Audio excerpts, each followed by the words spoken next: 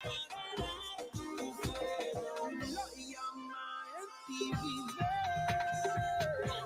el fuego del interior, toda la fuerza de tu corazón. Y si quieres vencer, deja tu alma en el juego. Recupera con la fe, así perdimos los cielos. Para Panamérica, entera de pie y en un mar porque guía la estrella andina. La chacana ilumina brillando de vida, el juego se inicia.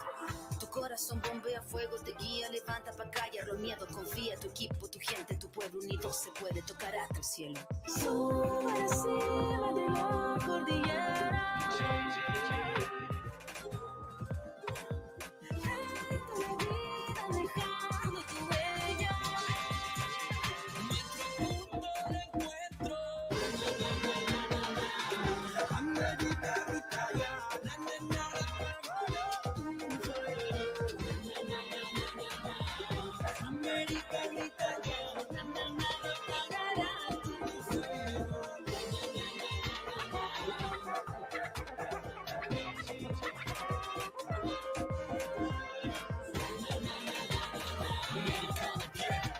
Nadie apagará este fuego.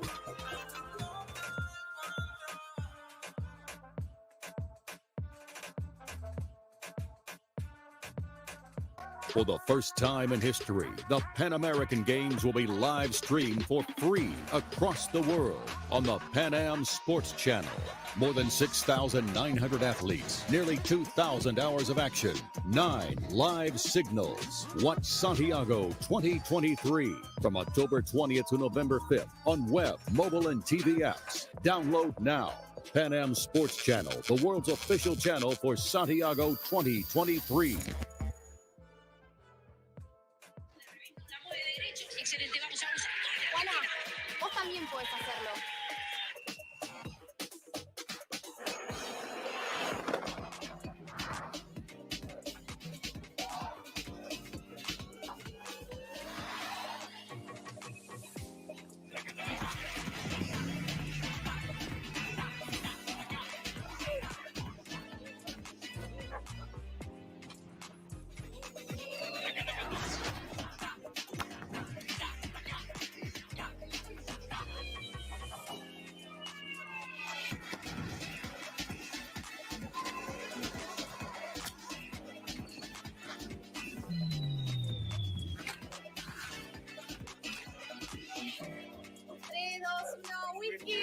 El deporte vive en ti. Juegos Panamericanos y para Panamericanos Santiago 2023.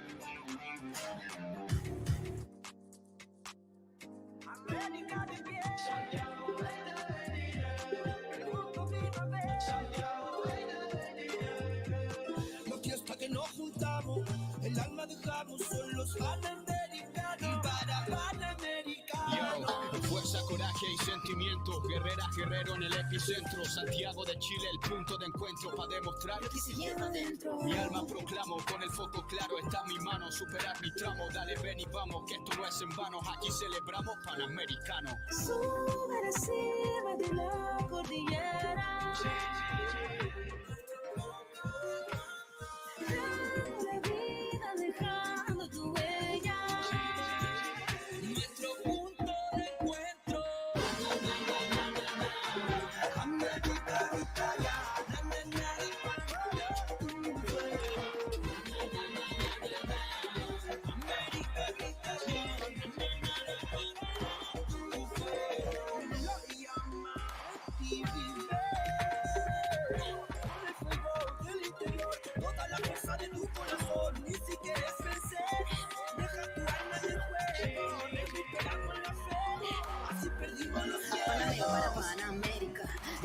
despliegue en un mapa que guía la estrella andina. La chicana ilumina brillando de vida, el juego se inicia.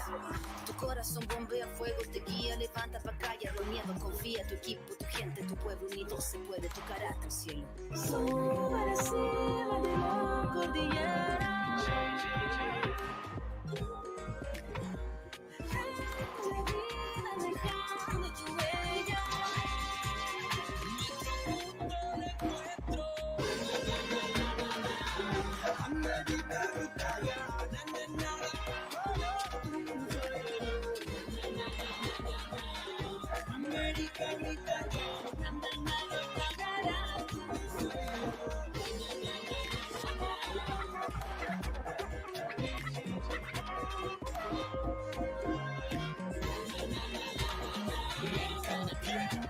Nadie apagará este fuego.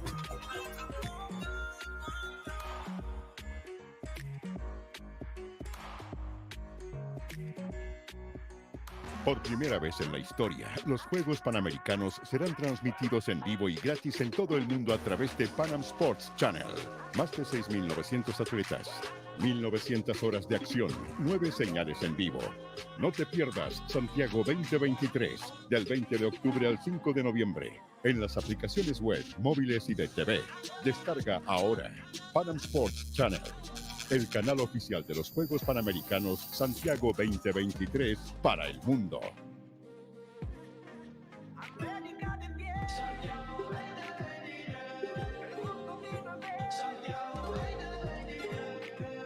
La fiesta que nos juntamos, el alma dejamos, son los panamericanos para panamericanos. Yo, fuerza, coraje y sentimiento, guerrera, guerrero en el epicentro, Santiago de Chile, el punto de encuentro.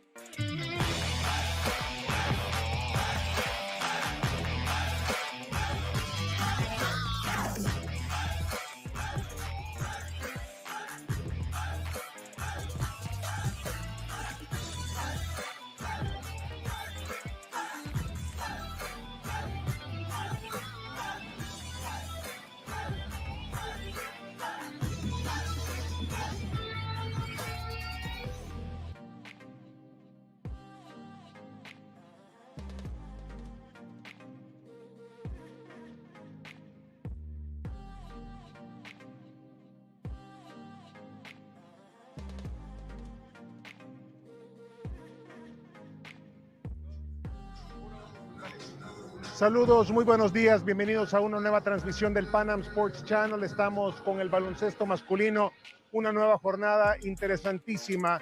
Mi nombre es Roger Valdivieso, junto con Miguel Ureta. Profesor, hoy tenemos dos partidos muy interesantes, comenzando con la presentación de la selección argentina que juega contra Panamá. ¿Cómo está? Hola Roger, hola, saludos a todos. Bueno, la verdad es que continuamos otra vez con este básquetbol que está trepidante, que está muy interesante.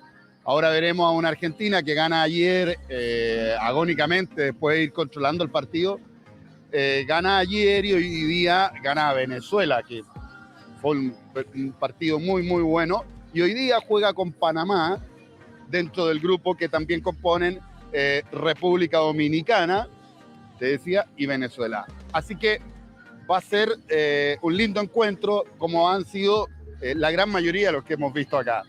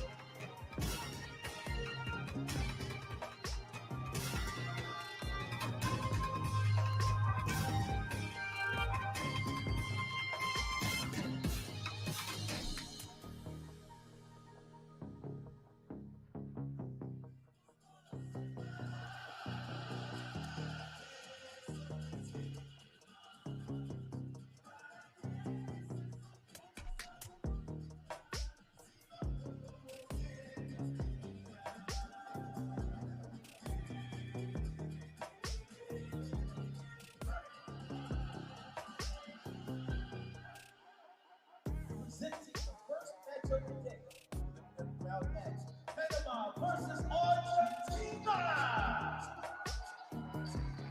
Empezamos el próximo primer partido de la jornada de esta ronda preliminar entre Buen dia and welcome to the Polideportivo Uno at the Pan American Games Santiago 2023. We have a full men's basketball schedule for you today, starting with Group A, moving to Pool B. This is what Pool A looks like, with Argentina and the Dominican Republic kicking off their campaigns yesterday with victory. Venezuela and Panama yet to register a win, though Venezuela came incredibly close in dramatic circumstances against today's team in pale blue Argentina. For Panama, had a tough morning. They led at the break, but then were blown away in the third quarter by the Dominican Republic. So for them, it is a case of stringing together all four quarters to try and trouble this much fancied Argentinian side.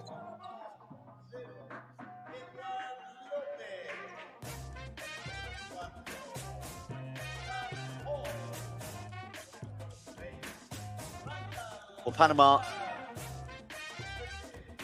are paying a visit to the Pan American Games on the men's basketball courts for the first time since 2007. They've only ever had a medal once, and it was bronze back in 1967. So for them, this Games is about experience. It's about growth on their overall journey, moving forward with this young group that they've put together. And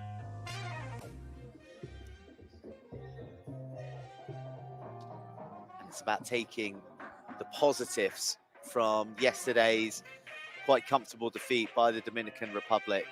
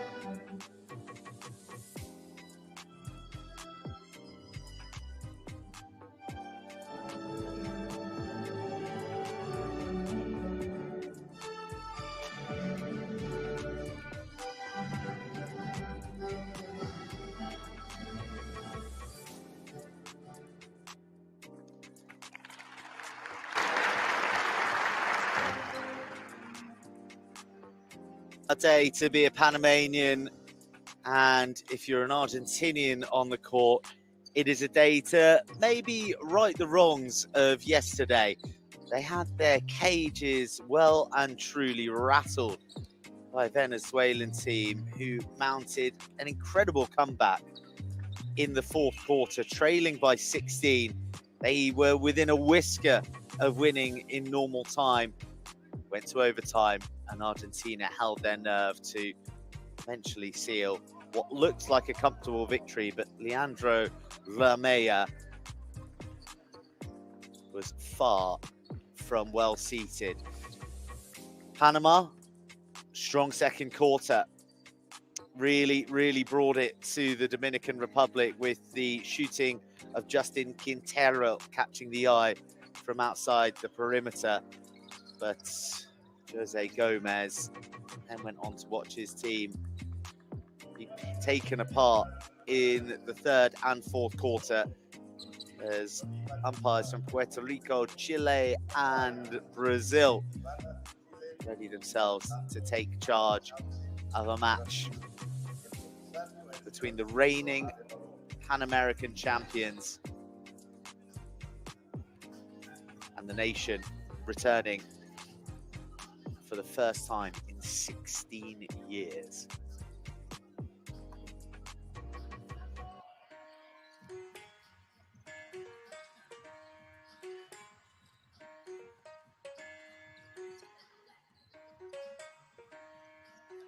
The rankings are reasonably stark between these two, but if there's one thing that these Pan American Games on the basketball court right here have taught us, that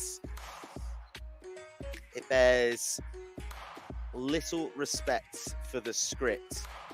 Chile in the women's competition really sprung some surprises and almost made a semi-final as Argentina go with Barale, Lugarini, Boca, Coelho and Captain Galizzi. And interestingly, Santiago Scala, who led the point scoring charge, not in the initial five, taking to the planks. Panama go with Hall, Quintero, Grant, Romero, and Gil. Eric Romero, very impressive performer.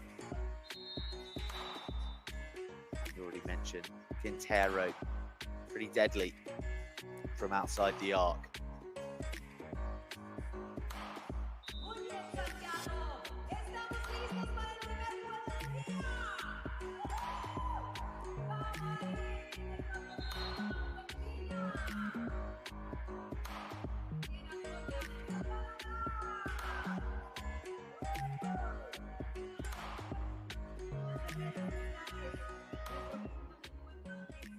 Great crowds in here, as it has been throughout the basketball program. Done a really good job of geeing them up in here. Great sort of arena presentation to get the vibes flowing.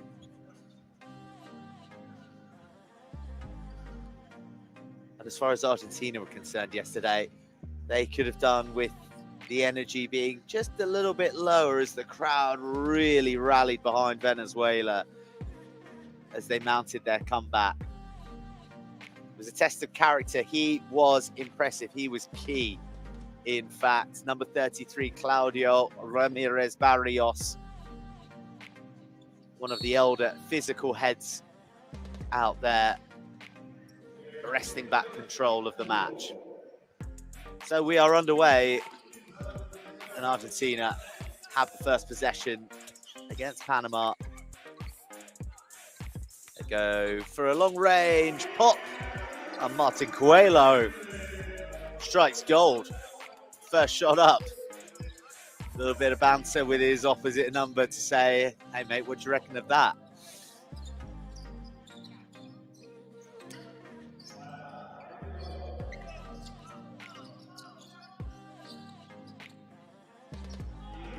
No dice for Panama. So Argentina, I wonder what was said to them last night. in the wake of that comeback. Very impressive, no doubt about that they managed to steady the ship when it looked to be sinking. But to allow themselves to have got into that position in the first place must have been alarming for coach Leandro Romea.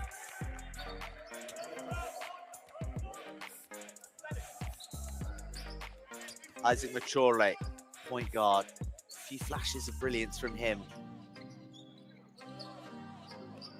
yesterday, but wasn't consistent enough. But that's strong and it's accurate from Gil, who plays his basketball for Dragones de Don Bosco.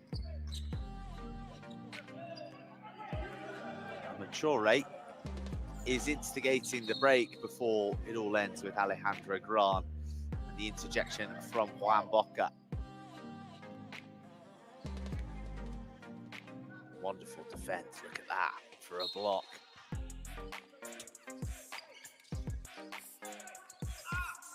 Quintero, Mature.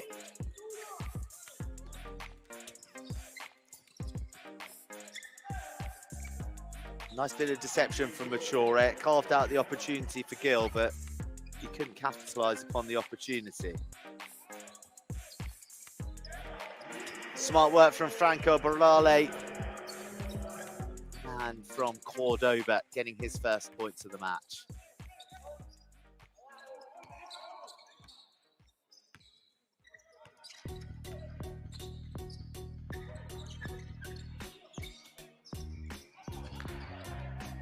Intercepted. Great chance on the counter for Argentina, who go for the three. Came close, but didn't drop. Mature.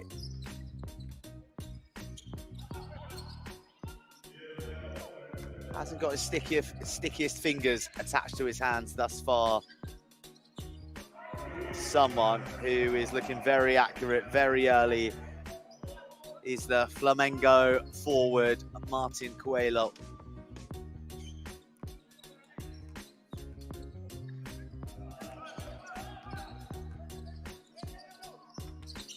A few of these Argentinians have had to wait their turn for time in the jersey. You look at someone like Martin Coelho, 30 years old, playing in Brazil, good talent, but only making his debut 3 years ago. So international honours coming to him in his late 20s. It's never too late to go on that international charge and carve out a reputation. Though someone like Tajevek Galizi, who's captaining Argentina at this Pan Americans, has been one of the mainstays since a young age. An Olympian in Rio.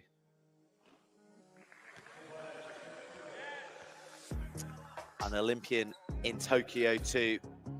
Sole survivor, in fact, from Tokyo, who's here at the Pan Americans. And he draws on that experience to make the second of his three free throws count.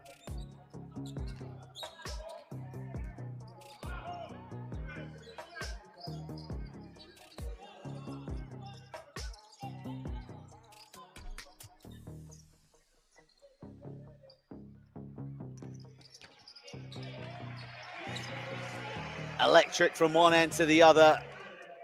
And Bautista Lugarini applying the finishing touch. He looks a wonderful little player, Bautista Lugarini.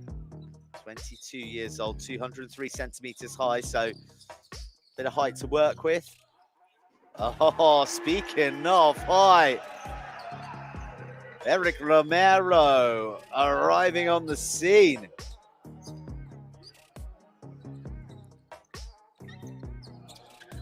Eric Romero captaining this Panama side. And as Argentina look to repel, here we go. off the rim. Crossbar and in.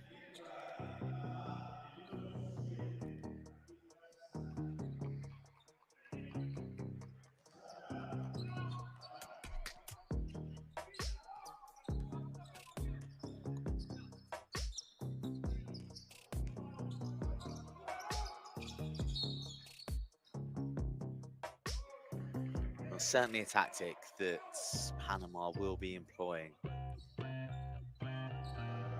is to engineer the ball into Justin Quintero's hands.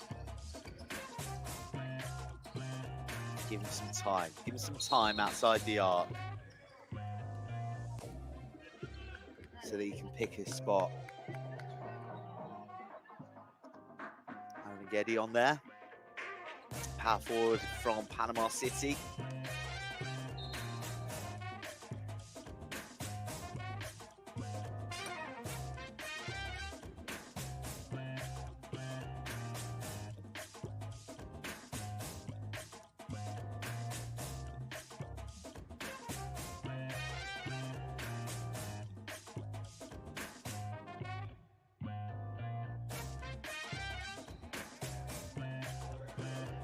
Argentina back on the ball. Crossing midtown into Panama Town, and Galizzi took off. Not sure that he really had that much control of the ball, but be that as it may, he'd already been clipped by a white jersey. So, second visit to the foul line.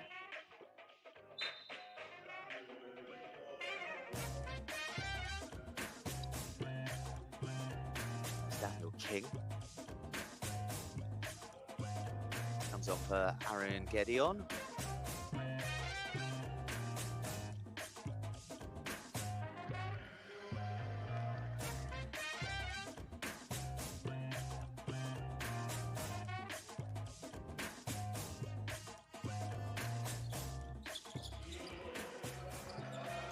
Smart from Galizzi.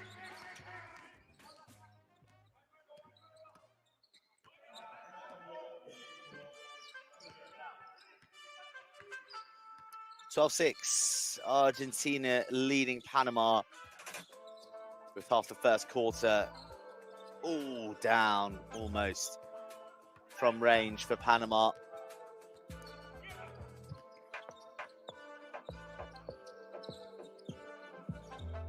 Second time to the rebound for Galizzi, but can't profit from the three-pointer.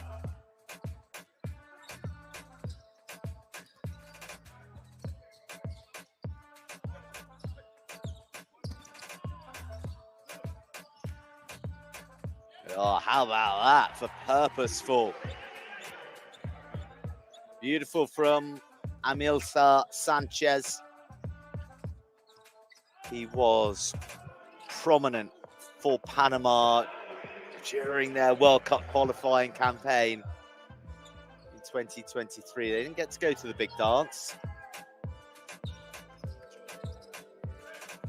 In fact, the last time Panama found themselves at a World Cup was back in 2006. So as a nation, as a program, they have been somewhat starved of top-level international competition. Had absence from the World Cup, the absence from the Olympics since 1968, their only ever appearance.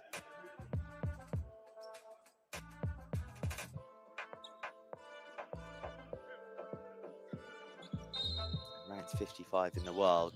That's what makes today such a tough task, but they are handling it well so far. Franco Borelli to Galizzi, who leaves the ball behind, but it squirms out into the hands of one of his teammates. Quintero breaks, Mature.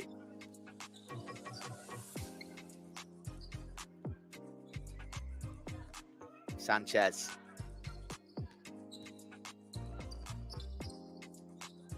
Oh, yes. showed great patience, great confidence, and he's rewarded with 3 of the best.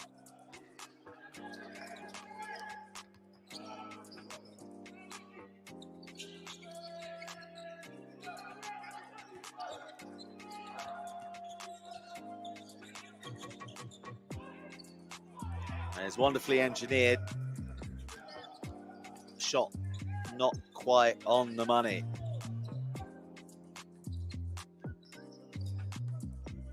Sanchez, same spot. Not the same outcome.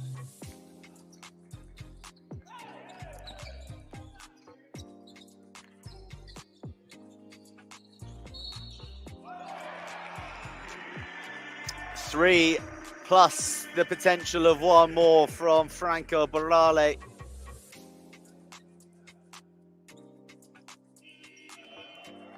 Desperate for the ball, clapping, demanding it.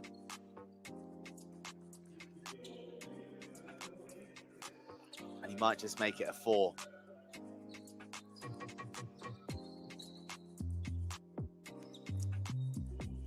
He was a league winner with Kimsa this season, where many of the Argentinians play, a few of the Venezuelans yesterday as well, in fact, playing for Kimsa. But Franco Barale is actually off across the border. He's off to Minas Tennis Club in Brazil now. Getting some exposure in another league against a different range of players, different style. Looking for growth. And right there, Coelho looking for the 3-pointer and finding it just as he did when he opened up the scoring in this first quarter. Beautiful control, hung in the air. Romero's a classy player.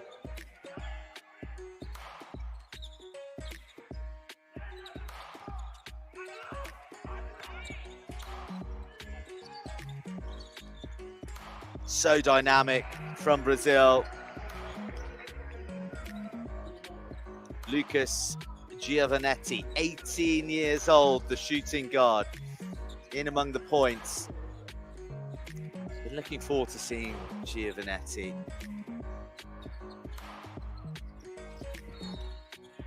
Picked up a bit of a storm on the court at the FIBA Under-19 World Cup in Hungary in June.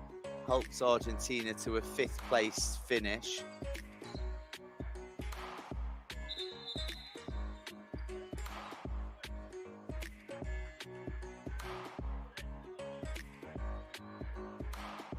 Hails from Escobar.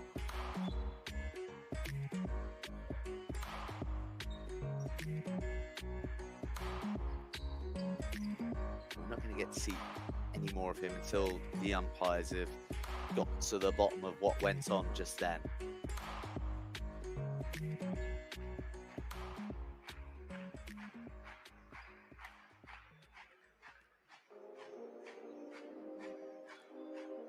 Sanchez driving hard at Giovanetti.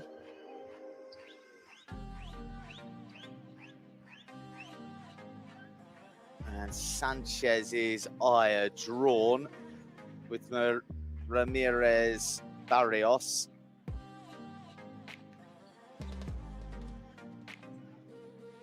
Bearing the brunt of it.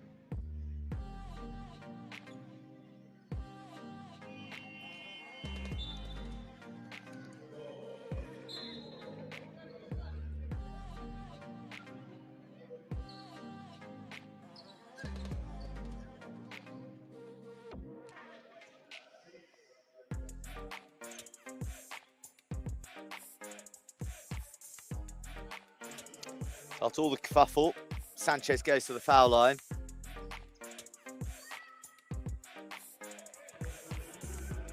Doesn't take the first point on offer.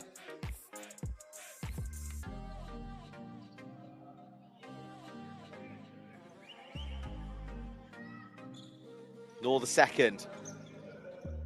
First to the rebound though, Panama. 8 seconds on the shot clock. Just a miscontrol from King, who spins out, is looking for an avenue to the hoop, but can't find it.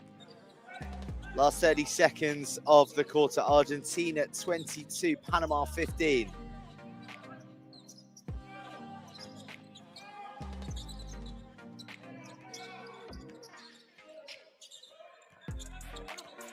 Chance of Panama to break here. Can they find the right man? It's with Roberto Armstrong, who goes to Sanchez. Sanchez hits the jaws. Argentina swing up the other end. They can't find the shot at the end from Size. However, end of the first quarter, it'll be the Argentinians far the happier, leading Panama 22 points to 15.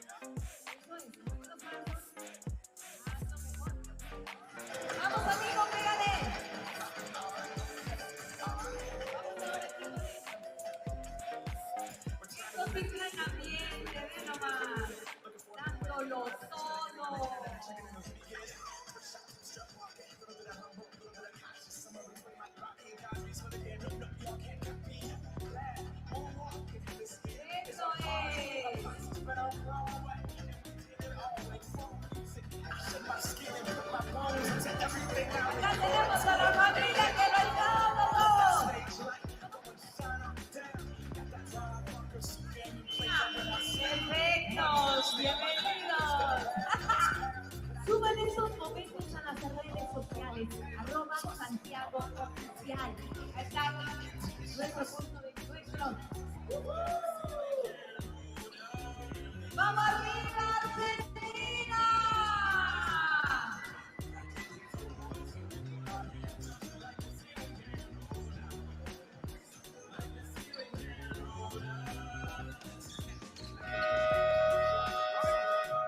¿Cómo está la gente de Panamá?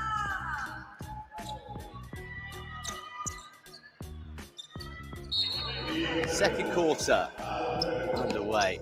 Argentina leading Panama 22-15, and in the back of Argentina's mind, they'll be thinking, nice big victory here right now.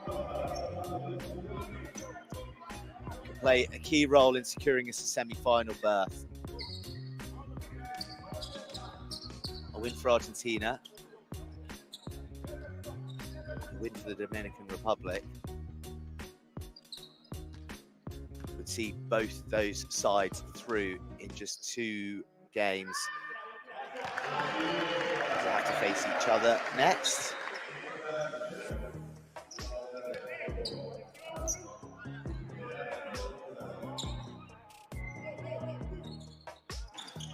Panama.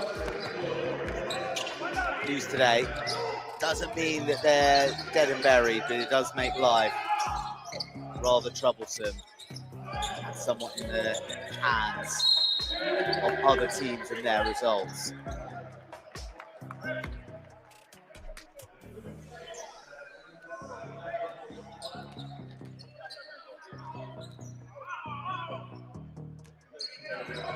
No doubt about Argentina. The Albi Celeste, as they're known, being a team on the rise. Had a bit of disappointment earlier in the Pan Americans as we enjoy that effort from Edward Lopez. Didn't make it out of the groups in the 3-on-3, which is the new shortened discipline. It's really up to the imagination of all the major games, really, from Commonwealths to Pan Americans. Really quick fire, intense, entertaining format of the game.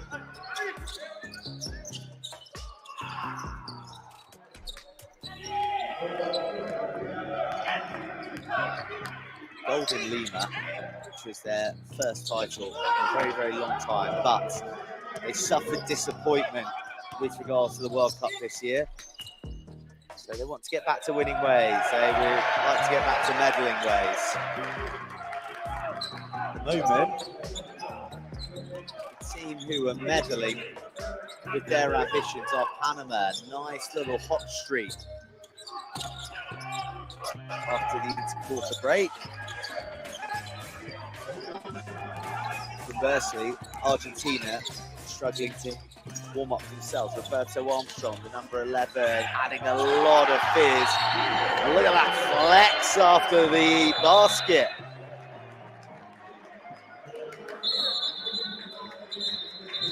Panamanians are fired up.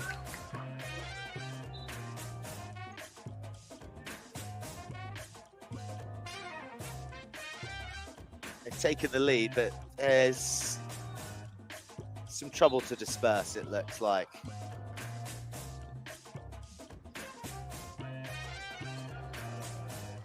I presume a timeout called by Argentina due to the flurry of points, but here it comes. Romero, and there he is, giving the muscle flex to his marker. But after all that, we are just going to enjoy the timeout.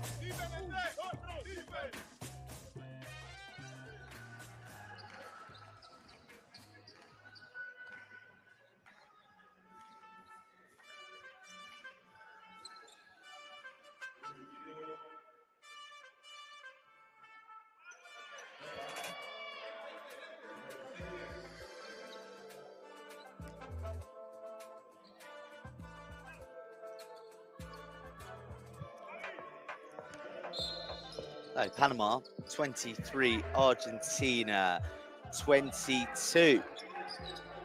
No points for the Sky Blues in this second quarter just yet. Ramirez Barrios.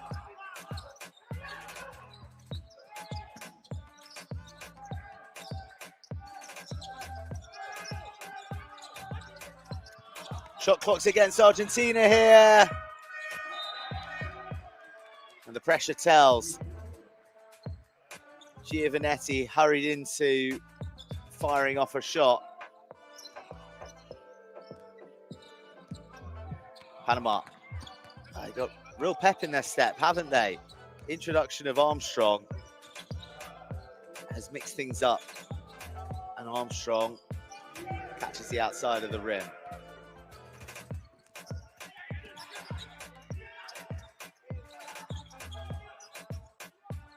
Beautiful, absolutely beautiful from Claudio Ramirez Barrios.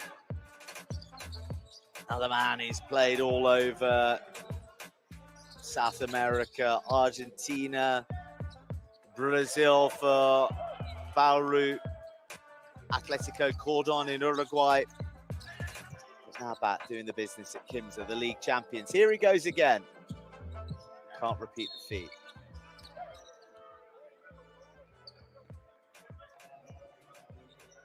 So the big boys are on. Ramirez Barrios, Javier's size, all 206 centimeters of him. And head Nuestro Barral, 28-year-old point guard, just take himself off for a sit down. Roberto Armstrong.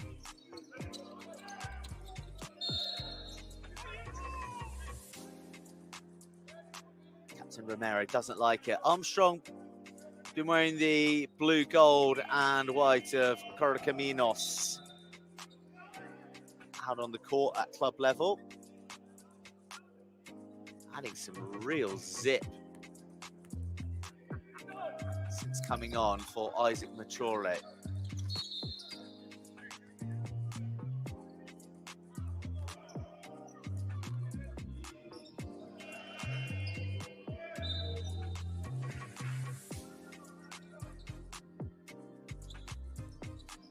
Back comes Mature.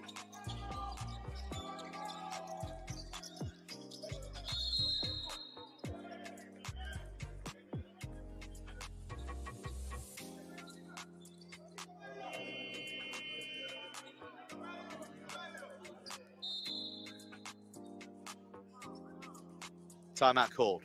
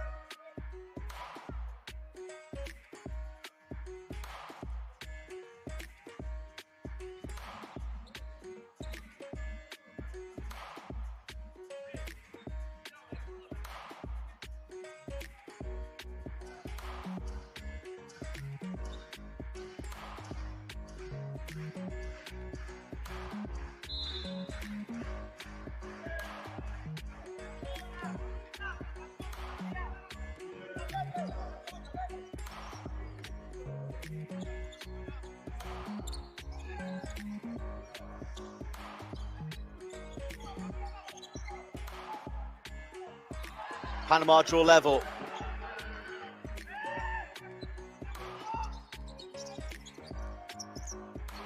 Santiago Scala.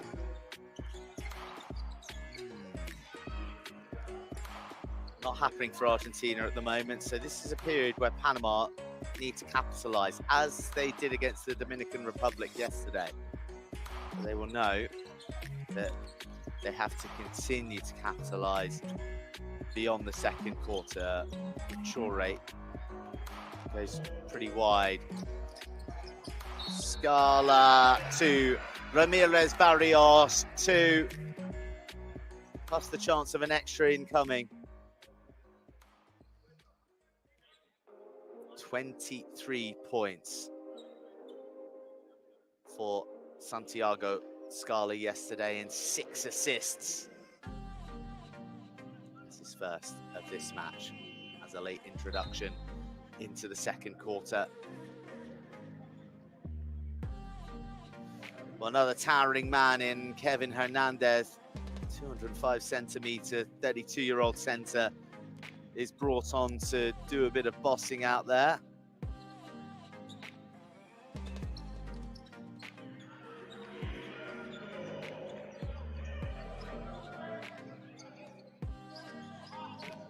Agustin Perez working hard to make it tough to exit their half, but here are Panama.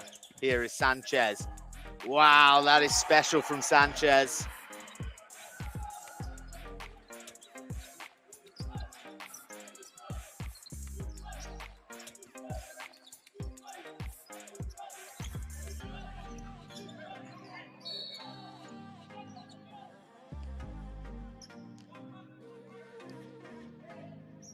Eduardo Lopez. A little too overhandsy on that occasion. I think so. Agustin Perez, another Quimsa man.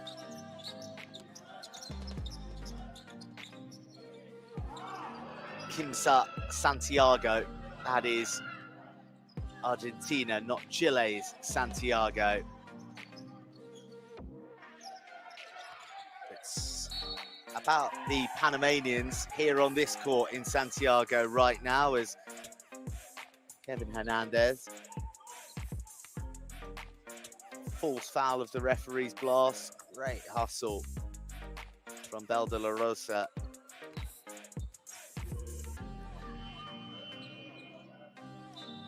Argentina have got a few problems now. Maxed out on fouls. So they need to be as clean as they can. But only after Ezequiel Bel de la Rosa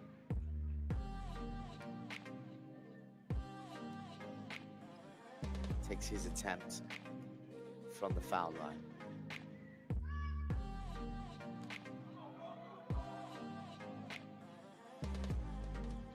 Short from the 29-year-old.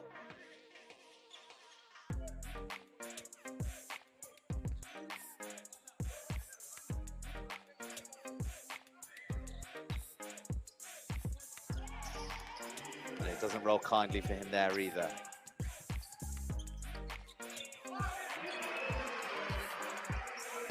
Two more for Argentina and Ramirez Barrios.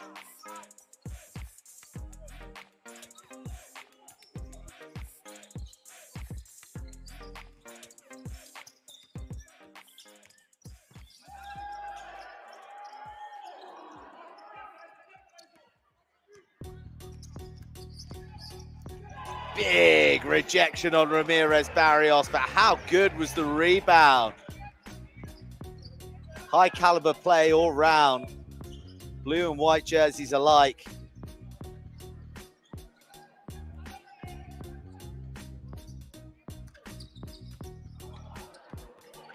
Quintero loses control there, but his teammates have won it back for him. Mature.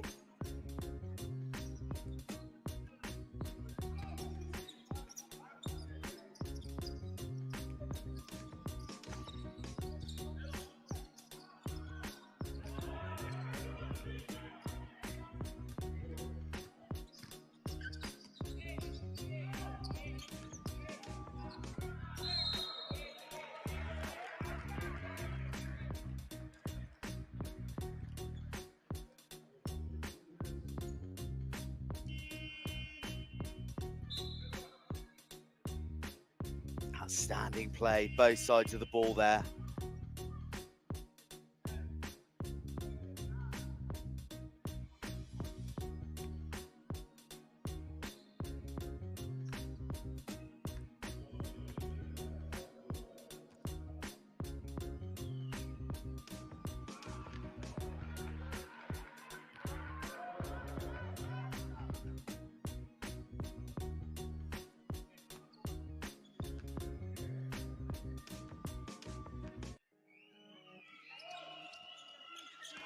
One out of two.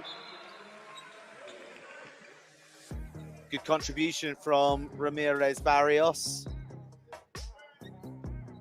at a time where Argentina needed a bit of authority on the court.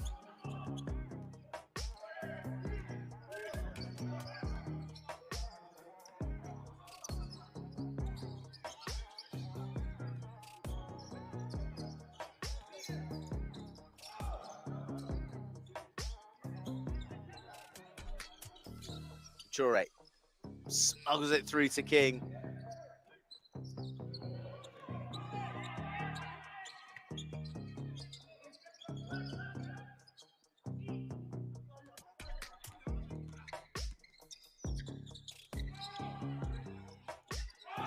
Wonderful, wonderful accuracy from young Juan Boca.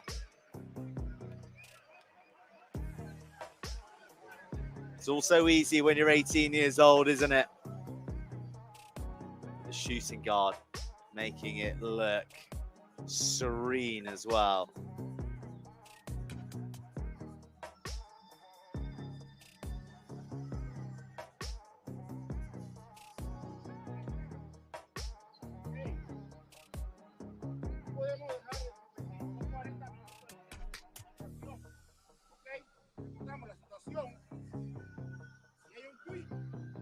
Me voy, segundo rizo me voy, puedo picarrón, si no caigo, es importante que caigamos con decisión, ¿estamos claros? Vamos a llevar un zipper, de abajo, pico, va a traer tu vamos fuerte, puedes pendular por ambos chocones, presenta que duro, si no, tienes a rizo mano a mano y ataca con decisión, dan en línea del lado opuesto, tira el tiro con decisión, lo tiene también. ¡Ey, no podemos dejar que se despegue! Vamos a llevar el juego ahí, sí, ponle la vamos a llevar el juego ahí, ¿ok? Aprovechemos. 1, 2, 3.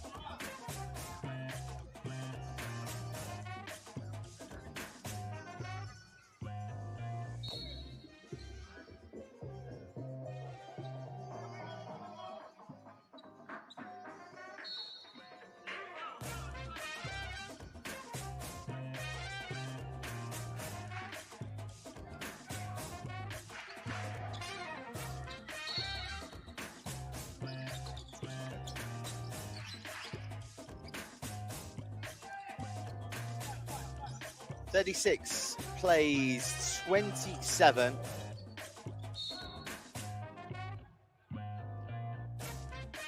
And Sanchez takes a tumble deep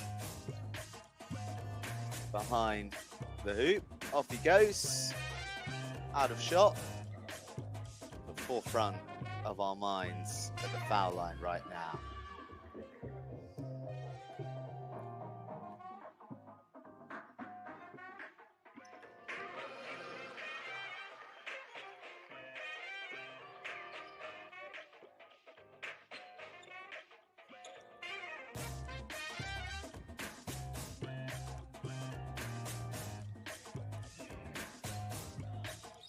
Sanchez with a cool head and 2 points.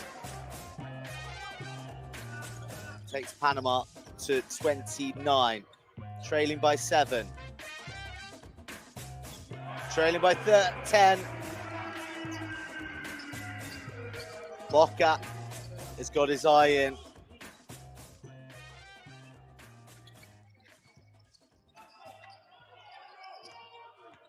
He's another one of the young Spanish up-and-comers. He's on his way down on that occasion after a tussle with Quintero. Sort of sent it to orbit a little bit there. But yes, young Boca, prominent in the Under-19 World Cup. Got a couple of double-figure hauls against the likes of Canada, Iran, Korea. And playing his club ball for Sportivo Escobar team alongside Lucas Giovanetti, number 23 that we got to see earlier in the contest in the first quarter. A couple of young stars of the future, maybe, the two 18-year-olds.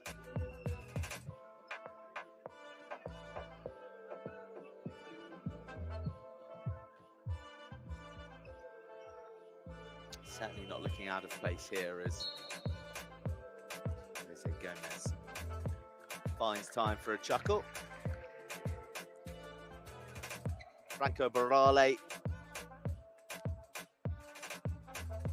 back on for Agustin Perez. Sanchez with a chance to add a couple more, but the picture less favourable for his side now. Trailing by 11.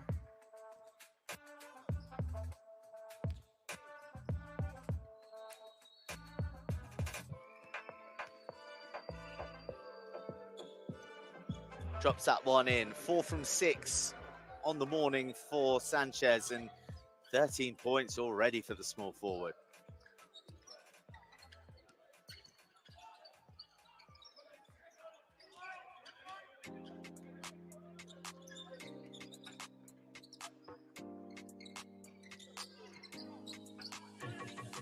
competition on the rebound. 60 seconds left of the half.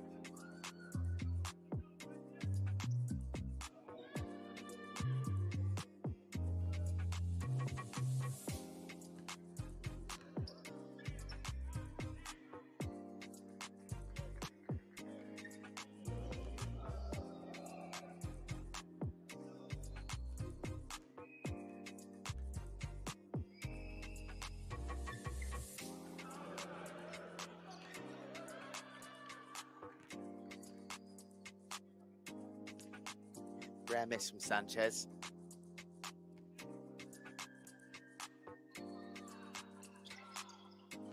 Doesn't make the same mistake twice. 14 points for the number 7. Excellent first half contribution from him, as his side trail by 9 and Argentina control the ball.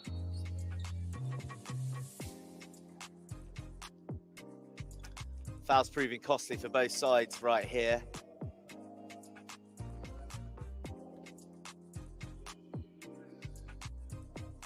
If you look at the scorebug, the red indicator that is below both the names of Panama and Argentina indicate that they've hit their maximum number of team fouls, so therefore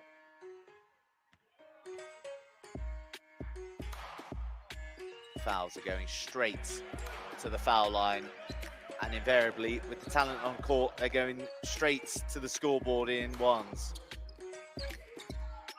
Last roll of the dice for Sanchez, seconds on the clock.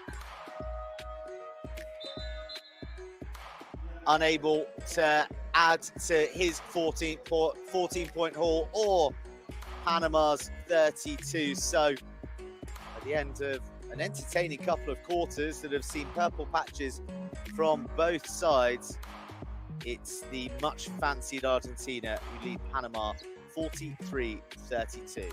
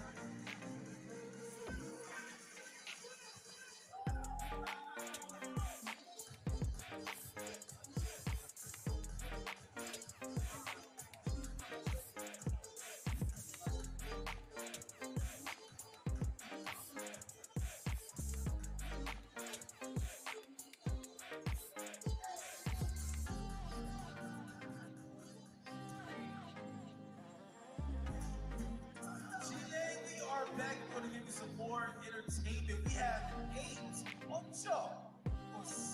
Colosales, that are going to do a half-court shot. Whoever makes it, we have a winner. Liliana, I know you have the muscles, you have the shorts. You can do a half-court shot. I don't know. I will try. Okay.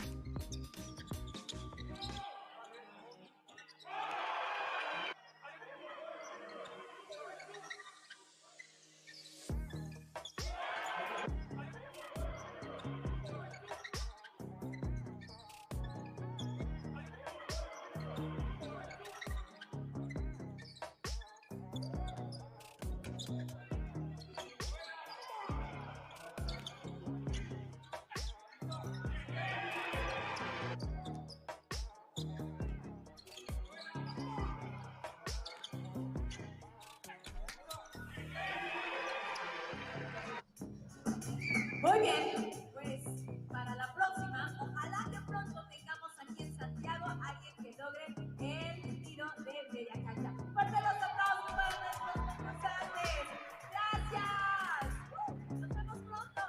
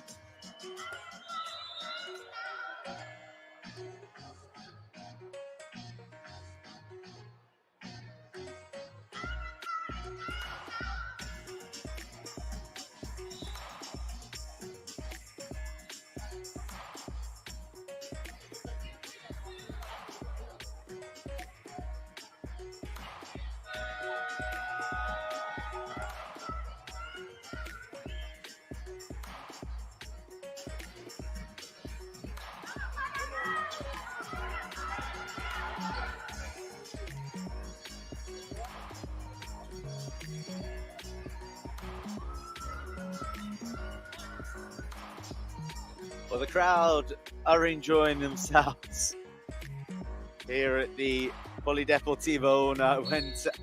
Say what, we're enjoying ourselves as well, because it's a good quality match with plenty to play for in this second half period. Argentina leading their Panamanian counterparts 43 points to 32. And there'll be two different trains of thought going through the minds of these players. From an Argentinian perspective, they'll be thinking, we led by 16 points yesterday. We almost lost. They were losing going into the final few seconds against Venezuela, who'd mounted a remarkable comeback. So they'll be having that just rattling around in their minds, telling them that they need to maintain their intensity. They can't allow Panama to come back in, which they begin to take their first tentative step on that journey with a smart two-pointer.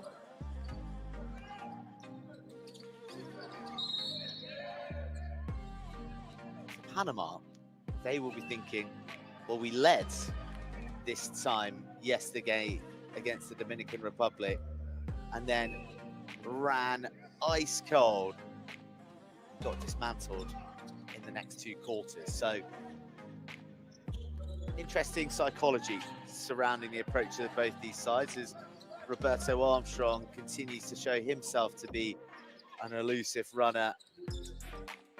Sanchez, who was the star performer for Panama in that first half, unable to add to his tally just yet, but Argentina are with three of the best from Poco.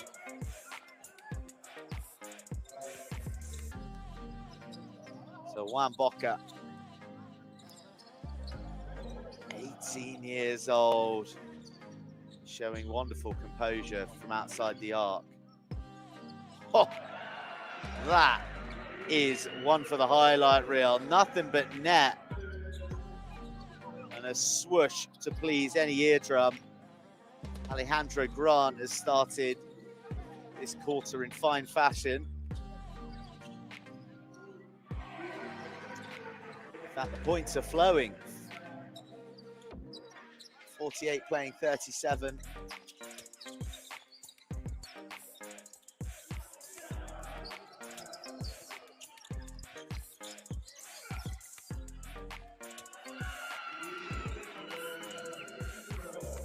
Another two for Panama.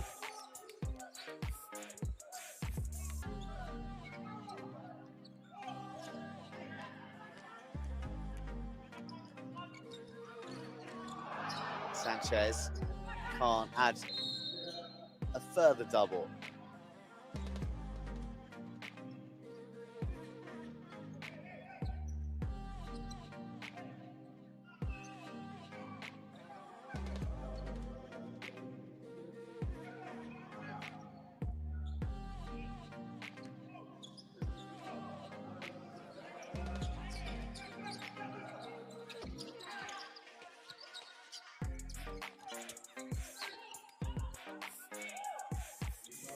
No joy for the Panamanians on that occasion, trailing by 9.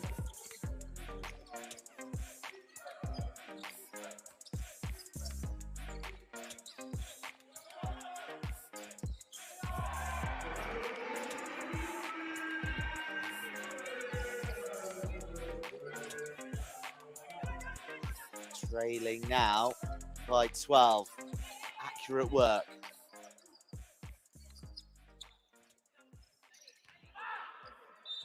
Well, that's the first big miss from either side. Gill not quite in range. Coelho to his captain. Oh, the bounce off the rim, deceiving the incoming rebound from Lugarini. But it's okay because Franco Barale is surging down the court. Coelho Gets harried backwards. Oh, just lifted over the top to Galizzi, who is denied by Alejandro Grant. Is he going to complete the super play? Number 13. It may be Halloween, but that number is lucky for Panama when Alejandro Grant has it on his back. Well, what a quarter this is turning out to be. Coelho draining the big three-pointer.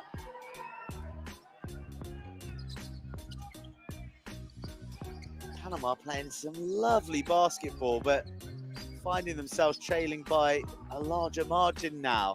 54 plays 42.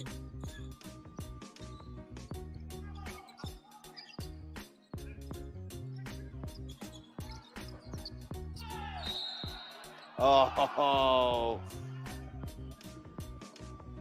so well played.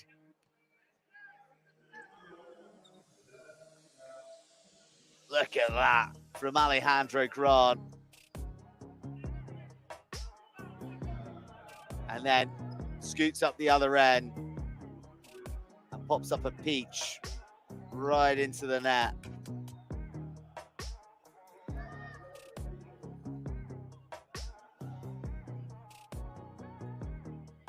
There's the captain, Eric Romero, looking overjoyed.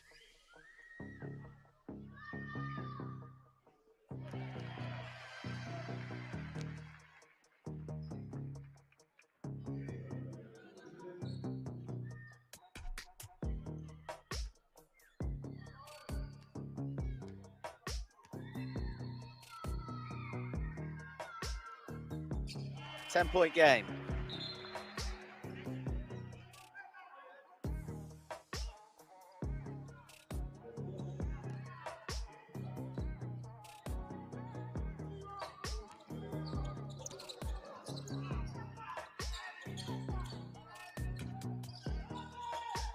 Outstanding. Outstanding from Coelho, who's really, really in the mood now.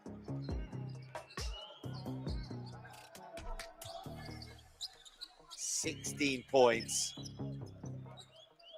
He's drained 4 out of his 5 3-point attempts. Can't argue with numbers like that.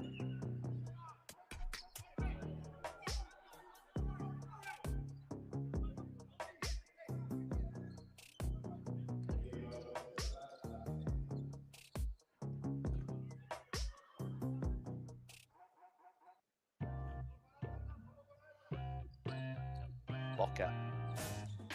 Young Boca to get us back underway.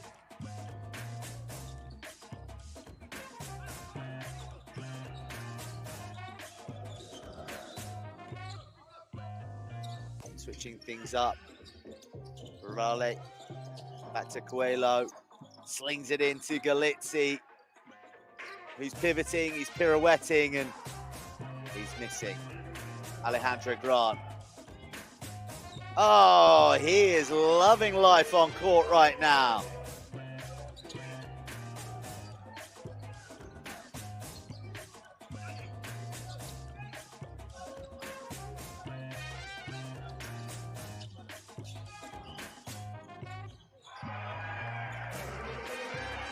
Quality stuff, this.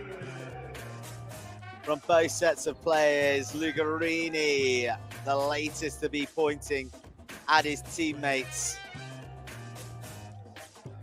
Timeout called by Panama. You got a feel for them. They trailed by 14, but they have been bringing some quality ball to the court right here.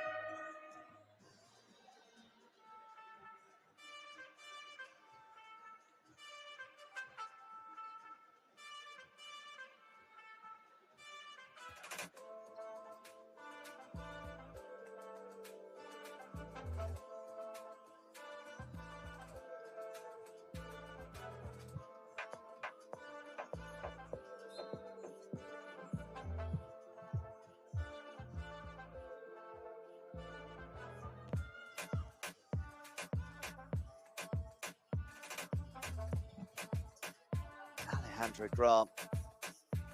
Didn't see too much game time yesterday, but boy, is he making his presence felt here today, especially in this third quarter.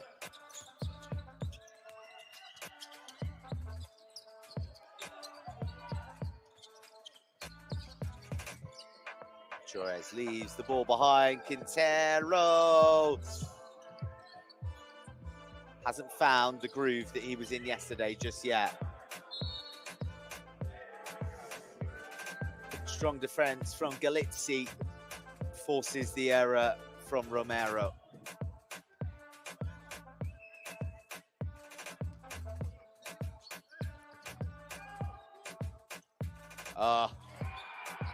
Exquisite.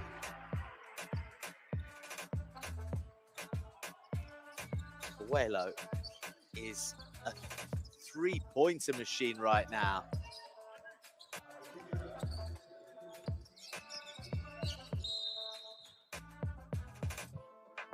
Points in the game, 15 of which have come outside the arc.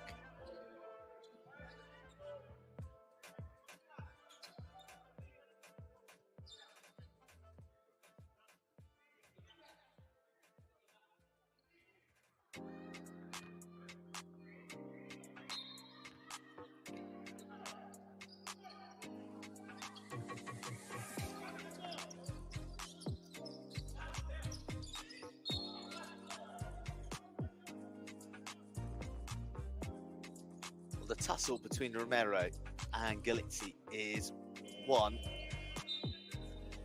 that I'm looking forward to sitting back and enjoying for the next 13 minutes and 8 seconds. Captain Galizzi takes himself away to the pine.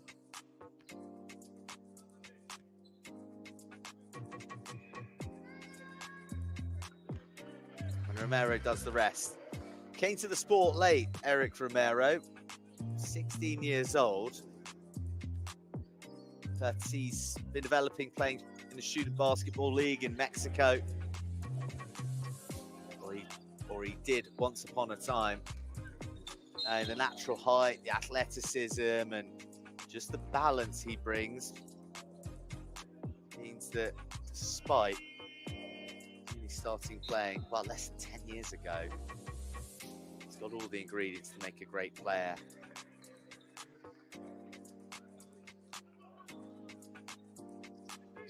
Lucarini out. Ramirez Barrios in. And Size as well into the hoop for Panama. Come and transition with a counter. Argentina maxed out on the foul front. Inaccurate there. Sanchez. Super slick. Grant with the assist. Coelho. He's just not missing right now. That is 7 out of 8 3-pointers now for Martin Coelho. Quite extraordinary.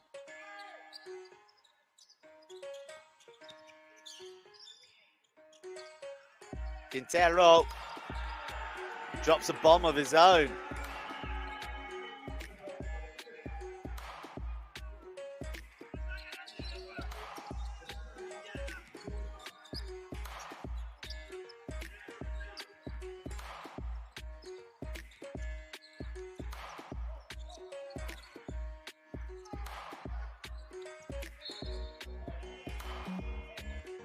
Romero gets the call.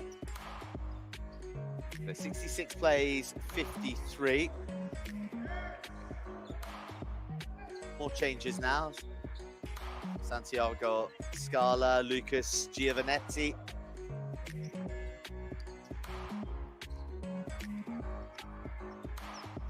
But this is Isaac Mature. Point guard for Panteras in Panama. Libertadores in Mexico, but look at that for a flex. The swagger from Sanchez. Panama playing some quality basketball here. Still trailing by 10. Now 12 after Javier Sai steals in without anyone aware. Good player, intelligent player. Not just about the size and the athleticism when it comes to Javier's size. Romero is having another fine game here with the captain's armband. 12 points to the center. Only trailing to Sanchez in terms of points scored in the game for Panama, who has 19. Martin Coelho, the 3-point specialist, on 22, and that was so close. Could have brought the deficit to less than double digits, but instead, Giovanetti doesn't quite get it to drop. Still stationed out here to the right alongside Ramirez Barrios. Another miss, another rebound from Sanchez, who brings the flair, and then Grant brings the points.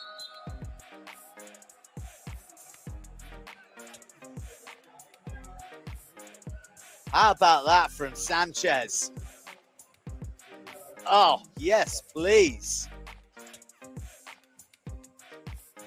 And then easy as you like from Alejandro Grant.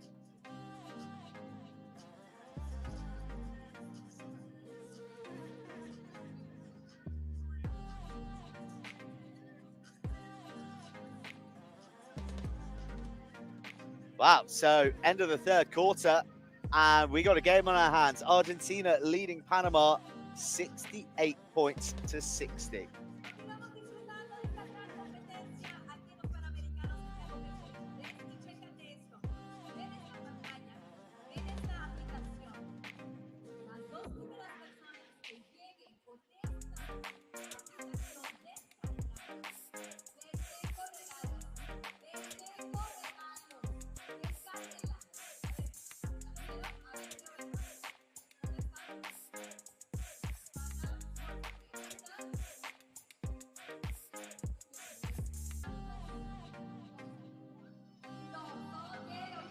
Pero esperen, ¿ya checaron bien? Es Panam Sports. Entonces, más tarde voy a venir, ¿ok? A que todos tengan su aplicación, les voy a hablar. Pero por lo pronto, ustedes dos son mis ganadores. Aquí tenemos esto para ti. Muéstrala, por favor. Aplausos, por favor. Y esto para ti, muéstrala, por favor, que me las muy bonitas, ¿no? Mira, ahí lo tienen. ¿Preparados? Nos vemos en rato.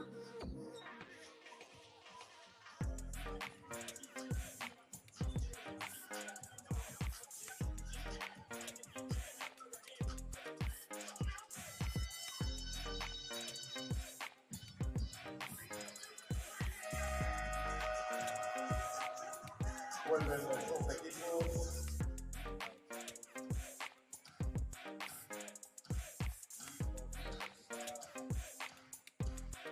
8-point game here in the first one of the morning in Pool A, and the reigning champions being made to sweat by Panama, who brought some real quality to the court today. A marked improvement on their performance against Dominican Republic yesterday. And Alejandro Grant, who's skipping around and dancing and linking up with Romero, who just misses out on the two before the foul line. It's tripped on his way into the key.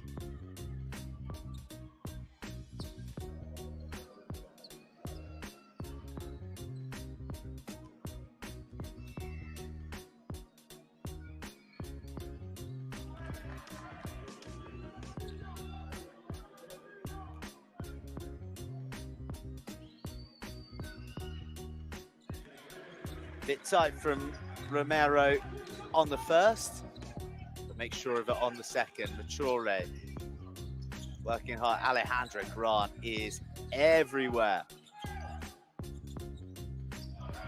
Santiago Scala is on everybody. He is so deadly in the latter stages of a game. And that miss means Panama are on the back foot. Doesn't fall for Ramirez Barrios.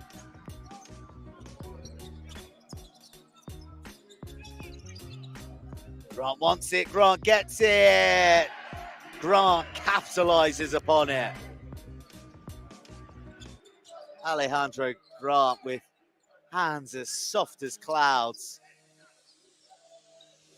Wonderful control, but that ain't bad either from Santiago Scala.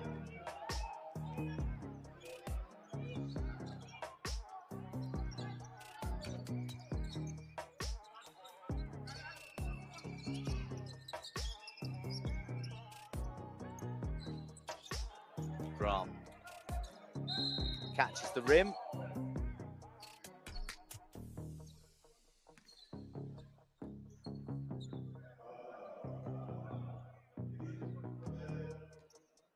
Mero not very happy. A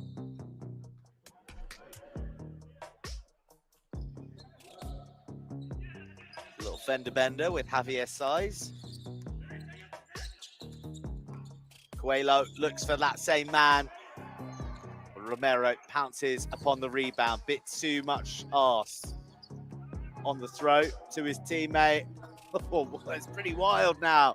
End to end. Lacking a bit of finesse, but that is as delicate as it gets. How did it stay out? Ramirez Barrios, he can't make it count. Who wants these points? Sanchez, he's usually good for it. But instead he gives it to Romero. 73, plays 65. Saiz, first to the rebound. Scala, just that delay on the shot, but gets lucky on the rebound.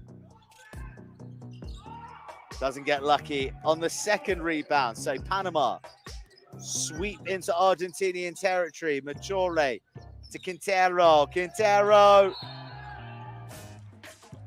fouled on his way by Coelho.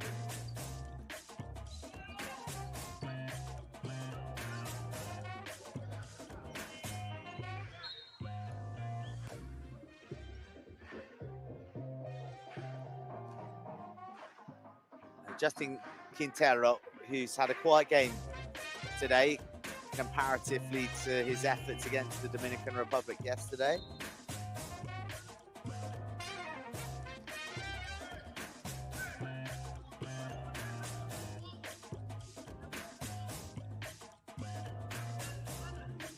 $11 points from yesterday, 2 from 3 from the free throw line.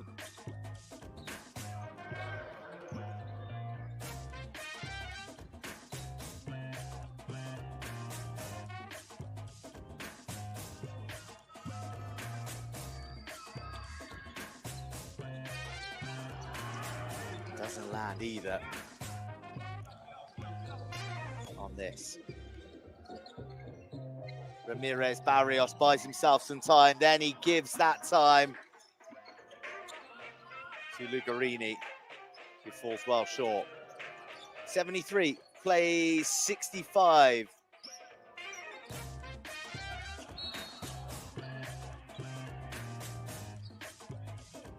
Alejandro Grant impeded by Scala as he went for the jump shot.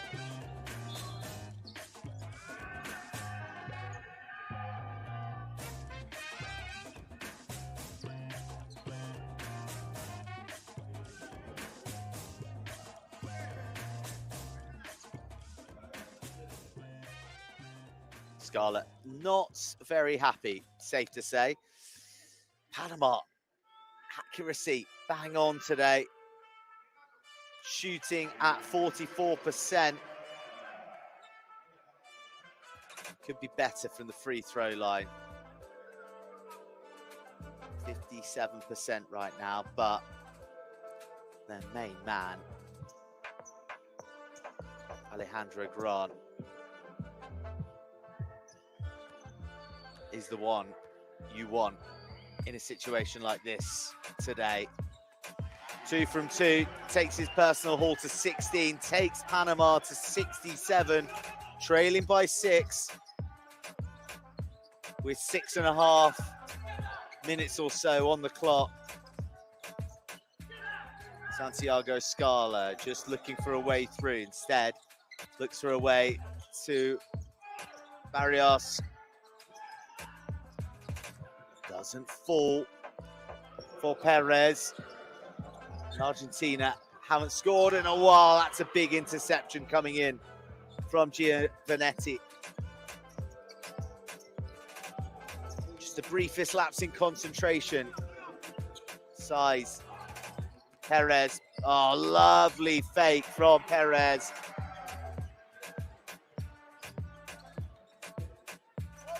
(75-67).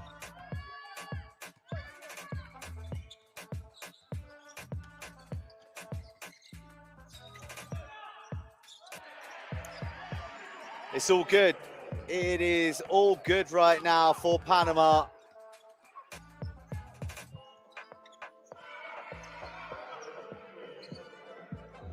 But so too Argentina.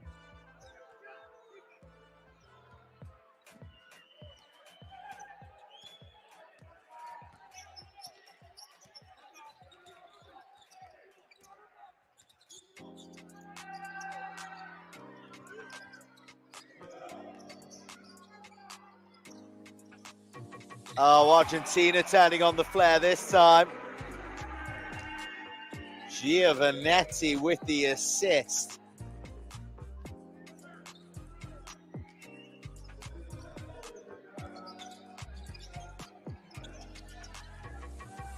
Giovanetti working hard up top now as a young man as well, and he's played all around Europe, Germany, Spain, Italy, Liechtenstein, so this kid has got a fair bit of experience. He's got some belief as well, pulling out the no-look round the back to tee up the three-pointer.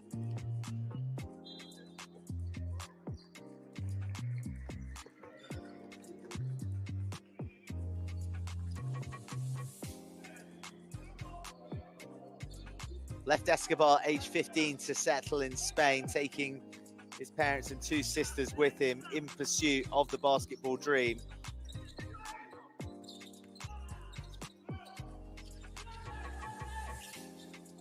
He's living the Pan American dream right now, playing for his country on the Grand Pan American stage. And at the moment, playing a role in a leading performance. Things have stretched out to 11 points. Some much needed breathing room for the Argentinians after Panama got very close. Alejandro Gran has a juggle. Sanchez wants to go closer, and why not? He's hurt himself in the process here though. Perez. No good. Argentina first to the rebound, and they graciously stop play.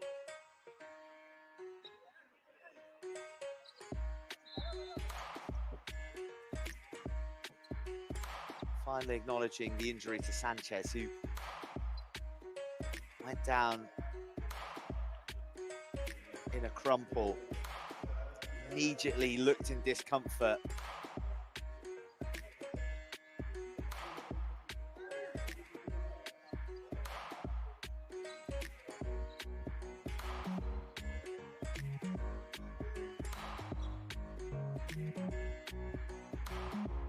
Did extraordinarily well. And with all of our cameramen's eyes on the points themselves, didn't actually see what happened to him precisely.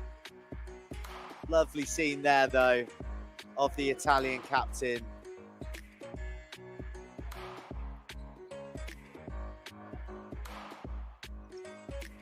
Tajevec, Galizzi helping Sanchez from the court. So one of the Panamanians' main men out of the game by the looks of things for the climax. They still got some good ones on there though. Romero, Grant, Armstrong as well. Grant, almost with those telescopic arms, dispossessing the Argentinians. Galizzi can't find the shot, but he does find the ball. A bit of help from size. There goes Alejandro Grant like a thief in the night. Oh, but he doesn't convert. He'd done all the hard bit.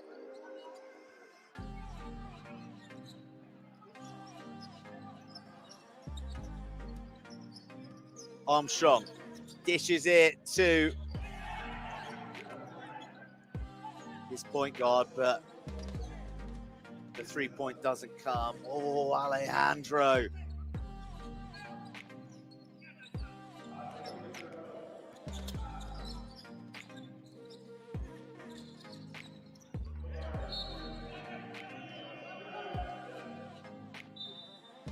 Galizzi playing. Here's Alejandro Grant.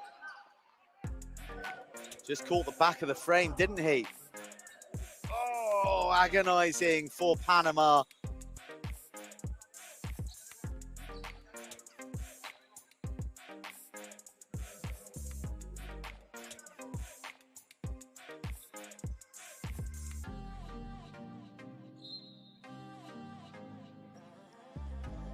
Difficult to begrudge the man with 16 points. He has been force of nature this morning as the umpires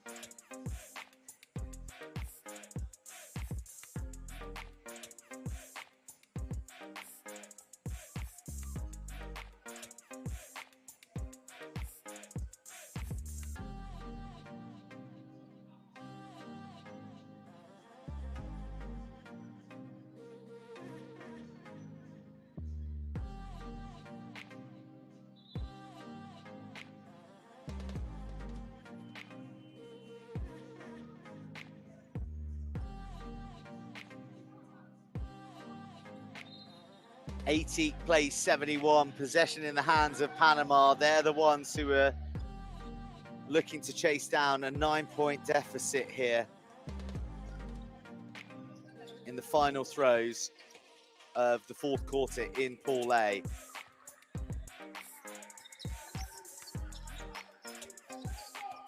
Gulf exists between these two in the world rankings, but you wouldn't know it by the way the game has unfolded.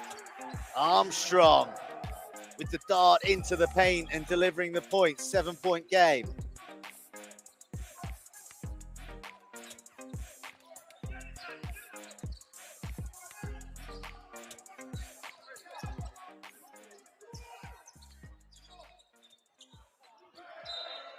Oh, Galizzi. An uncharacteristic lapse in concentration.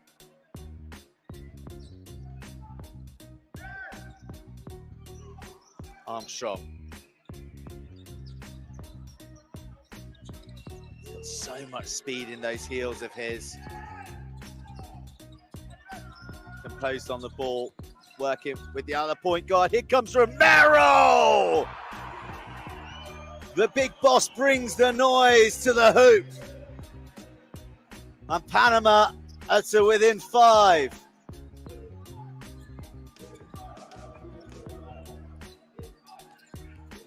Coelho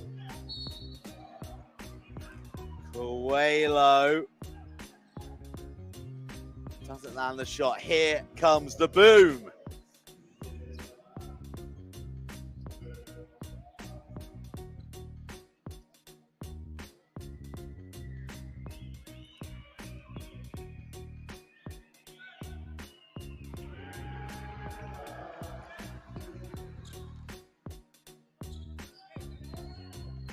One of the free throws converted as we caught a replay of Eric Romero in full dominant flight.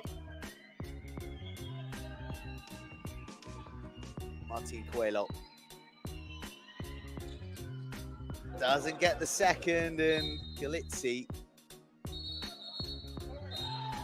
again doesn't come away with it. Lugarini, Barale, all on the committee lobbying for a different outcome.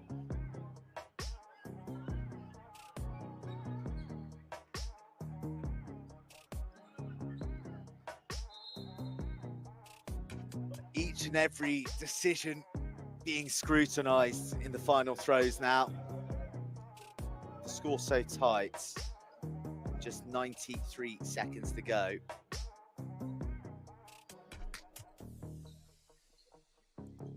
Outcome will be decided on very, very fine margins.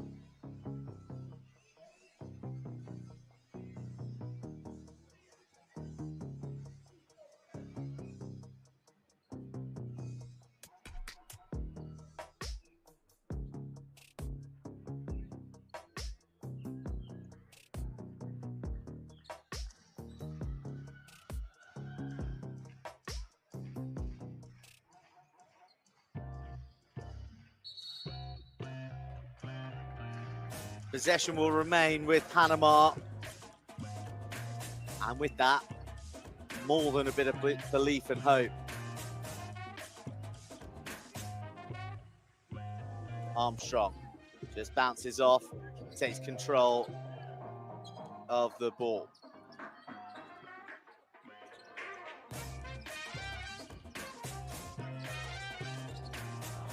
Sanchez back on court. Grant back rebounding. Well, we thought that was the end of Sanchez, but he's back on. Between him, Grant, Romero, they are all delivering the goods right now for Panama. The rarest of lapses from Franco Barale is drawing the furrowed brow of Leandro Ramea again. Argentina being asked to dig deep with another team coming back at them, just like yesterday against Venezuela. This time, it's the nation of Panama, trailing by 4. 40 seconds on the clock.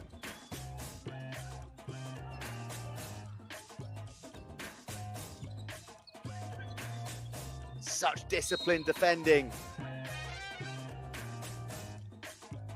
from Panama.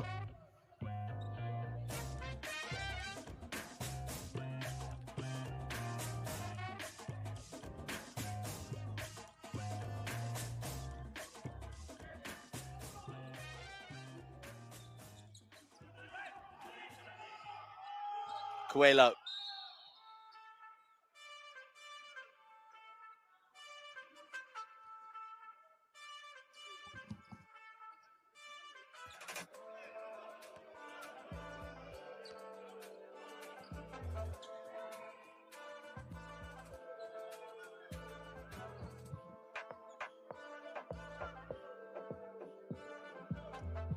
4-point game, less than 30 seconds on the clock.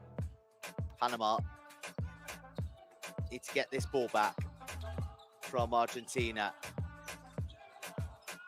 who are going to be happy to play with the shot clock as long as they can.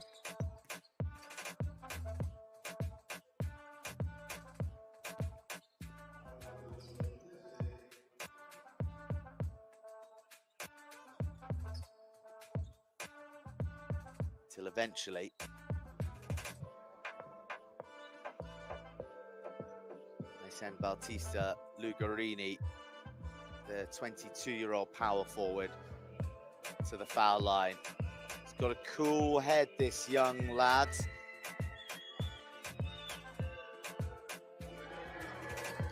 He demonstrates that.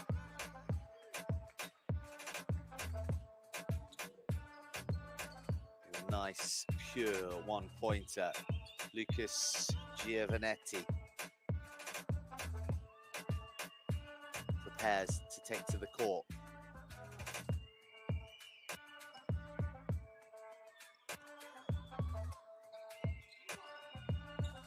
Never in doubt from the hand of Lugarini. And while Panama want to go quickly, they can't because the timeout gets called. With the game delicately poised, 6 points to deficit. 90 seconds on the clock.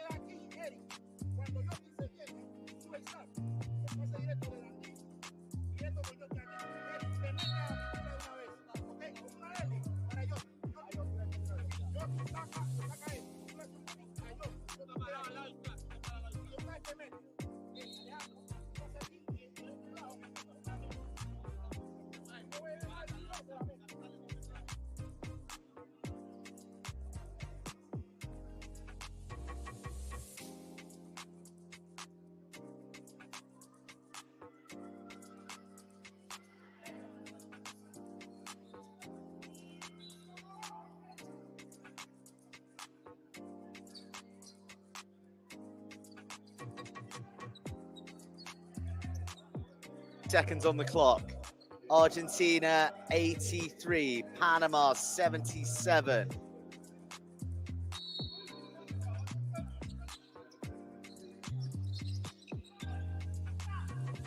Quintero squeezed out the shot. Argentina get the foul. Quintero never looked truly assured.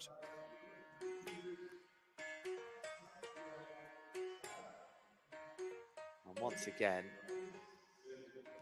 it is looking like Argentina are going to fend off the comeback. Just when you thought they were beginning to look a little ragged on the ropes.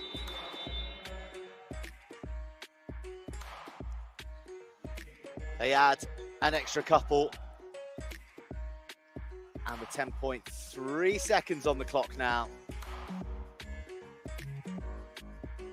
Panama take a timeout.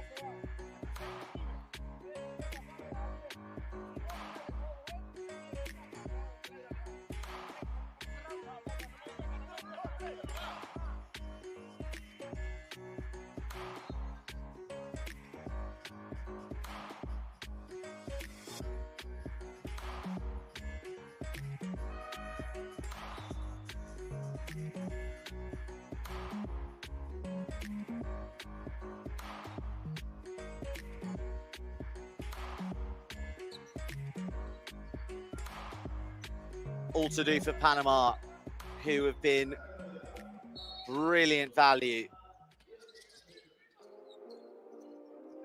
throughout this contest. Back in play with Romero.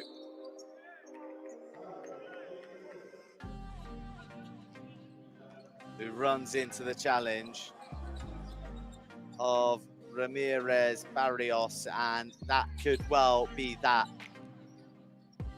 For Panama, dejected shapes of the body, no extras to add from Coelho. And Argentina survive a spirited scare from Team Panama, who were just electric at points. The likes of Romero and Grant and Sanchez throughout the contest, delighting the supporters here in Polideportivo Uno. But ultimately, the reigning champions prevail, and Argentina chalk up their second victory of Pool A at Santiago 23, defeating Panama 85 points to 77.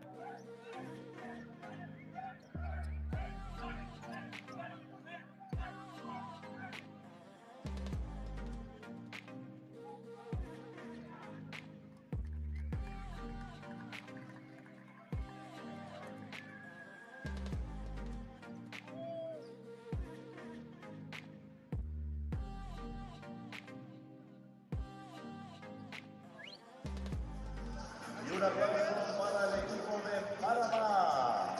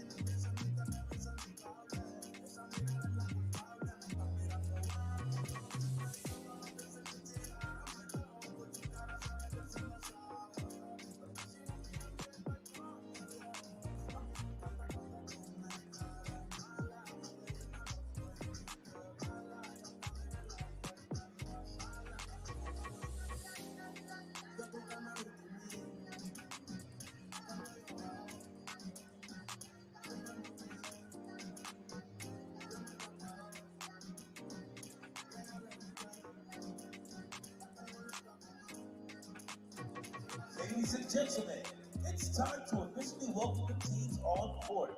Please welcome the team of Dominican Republic. Damas y caballeros, es el momento de dar la bienvenida a los equipos a la cancha de juego para el calentamiento. Demos la bienvenida a la República Dominicana.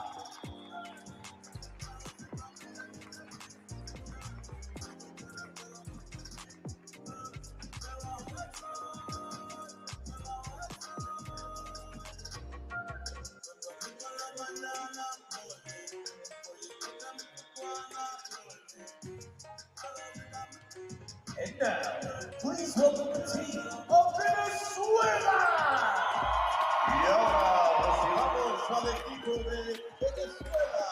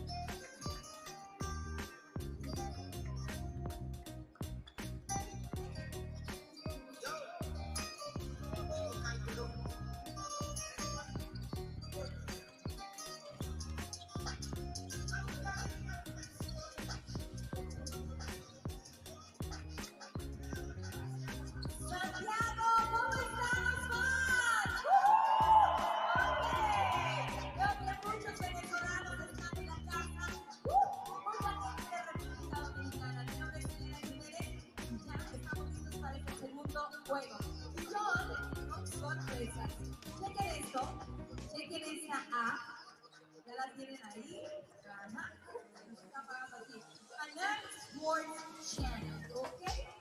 So, la primera persona que llegue mostrando que descarga su app. ¿Qué pasó? ¿De quién va?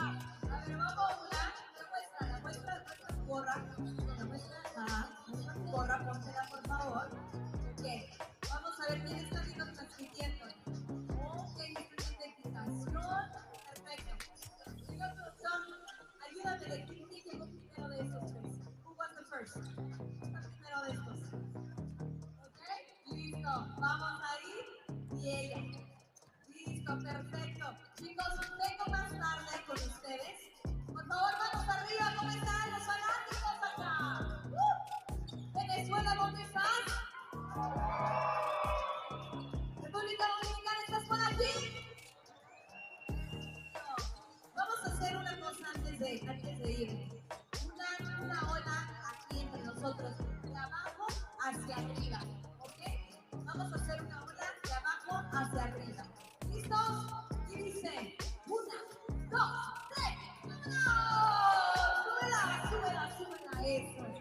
Una más y lo seguimos, ¿vale? 1, 2, 3, ¡vámonos!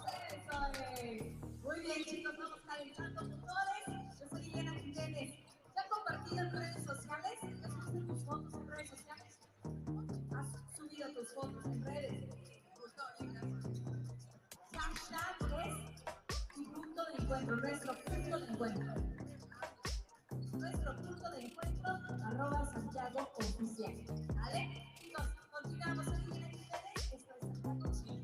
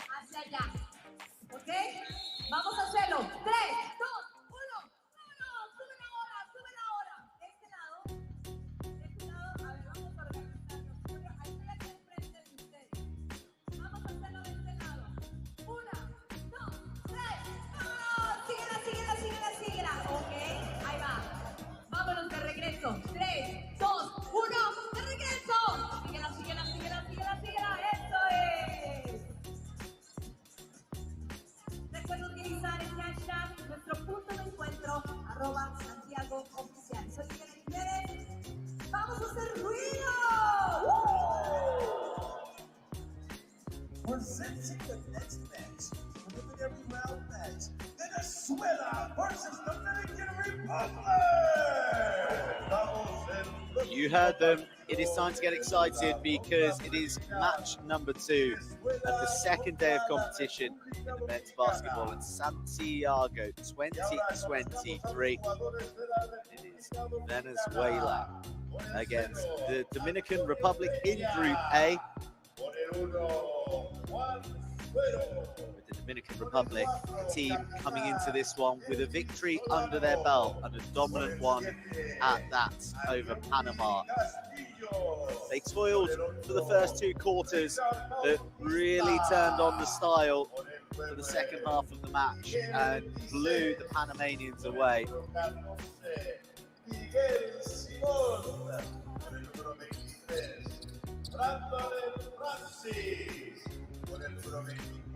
Points were shared around pretty equally, but the lion's share belonged to Araujo and Guerrero. There he is, key player in these ranks for this Dominican Republic side, who are here after a pretty impressive World Cup performance, 14 out of 32 over in Asia. Venezuela are readying themselves, coming in probably in the frame of mind that it might have felt almost like a win yesterday. They didn't. They lost in overtime to Argentina, who we watched make it 2 wins from 2 with victory over Panama earlier this morning. Venezuela mounted the most extraordinary of comebacks against their Argentinian counterparts, winning the 4th quarter by 16 points to take it to overtime. Could have actually been victory for them were it not for late heroics from Argentina, but they were done for in overtime. Now Venezuela simply must win to keep their Pan American dream alive.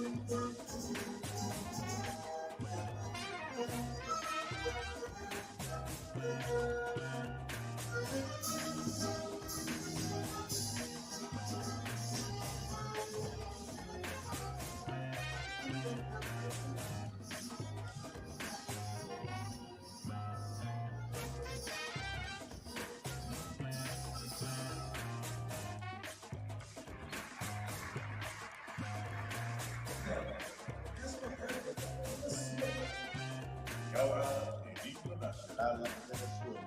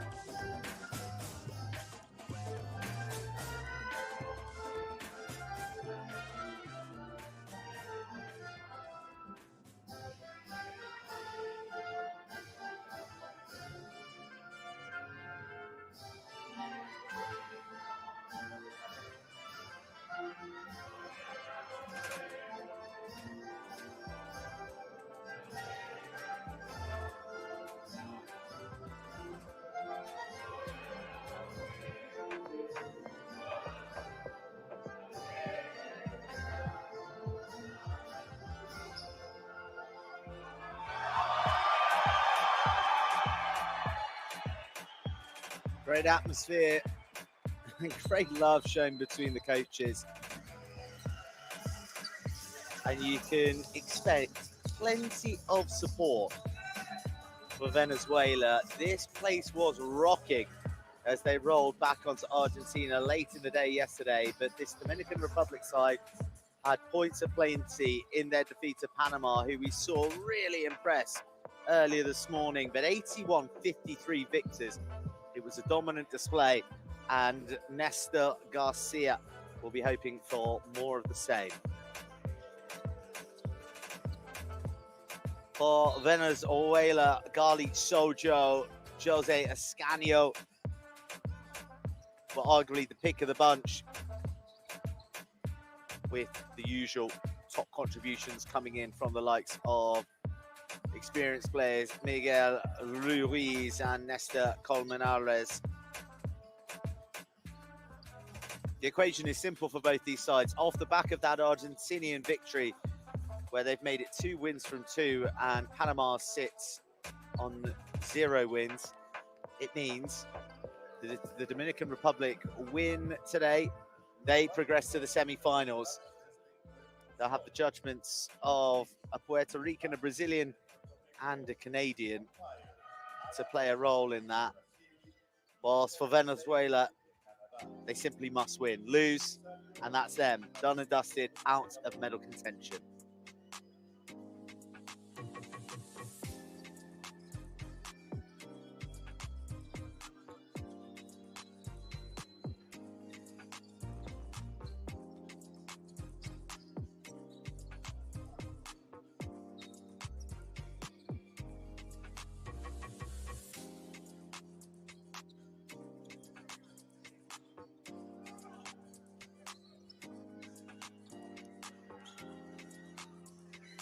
Final few shots being popped off by the respective players.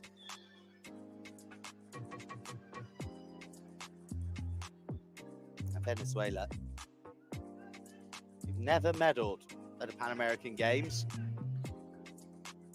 will have the full weight of the Polideportivo Uno behind them.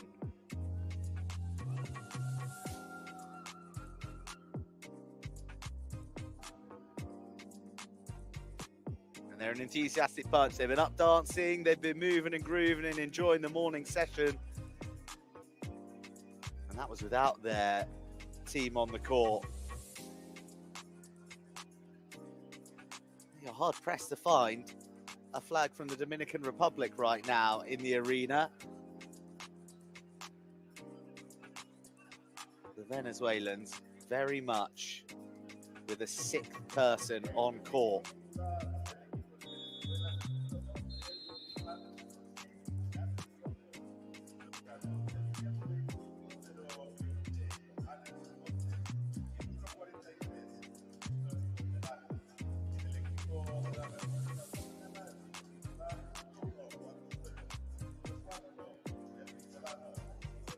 Suero, Solano, Perez, Araujo, and Guerrero, the starting quintet for Dominican Republic, and Mijares, Sojo, Ruiz, Cifontes, and Colmenares, the 5 to take to the planks first for Venezuela.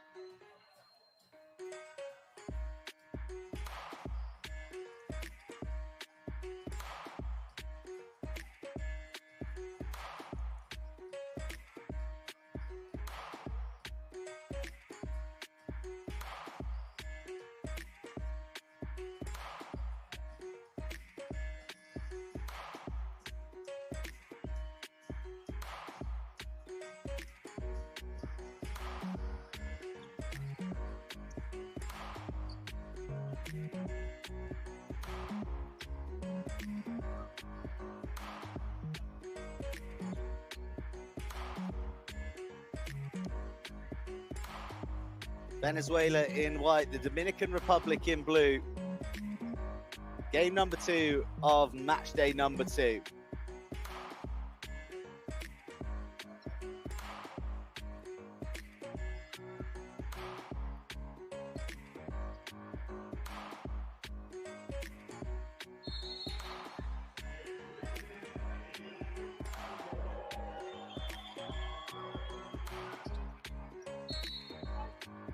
A bit of a squabble right at the start results in some possession for whites, the Venezuelans.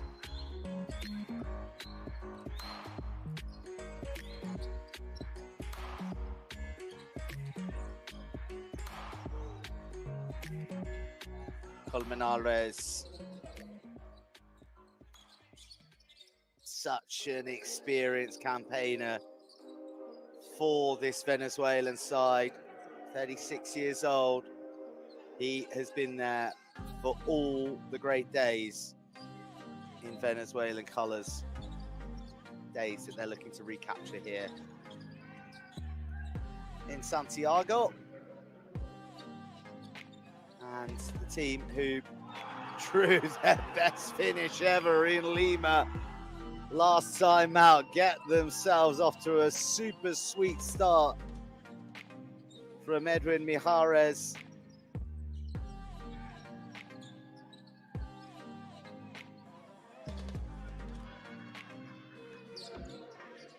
Mijares, who only turned 31 last Friday,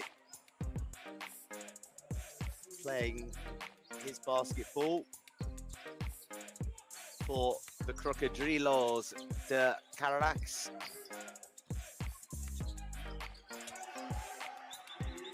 You can only watch on as the Dominican Republic and Suero clamped their jaws down on their first points of the match.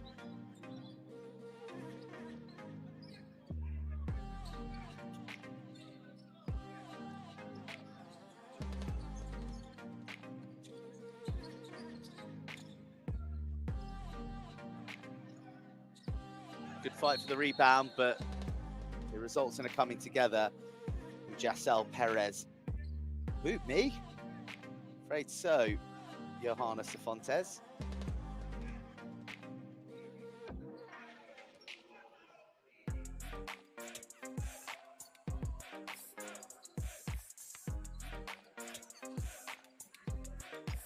Guerrero decides to do it all alone. And why not?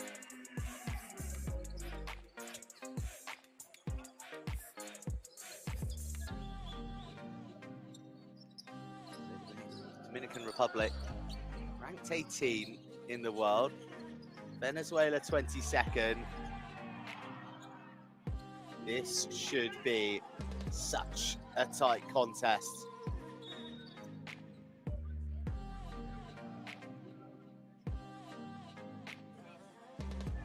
They went pretty well at the World Cup in Asia this year, the Dominican Republic.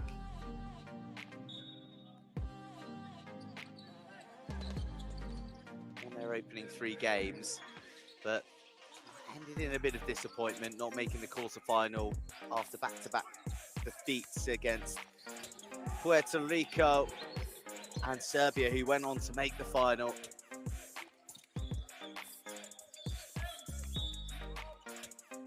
Had a gun team collected for that one with Al Hornford and Chris Duarte and Carl Anthony Towns, so really representing the best of the NBA in Dominican colours.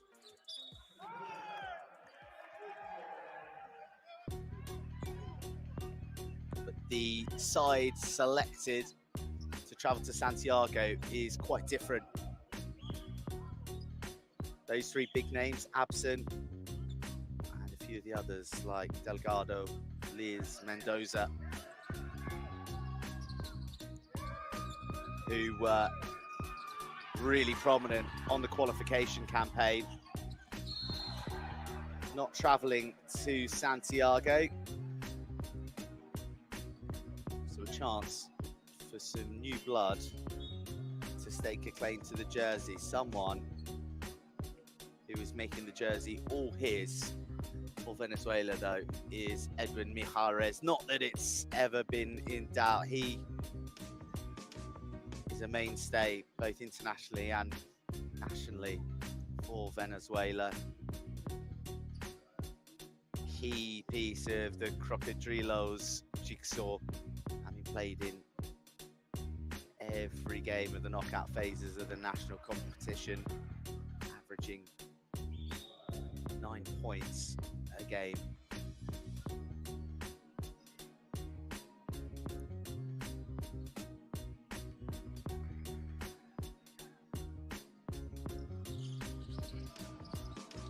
Characteristically, after the big build-up, he fails from the free throw line. Didn't miss one yesterday against Argentina, on his way to 18 personal points.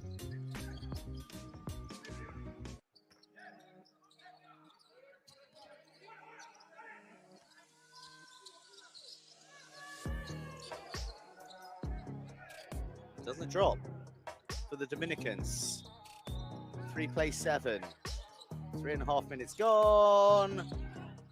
No more points for Venezuela, who were struggling to find their range early in the exchanges.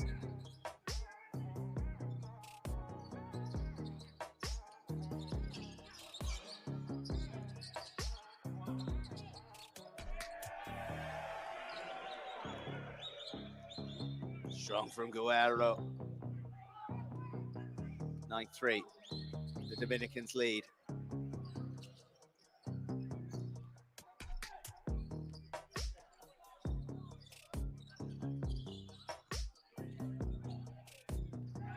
Finally, Venezuela get themselves another one.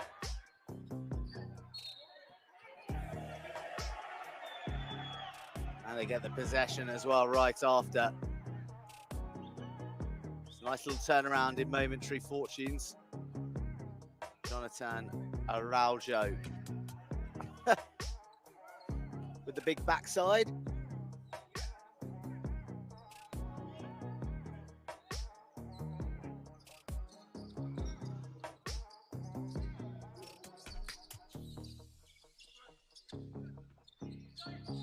Colmenares, comfortable, under pressure in the paint.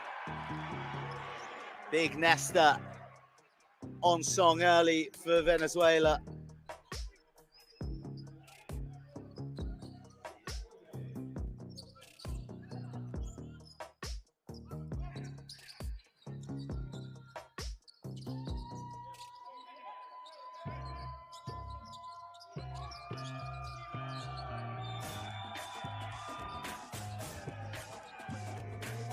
Have to do more than that to put Jonathan Araujo off with that much time and space from outside the arc.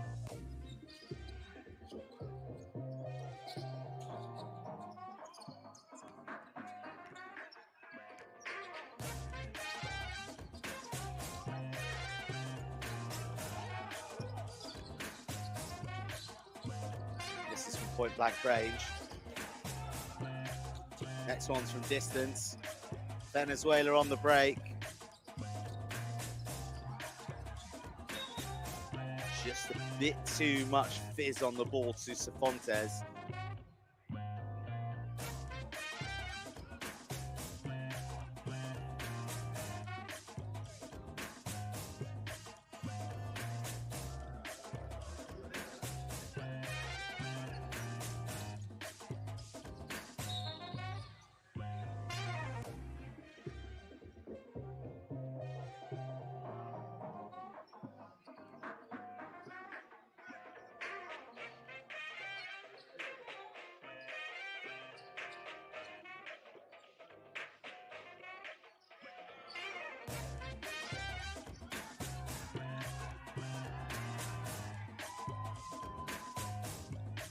Face to face and up front, up close and personal. Mahrez and Descent jockeying with each other. Finally, the ball is actually on the court and in the hands of Edwin Mahrez.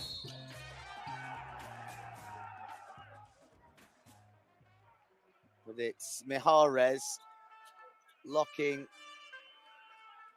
out, not with Miguel Descent. Miguel Descent coming off second best with Miguel Ruiz. It's not the most fluent start.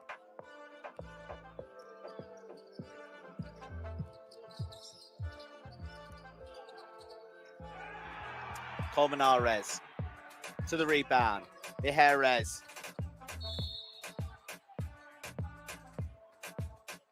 Again, tussling with Miguel Descent.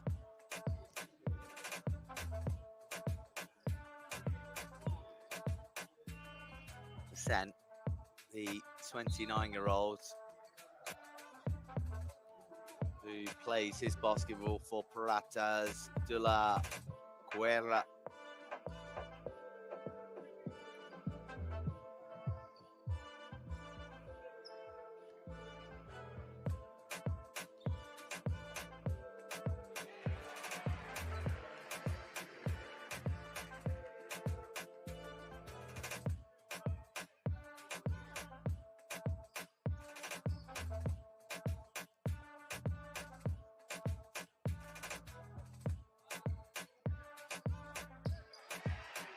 The man they call Zancudito has rediscovered his range. 2 from 2 from the foul line.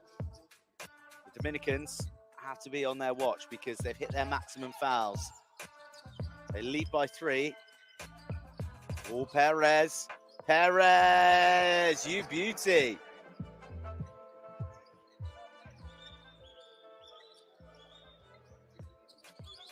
Serious Halloween vibes in the arena today. It was a bit of a scene around Santiago last night, and the players responding with terrifying accuracy from outside the arc.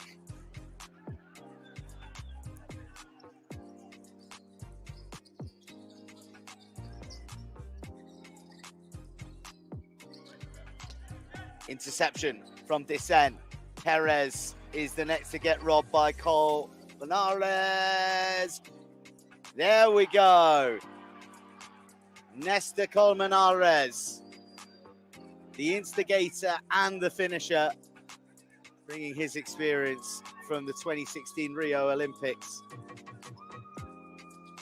The second and last time that the Venezuelans found themselves at the biggest dance of them all. Juancelio denied.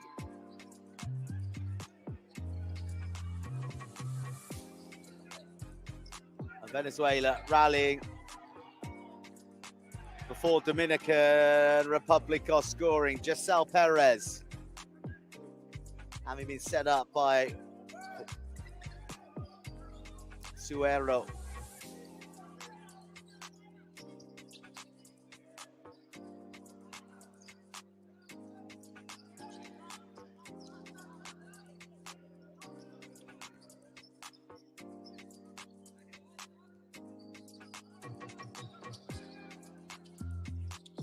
Final 2 minutes.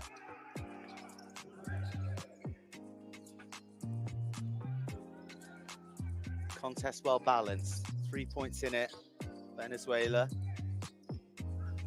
looking to break down the Dominicans. Spin and a shot, and that is a delight from Gali Soho.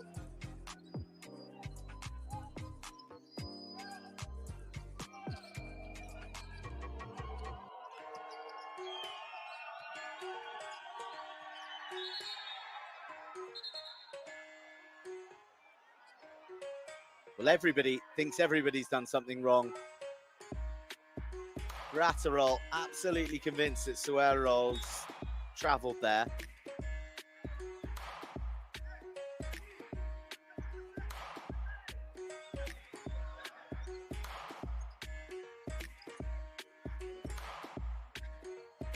Ball is going to stay in Dominican hands. Manito, Richard Bautista onto the ball. And with a minute on the clock, Brandon Francis, you into the game. Almost making an immediate impact. Well, Franja Pirela is such a jack-in-the-box wearing 21. On the ball now, the point guard, 20 years old, and here he comes, delivering on cue.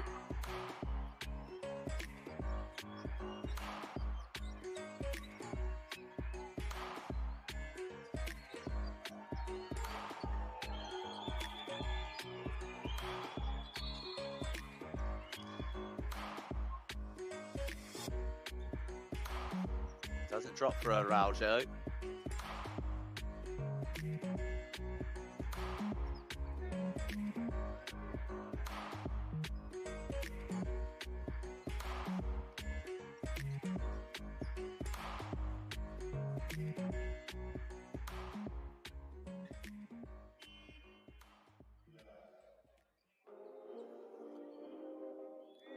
Jonathan Araujo, hailing from San Cristobal, city in the southern region of the Dominican Republic. He's been a big name there. He's done the business in Spain and as well in Mexico for the Durango Lumberjacks. But it's what he does in blue right now that matters, and that clean run from the foul line comes in very, very handy in situations like this. Miguel Simon is on wearing 14 for the Dominican Republic.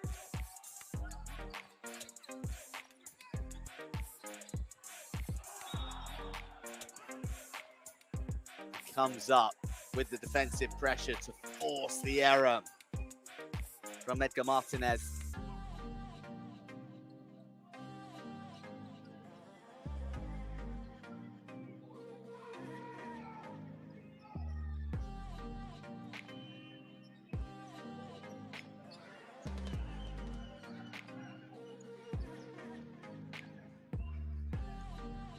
Just crumbs left for the Dominicans to try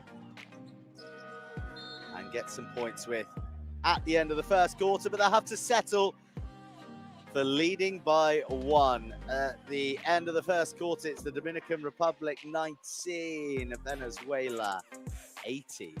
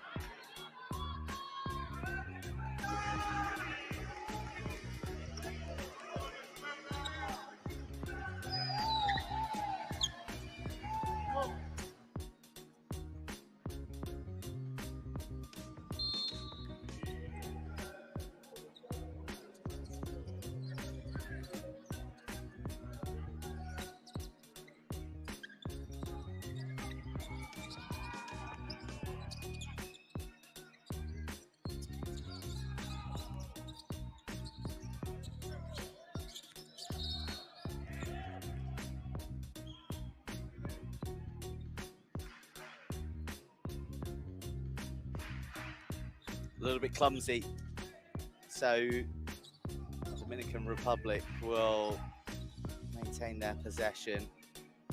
Solano.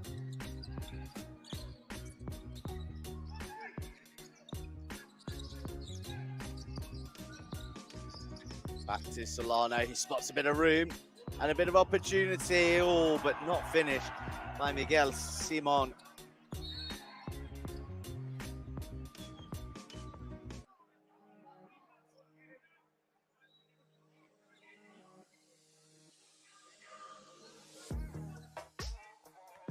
Just like that.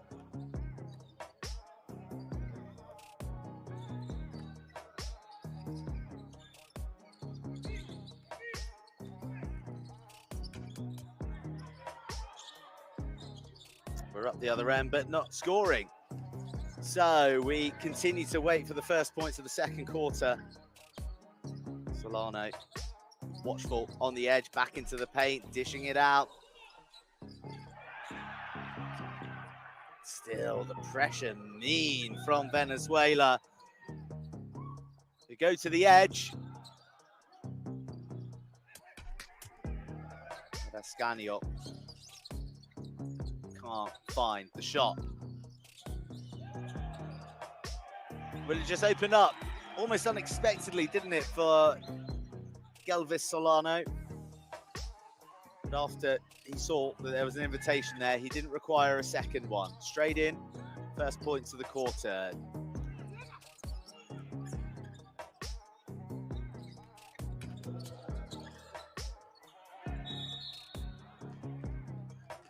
Scania rocks on his way up.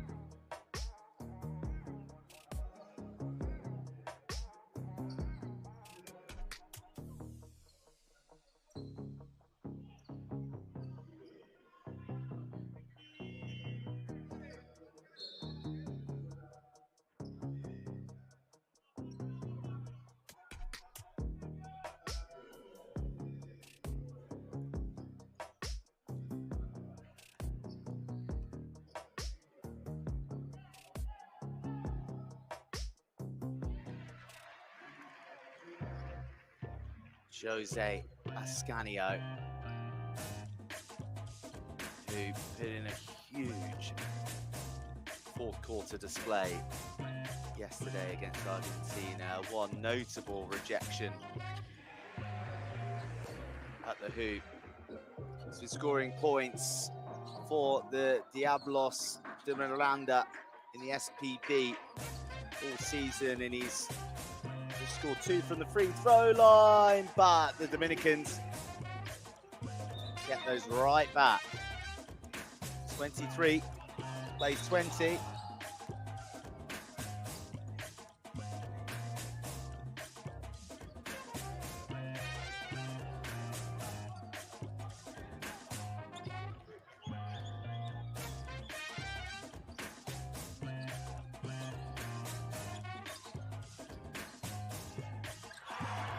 Incredible shot. Pin perfect from Gali Soho.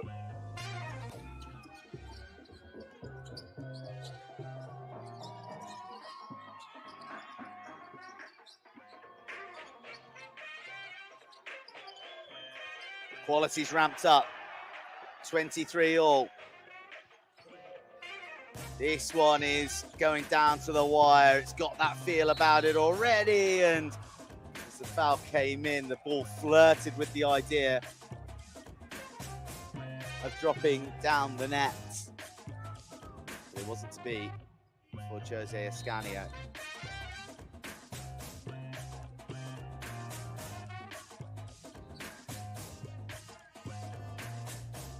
Jose Ascanio, not to be confused with the famous Venezuelan pitcher.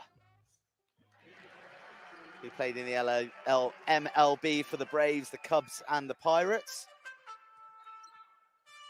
There's a new Ascanio on the block. And he's writing his own stories from the foul line here in Santiago. Good impact from the number 13 forward.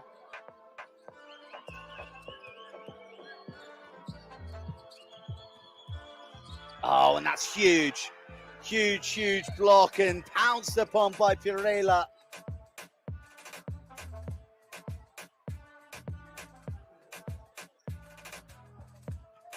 Off he goes.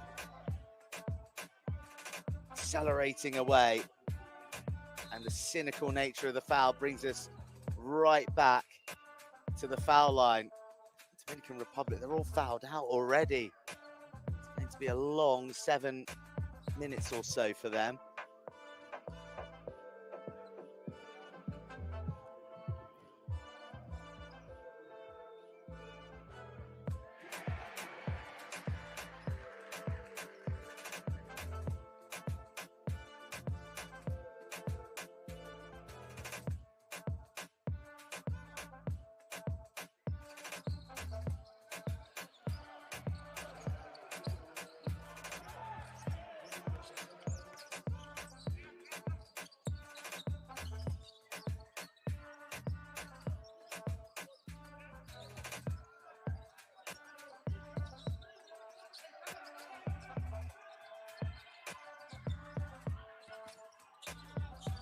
Oh, wow. Giselle Perez with a trick that not even he knew he was going to pull off. But Castillo profited from it, and so did the Dominicans.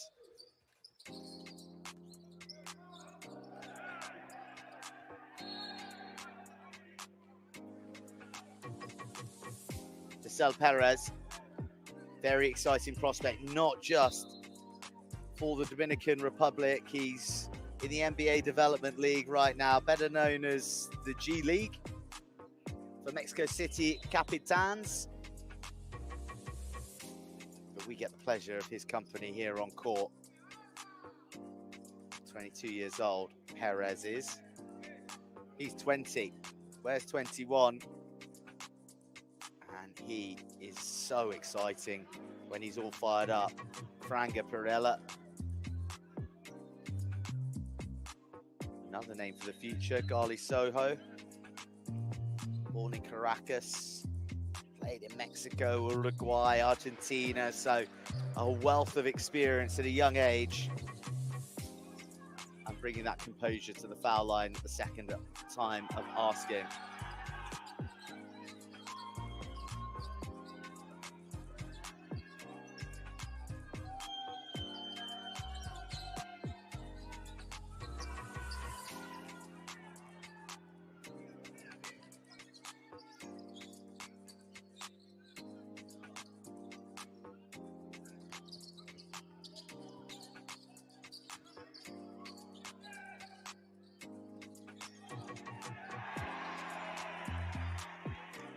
'29 plays 26. Just over half the quarter remaining.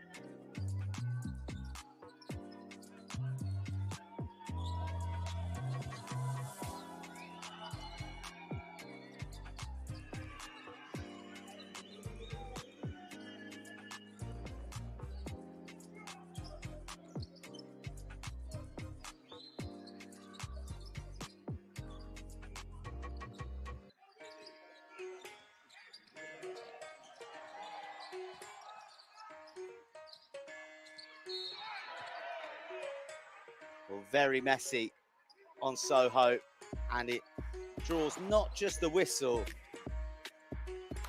of the officials, but also the ire of Juan Guerrero. I'm not sure if he was angered himself or at the call there.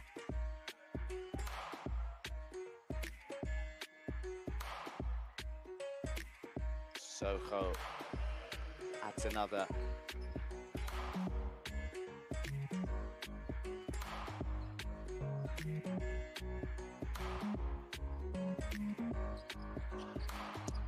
Again, just taking 50% of the points on offer.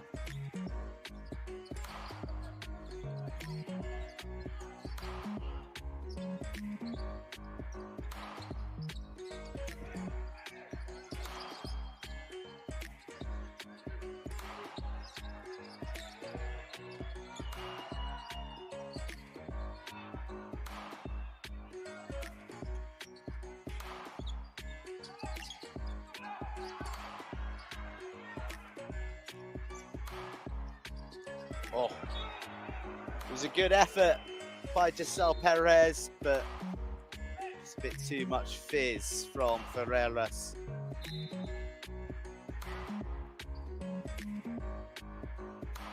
With that, timeout call with Venezuela leading 30 points.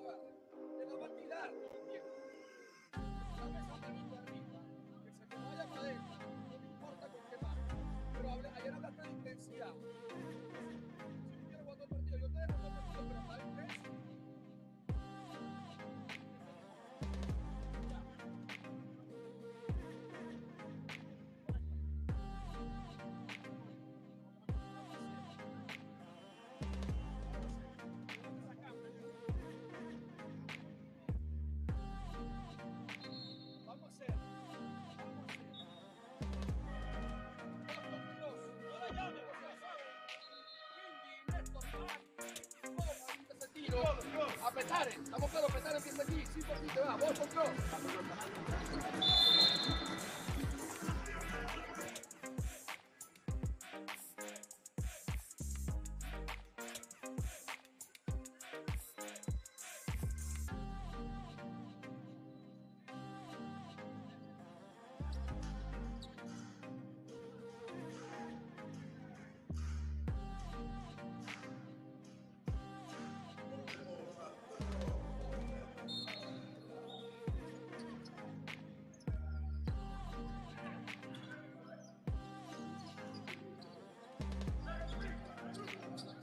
Jerez.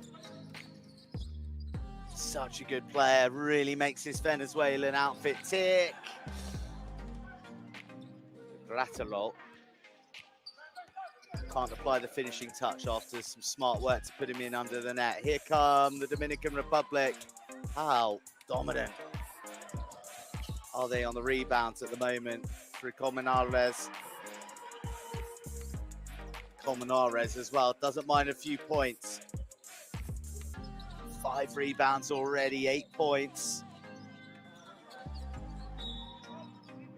All that experience, all that class coming in from the 36-year-old who, other than that visit to Rio for the Olympics, he's been involved in gold at the 2014 and 2016 South American Championships, the 2015 America Cup. His 3rd Pan American Games as well. Irela trudges off, as to the rest of the players, because we've got ourselves another time.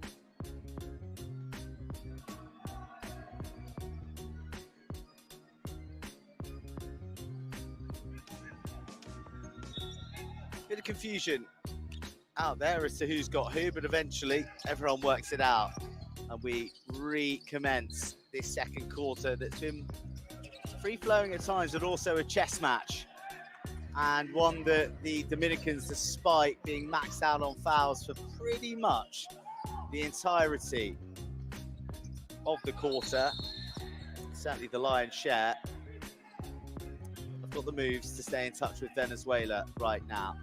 32-31.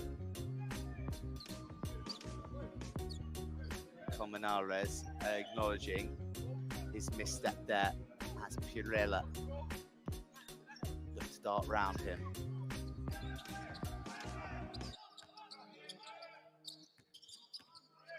Perez.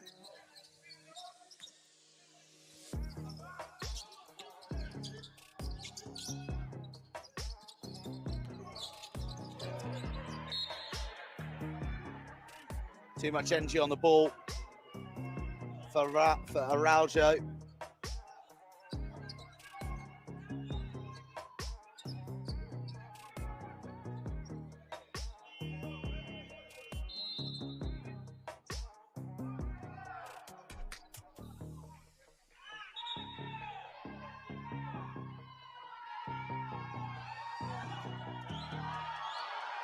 It's a timeout taken by the Dominican Republic again.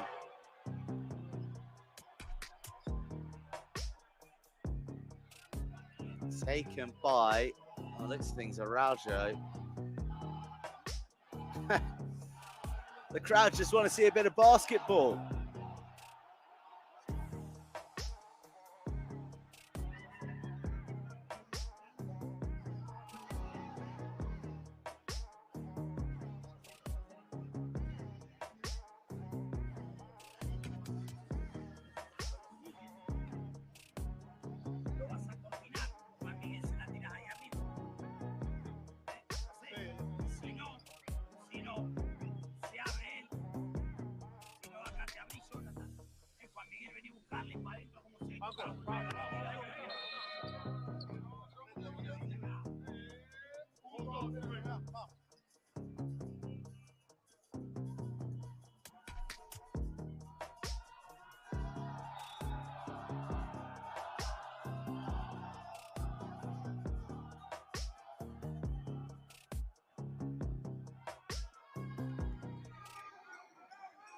Neither side are demonstrating much urgency in getting through this quarter. It's lacked a lot of the fluency that the first possessed.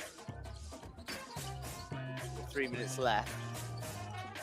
There's a large part of it to negotiate, and one that, after all the stopping and starting, the Dominicans concede possession and Pinrela is in control.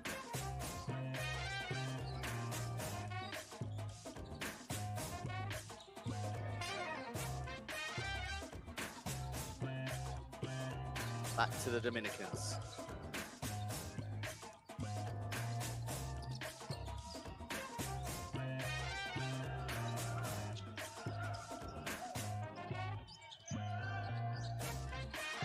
Fabulously done by Juan Suero.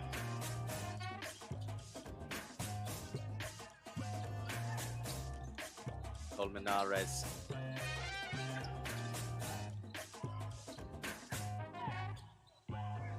Fontes, not much room to work with at the moment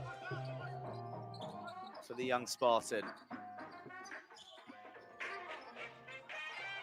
Colmenares has to double back on his plans. So Fontes doesn't land the shot. So Venezuela trailing by one. Colmenares just end to end at the moment.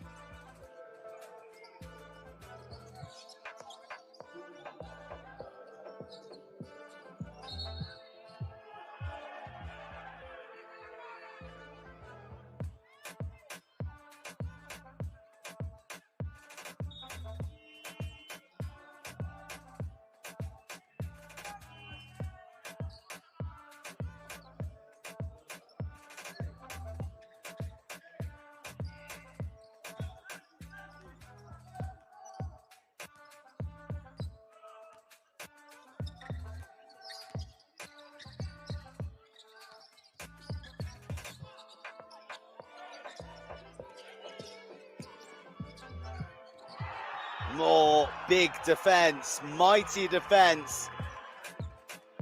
Colmenares and Soho, the two towers of Venezuela.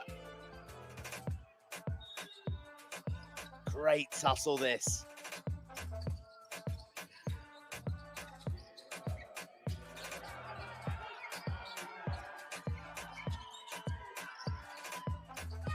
Oh, wow!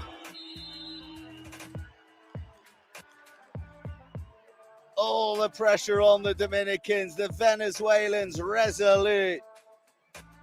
But Juan Peña on a dime.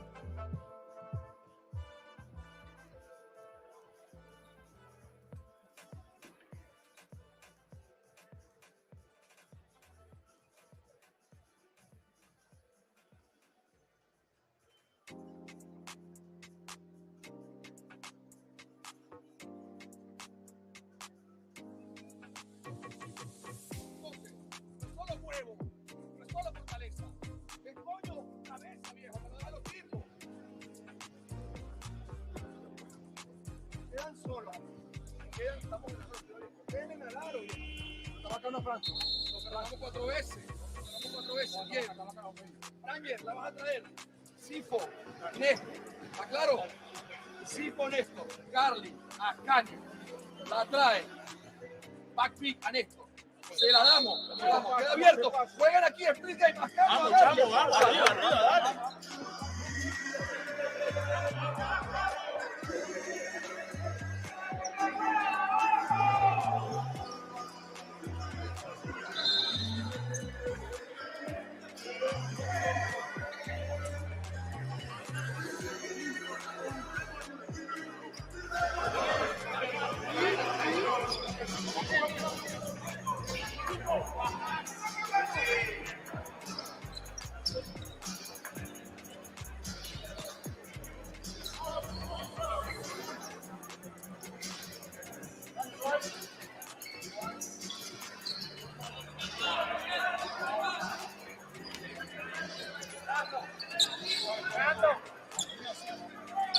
Garcia, very vocal.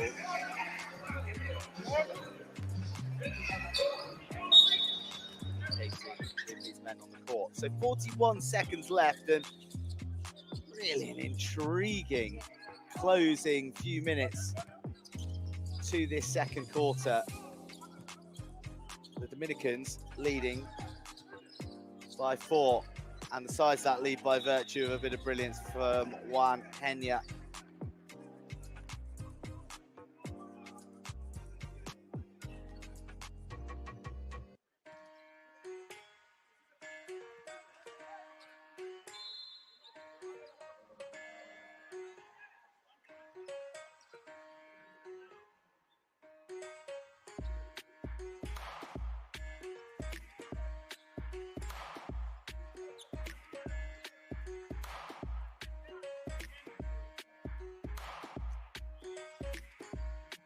Kind of the life is being sucked out of this second quarter at the moment through all the stoppages, the reviews.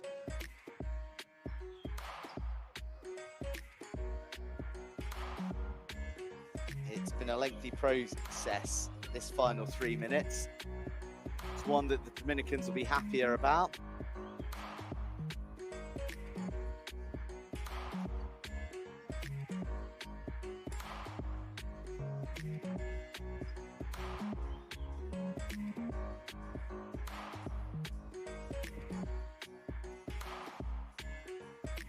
Colmenares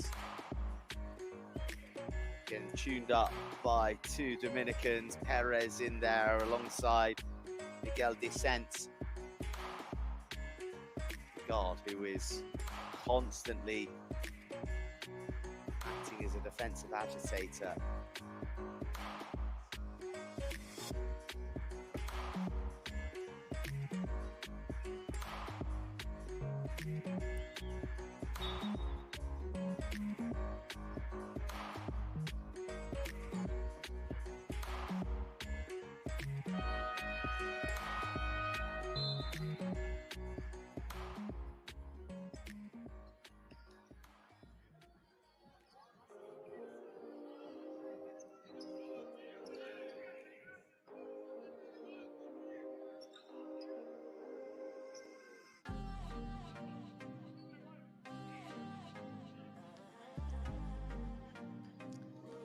conclusion is free throw for the Dominican Republic,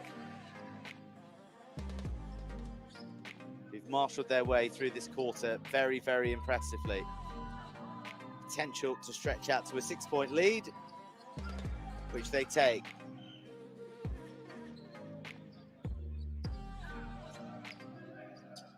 .38 plays 32.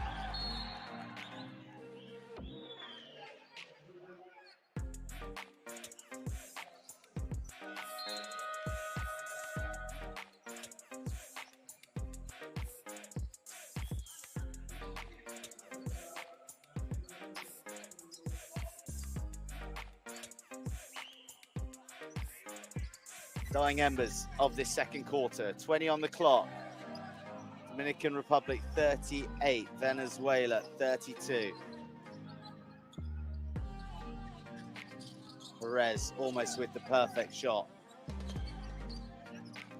The clock and the quarter is the Dominicans.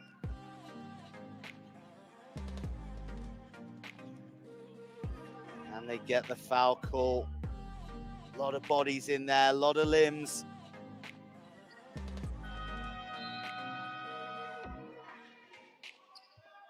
And it's a lot of points to go in trailing by. Having been so competitive throughout. Fresh bodies being thrown into the fray.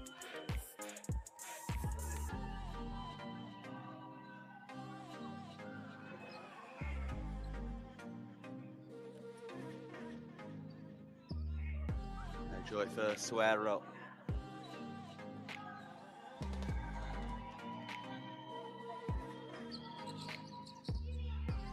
And neither the second time. And the long ranger won't go anywhere close. So, second quarter comes to a close. He is not looking like a happy man with his Venezuelan side trailing 38-32 to the Dominican Republic. It's going to be fiercely contested in the second half, and that is coming next.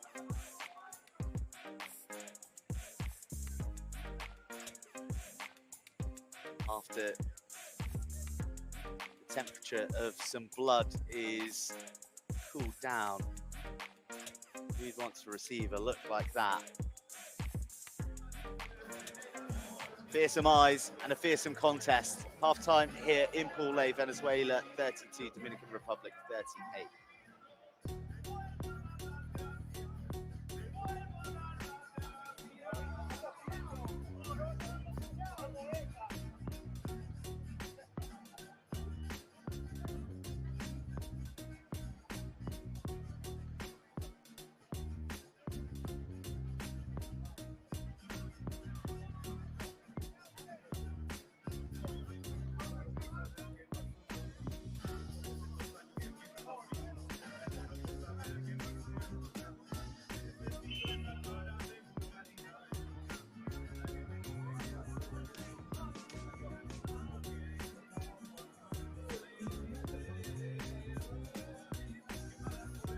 Ileana, I have 3 kids at home, right? And what we love to do, we love to have a dance contest.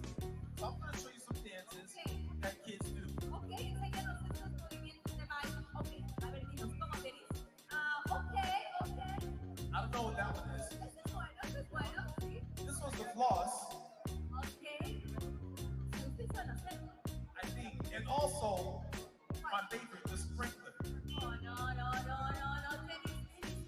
Está muy lindo. Oh, No, yeah. suenas al tío, okay. No. Sí, que chavos en YouTube. Los chicos nos van a enseñar, tenemos pasos de baile para todos ustedes. Tenemos 3 equipos de 3 integrantes, ¿ok?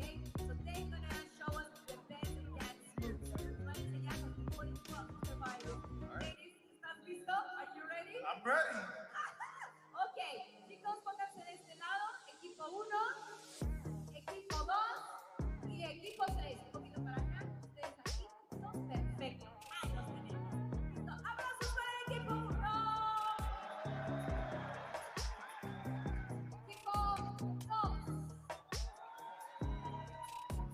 Equipo 3. Dale, vámonos. Suéltala, chique. Let's go. Vamos, equipo 1. Vamos. Hey, hey, hey, hey. Todo uno con la palma arriba.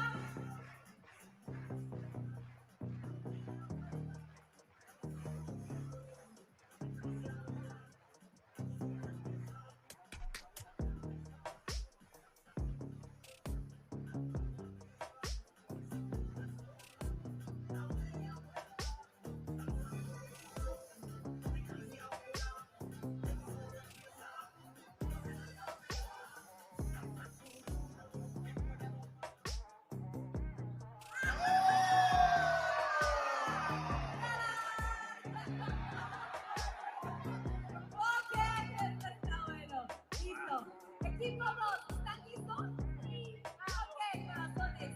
En 3, 2, 1. Venga, son DJ.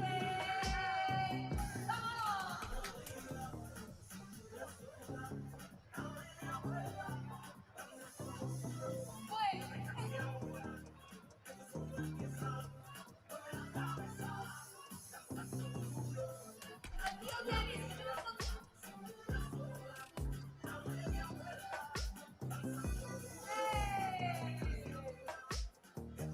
I see a split coming. There's a split about to happen. Ok. Okay. Bien, aplausos al equipo 2. 3, DJ, let's go, DJ Hack. 3, 2, 1.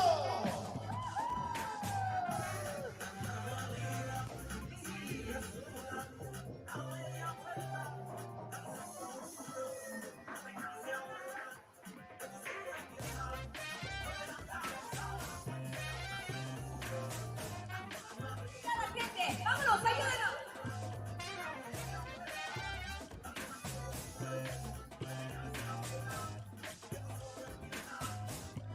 Una vuelta, algo. ¿Ah? Algo en el piso. ¡Eso! ¡Bien! Okay. Right? Now we have to find out who the winner is. Is it going to be a winner? Yes, we're gonna have a win. Okay, let's find out. Okay. Vamos a tener un ganador ahora por aplausos. So, let's make some noise. Hagan ruido. Equipo 1.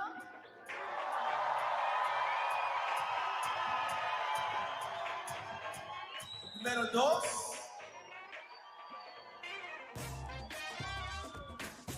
Número 3.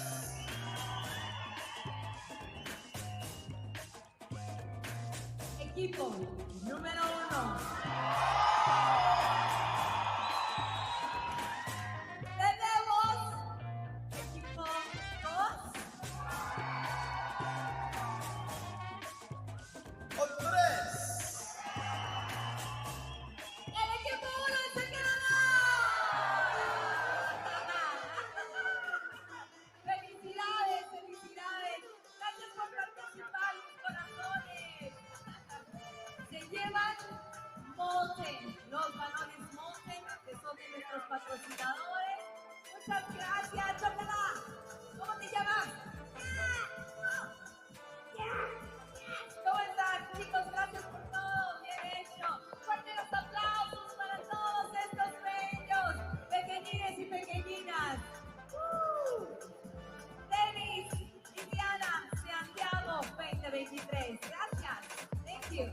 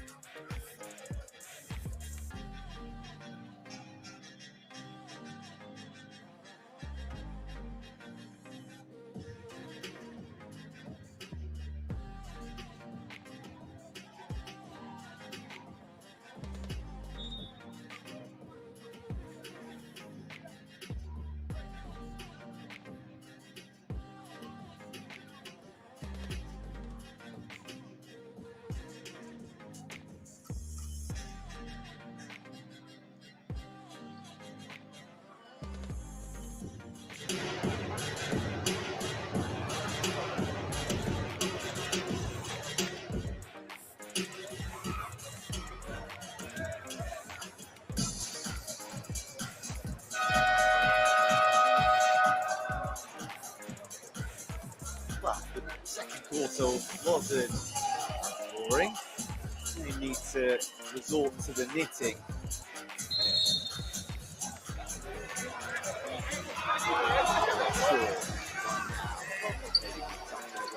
Because we're all too aware that we've got a 6-point game on our hands between two sides very tight in the rankings. Two sides. Santiago 2023 destinies lie within each other's hands. A reminder that Venezuela have to win to stay in medal contention, whereas the Dominican Republic know that victory today secures their semi-final berth, with the group deciding showdown to come against Argentina. Just the start that the Venezuelans would have wanted. Gali Soho bagging himself a double.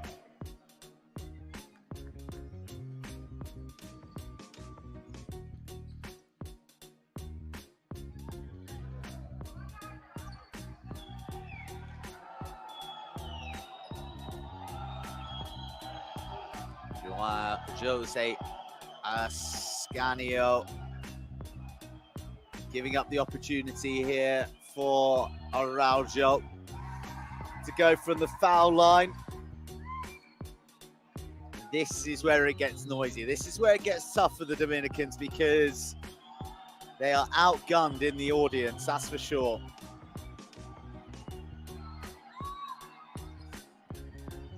Araujo lapping it up on the second time. Lead down to 5.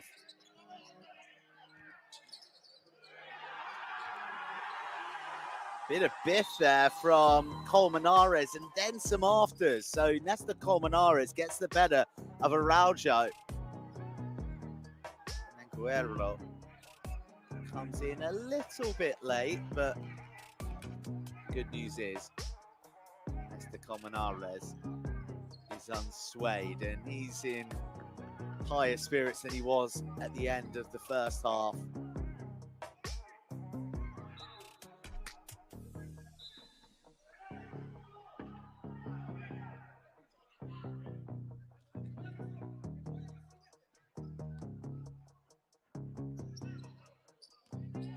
Back underway, 39 plays 36.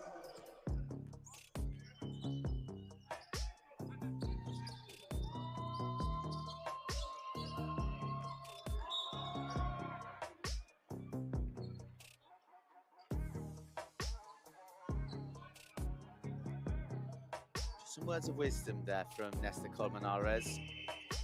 It's the year of Edwin Mijares.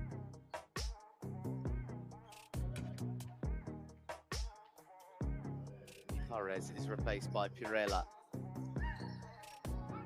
with Mijares cutting a frustrated figure.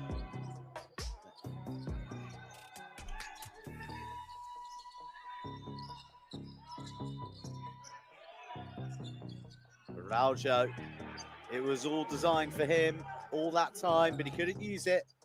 Venezuela go flying down to the other end of the court. Colmenares spinning, but undone by the big number 30. He got the better of Araujo last time. On this occasion, he gets the call. So Araujo gets roared off onto the bench. Pantomime villain at the moment at the Polideportivo Uno. Colmenares never had enough elevation on that, did he?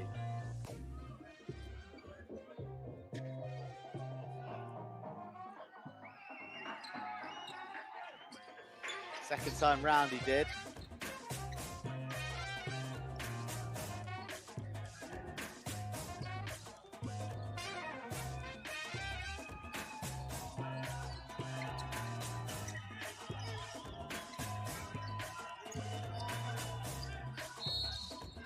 Outstanding. Outstanding. From Juan Suero, the small forward. driving into the paint, shaking off all that came at him, with a chance to turn 2 to 3 points here.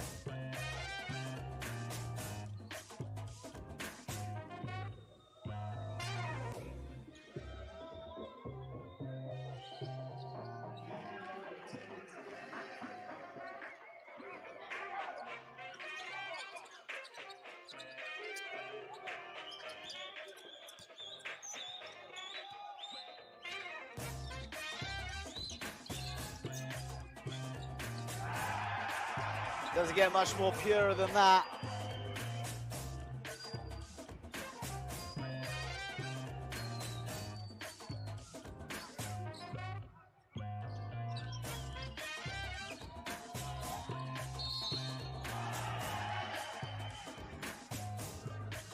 Tell you what, the Dominicans have an answer to it each time at the moment. Perez bumped in flight just before takeoff.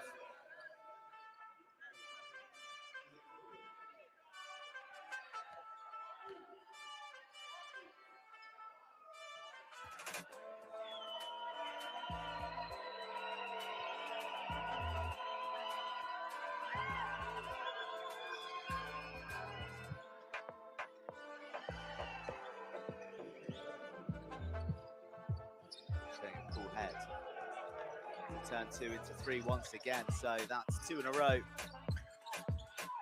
The Dominicans have taken 50% extra. Comonares being singled out for special attention by the big men of the Dominican Republic. We've seen the departure of Araujo, but now Juan Guerrero is in on the act.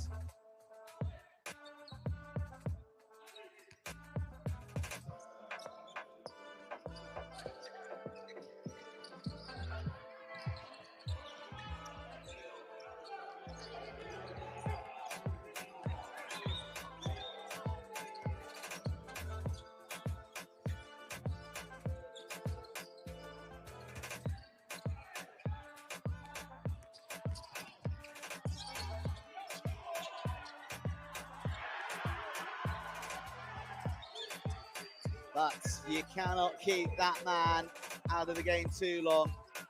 Big players stepping up at the moment. Comonares, Girella, one of the youngsters. 45, 42. Beautifully crafted. Guerrero, what a player. What a man to be bringing into these latter stages. He's bound to have a big influence like he did yesterday against Panama.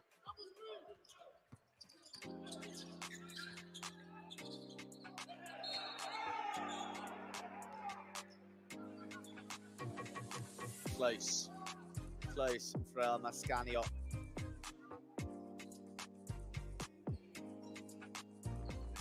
You see many more impassioned faces from coaches than that from Nestor, Mr. Garcia.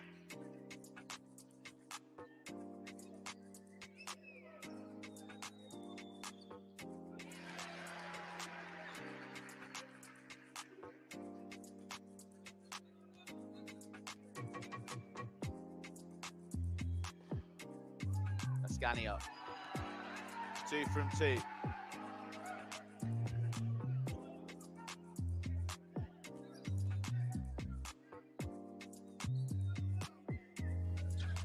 Full house.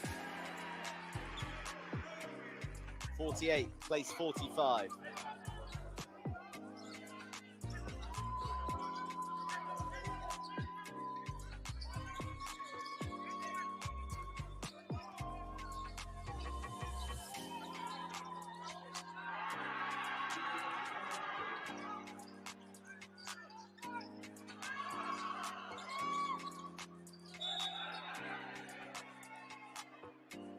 Martinez,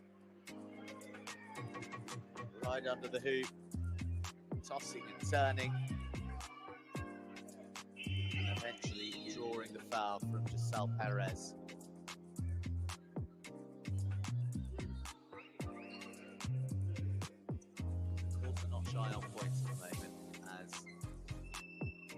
Través, who played in Junín and Salta in Argentina. He was 5th at Lima in the 3x3 basketball, but making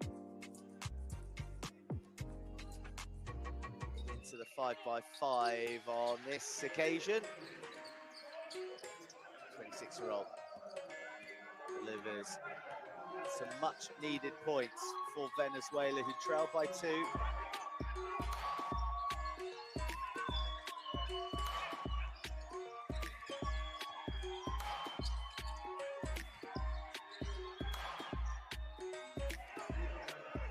Now, trail by 4. Quite brilliant there. There's a lot going for Guerrero other than his skill and determination.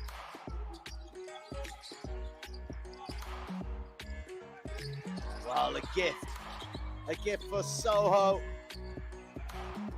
Doesn't accept.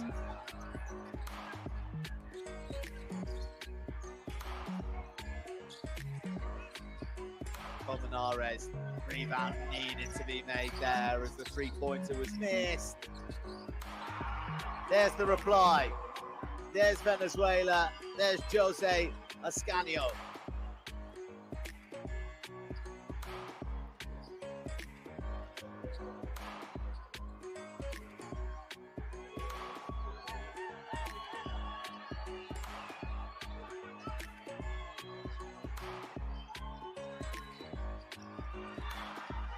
Lapsing concentration. Oh, that is majestic.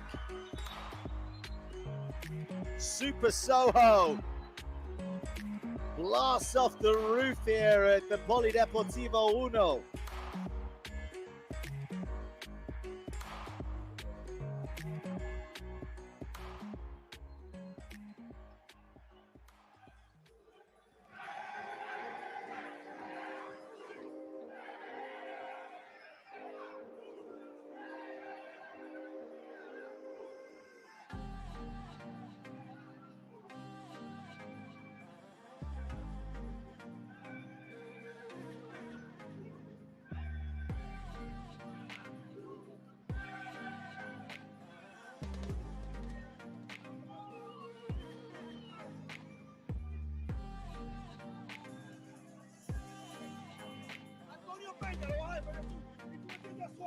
Uno que no tiene dribbling.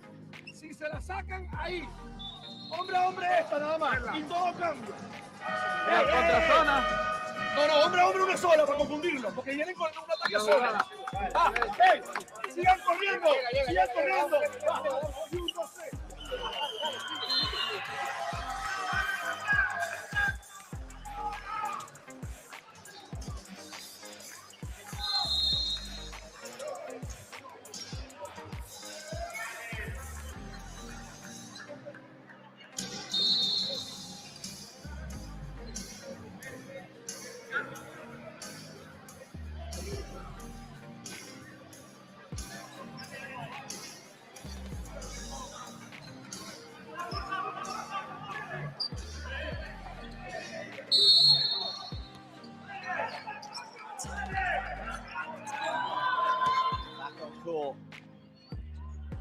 Venezuela leading by a solitary point.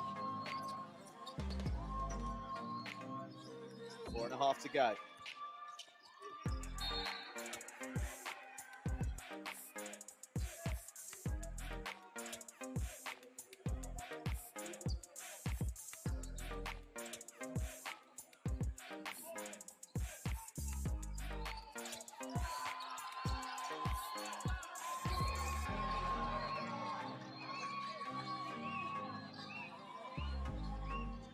Nicely worked by Mansuelo.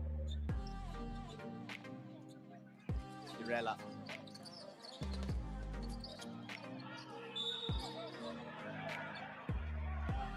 Ascanio. Well, he didn't land the 3,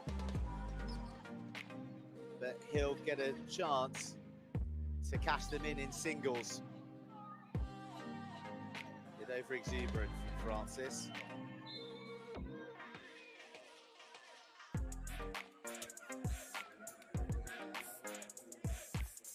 Really high quality players out there. Brando Francis, he was in the NBA Development League as well back in 2019 for the Minnesota Timberwolves.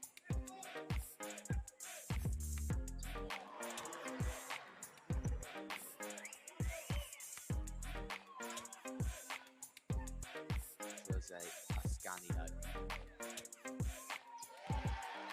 One blip.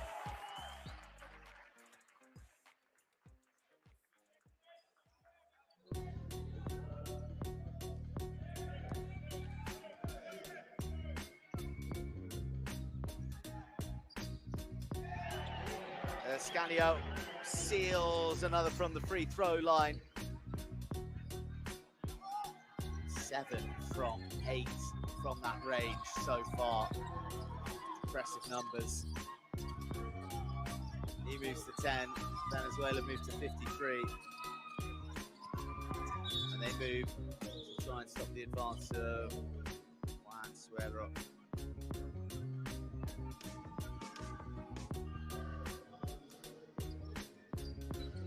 But an infringement from Sifontes.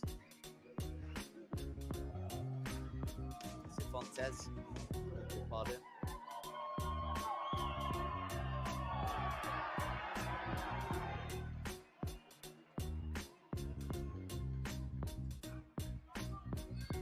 Reload.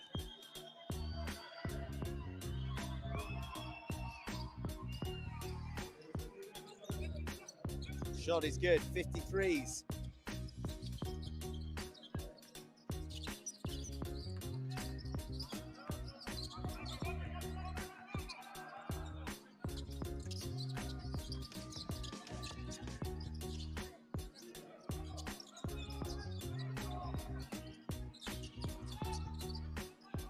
Smart work in defense. Suero. Time stops for him momentarily. Dominicans retreat to beyond the arc. Threaded through, Guerrero. And the foul.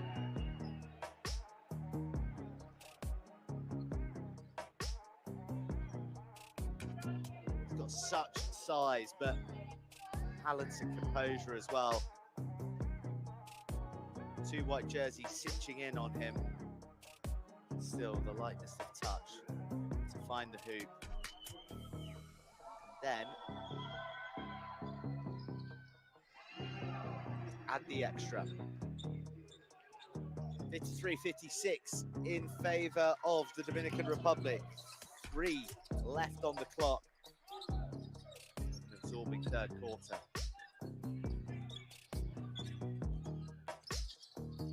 Neither side with any leeway on the foul front. Pirella. Wow.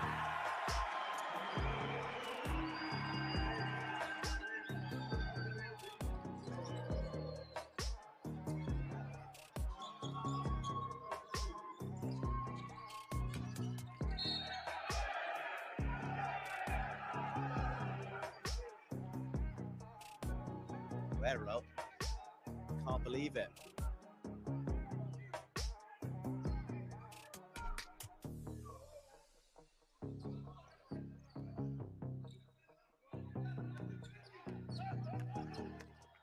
We are all set for a very interesting fourth quarter. Barely anything between these sides throughout the contest.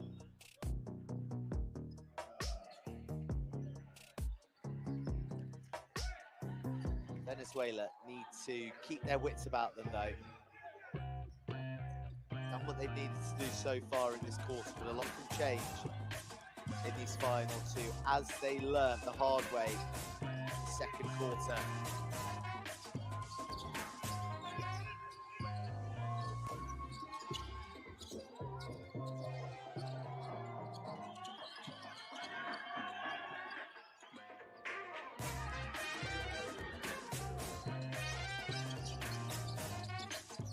Less than 2 minutes remaining, just about maintained.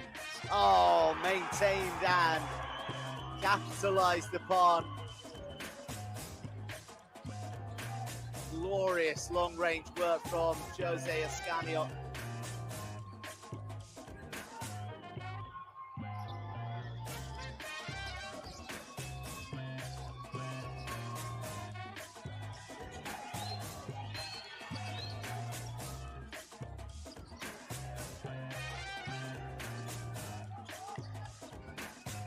Venezuela very briefly with 6 on court there. As the boss man took 2 steps on to deliver some instructions from point blank range. Venezuela just about managed to keep a hold of possession until they're burgled and they're punished by Giselle Perez. Lead cut to 1. 51 seconds and a bit of change on the clock.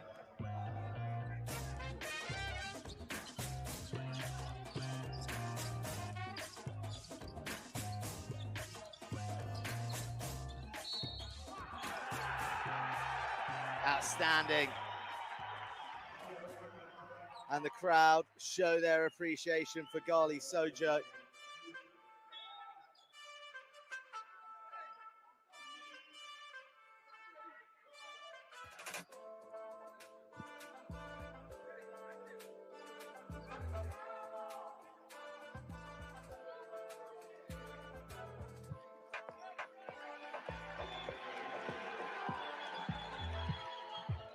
Big man, Colmenares, back in play. Great cameo from Jose Escanio. Great composure from Soho. Big quarter this for Venezuela right now. 10 points the better team across the 9.5 minutes that we have played. Oh! Big moments call for big plays from big players, and that 3 could well yet turn out to be crucial. Cuts Venezuela's lead to 1. Virela fends off the attentions and then goes flying towards the hoop, but shot down in flight. Perez!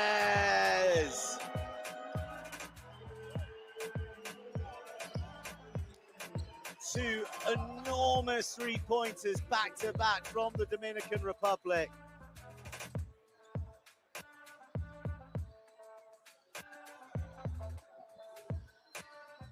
And right there, a true buzzer beater puts the Dominican Republic in lead at the end of the 3rd. It is all to play for in what promises to be a thrilling 4th.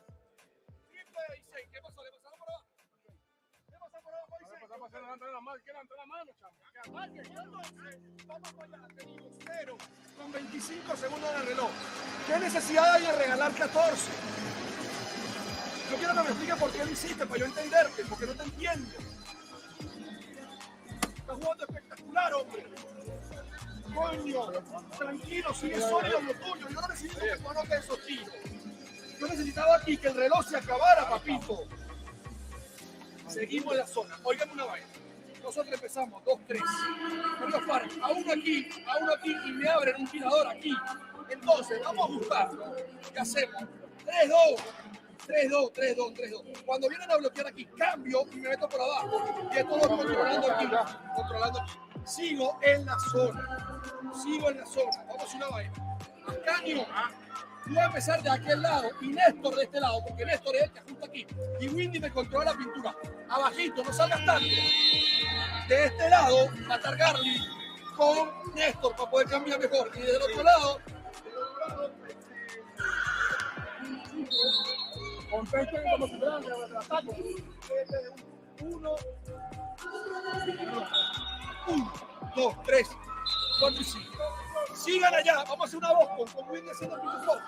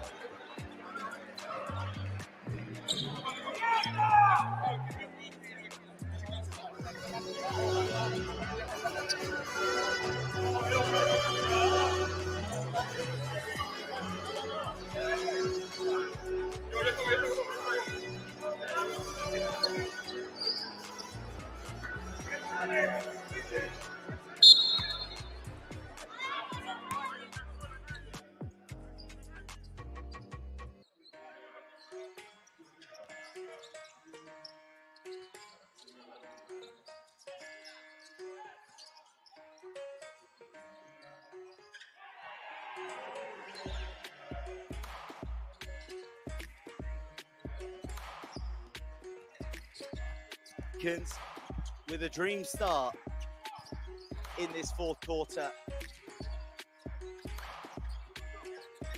Driven on by the knowledge. The victory here sees them through to the semi-finals.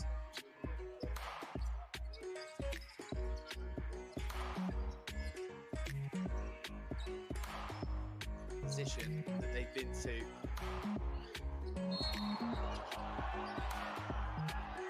The last 3 Pan American Games, they've suffered the ultimate heartbreak on all 3 occasions. 3 fourth place finishes consecutively for the Dominicans, for Los Quisqueyanos.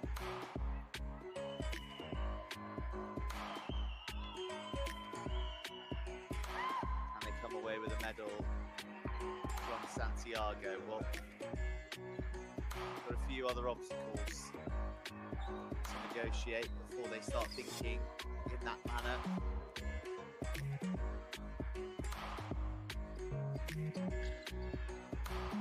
One of those is this Venezuelan side,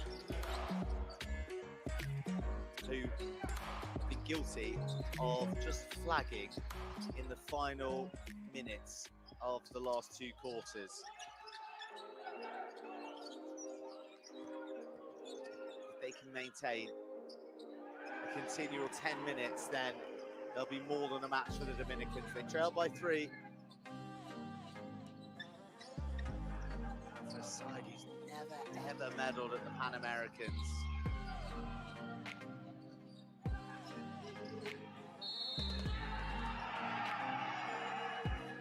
Whose best finish came last time out at Lima with a 5th.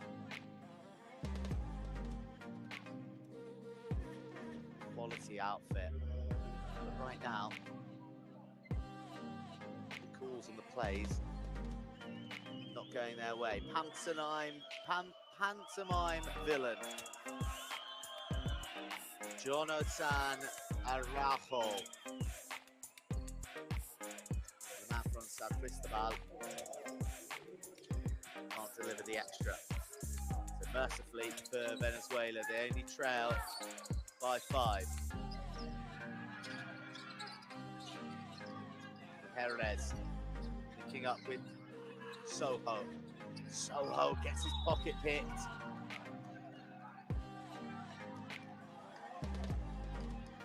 Giselle Perez. He's had some game, hasn't he? Identified as one of the young kosher stars. He looks to the work of Kobe Bryant as his inspiration as he switches to the centre.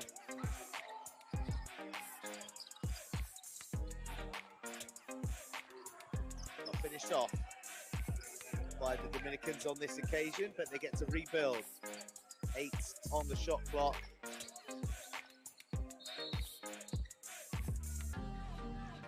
They didn't come away with anything. Solano.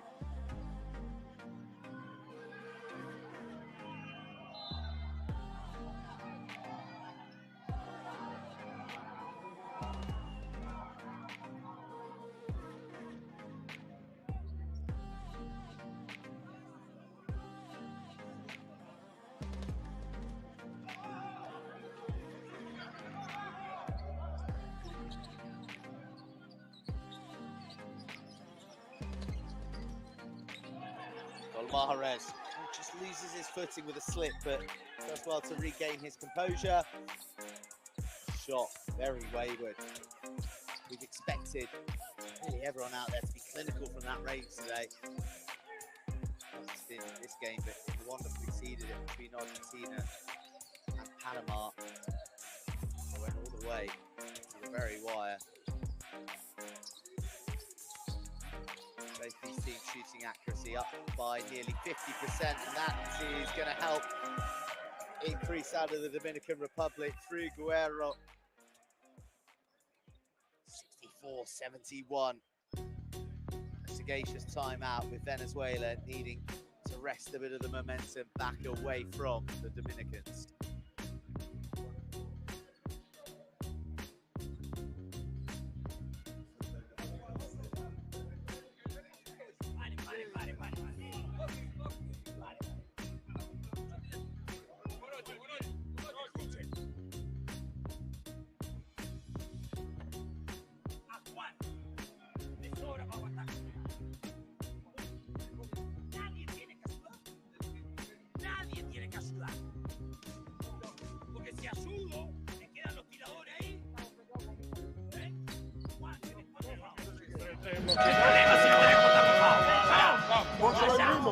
Está bien.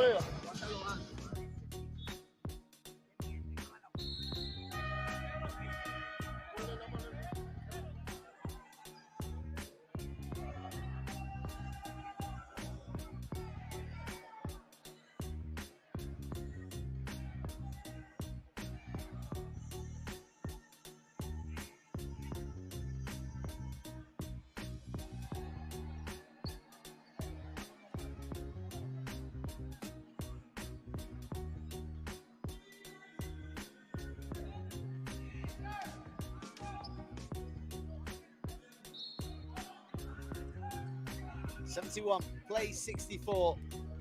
Just under 7 minutes remaining of the match. It is one that has ebbed and flowed quite wonderfully. Colmenares, no one at home. That'll be the easiest points that he plunders all day in Santiago.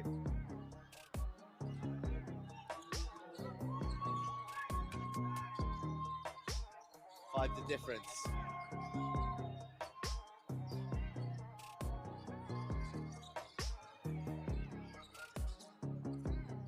Oh, the ability to adapt. Nesta Garcia absolutely loving that one.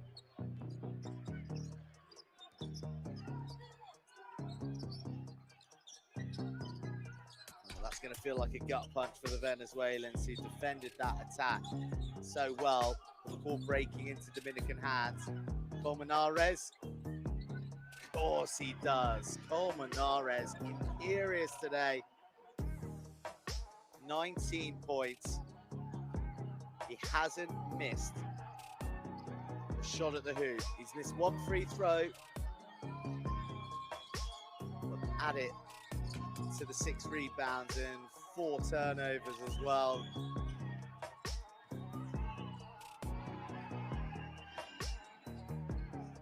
Players like Solano keep stepping up for the Dominicans.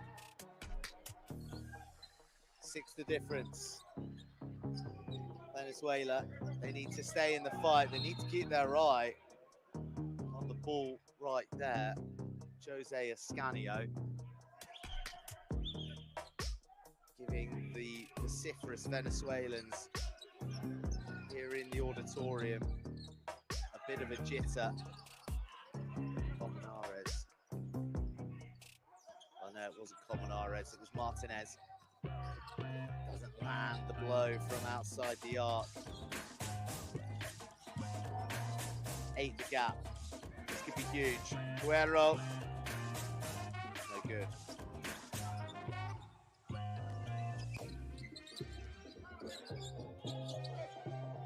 Martinez arriving right on time.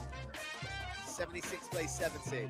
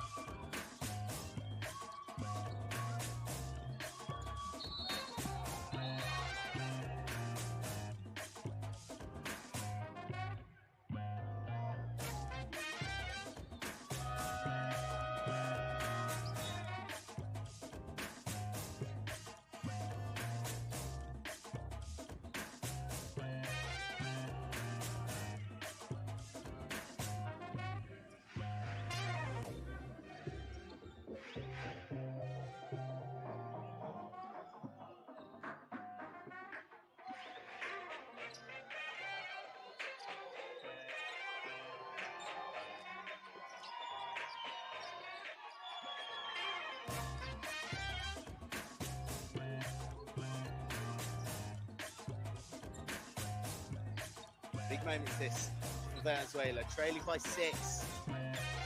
4 on the clock. Zips around to the edge, but Martinez dives in and then has the poise to punish the Dominicans. 4-point game.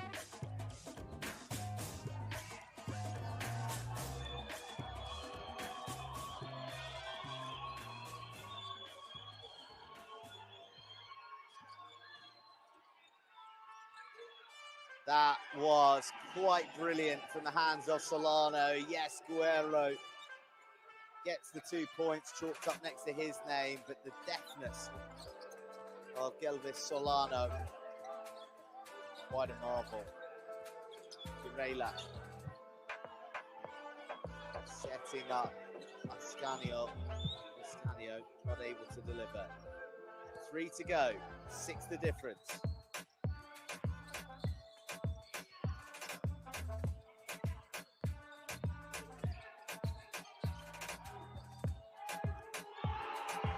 That one is going to sting from Solano.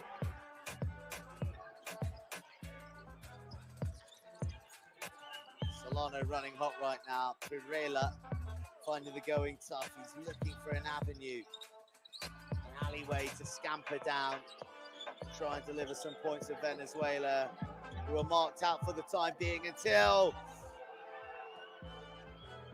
Jerez doesn't land. Dominican Republic, chance to stretch their lead to 10. It would be so harsh on the Venezuelans, but the Dominicans looking ever increasingly in control.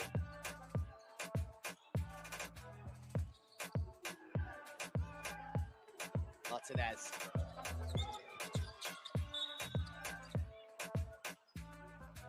Foul arrives from Solano.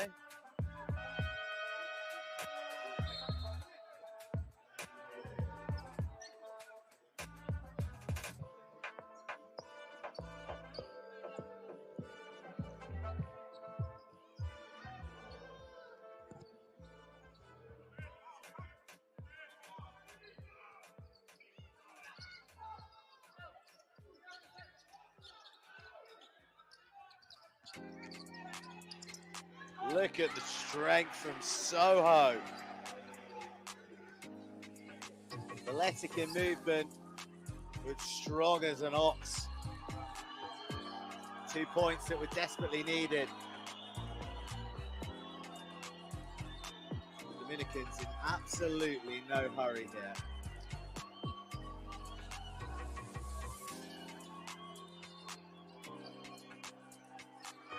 Air ball. Oh, Mijares is feeling it into the paint and fouled on his way in. Such dynamism, such desire. Caught by Giselle Perez. Ruiz, just a bystander at the moment.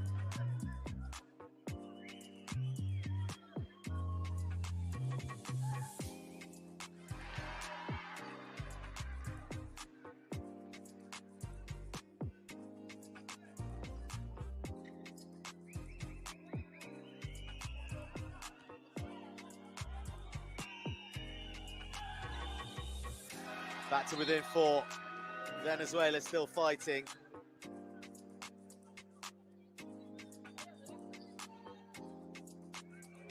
Elvis Solano, cool customer though.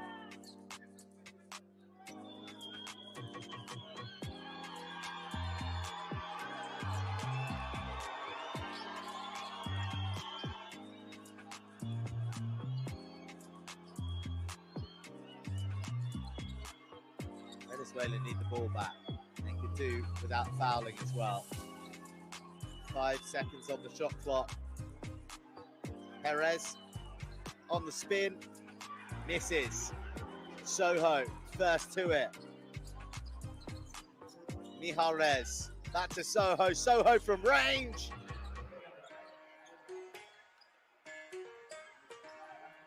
The rim rattles. Solano gets picked off by Soho, who is growing into this ever more on the wraparound, looking to support Ascanio. Mijares composes himself, drains a big three-pointer. We got a 1-point game.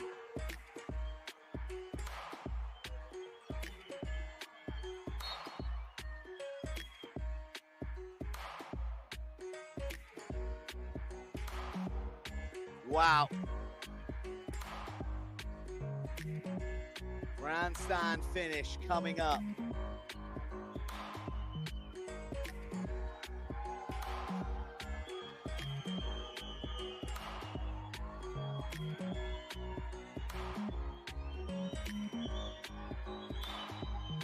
Free throws offered up to the Dominicans and Giselle Perez.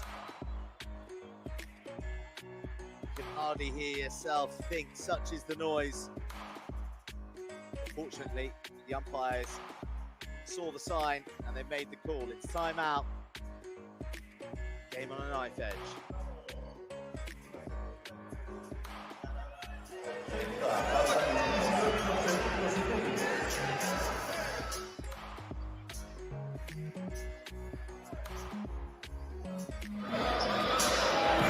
A meterlo. Bueno, pero ve. Lo vamos a hacer. Pero no hago foul. No intencional. No van a tirar el primero. No van a tirar el primero. Trato de robar. Que no sea tú, Juan.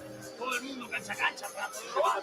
Que sea el que sea. El que habla soy yo. Que sea el que sea. Trato de robar. Y hago foul. Sacan otra vez. Trato de robar. Otro foul. Que vas a tirar. ¿Estamos claros? Sí, mételo. Si no mete los dos, hombre a morir. No foul, vamos.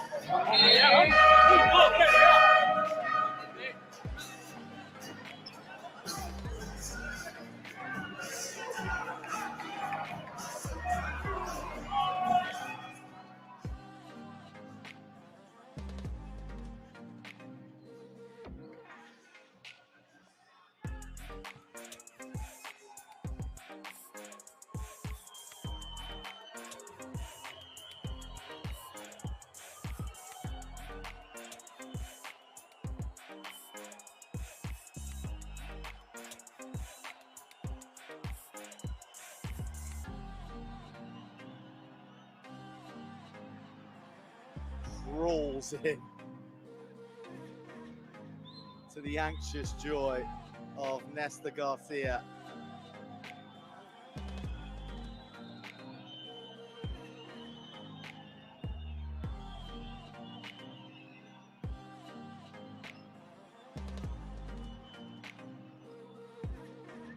Wow, the boy from the small town near San Cristobal misses at the second attempt. Here come, oh my goodness, Venezuela have leveled with a barnstorming strike from deep in their own half. Colmenares with the key touch after the searing pace of Edwin Mijares. And the Polideportivo Una is going wild.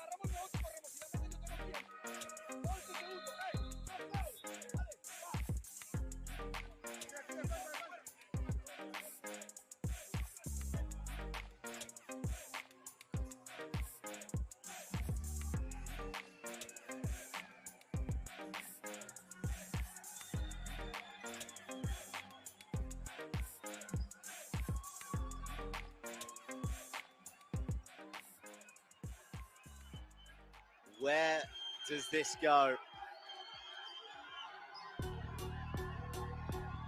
How does it end?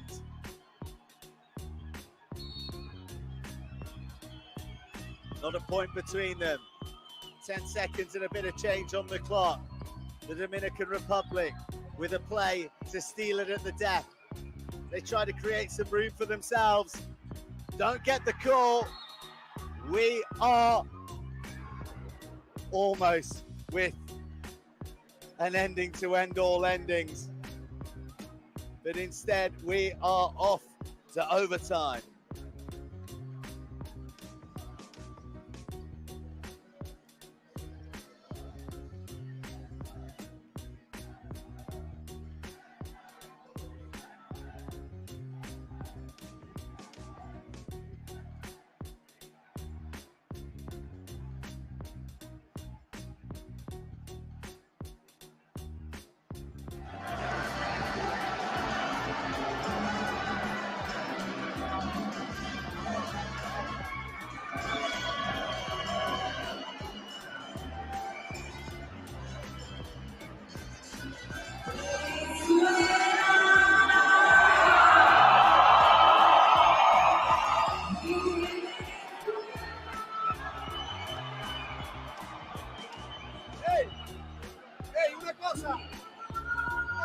Néstor. Vamos a correr, tu equipo está cansado. Si lo tienes que hacer, se te para el equipo, hazlo. ¡Ey! Primera ofensiva. Otra vez voy a poste bajo. Sí, Petare. Ascanio. Carly. Néstor. Tengo aquí, Petare. Adán, Ascanio. Hola. Sale moderador. Carly. Óyeme. Oye. Esta salida de Carly. Sí, se la pasa y va a tener esto limpio para que ataque con mano derecha. Se queda aquí o se abre la esquina. ¡Ey, defensa! No te defensa, dale, vamos, defensa.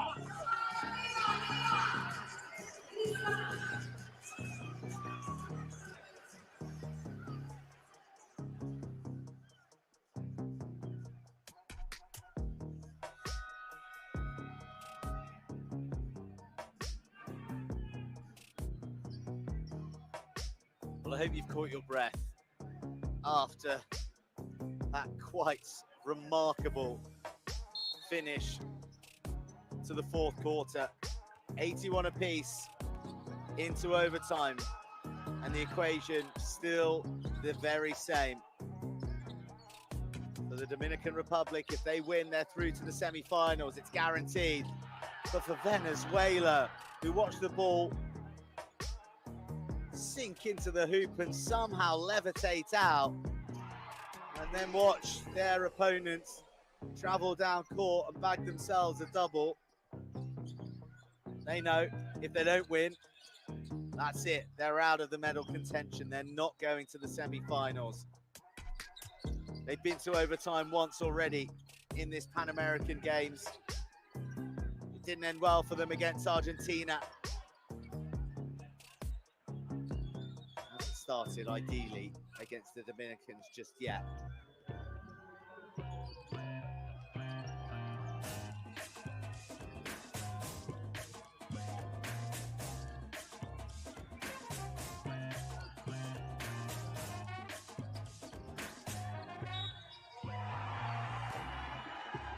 Big moment.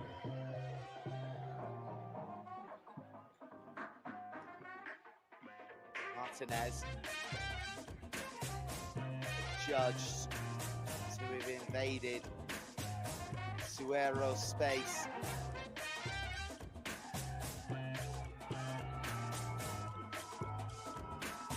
Leading by 4 already.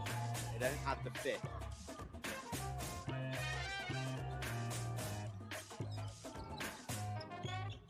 Torres, who's a man inspired in that fourth quarter. Linking up with the big man, who is outraged.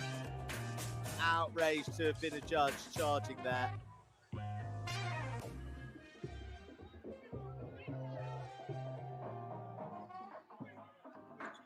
Colmenares.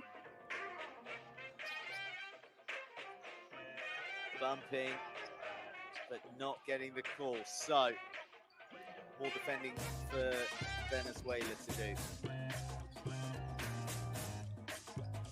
Perez shunted back. Perez, big points coming from a player who has got bigger with every quarter, Giselle Perez. Is responded to by Soho. They've got to stay in range. They can't allow the Dominican Republic to evade their clutches like they did Argentina yesterday. Argentina got too much of a jump on, and they just ran out of time. They ran out of opportunity.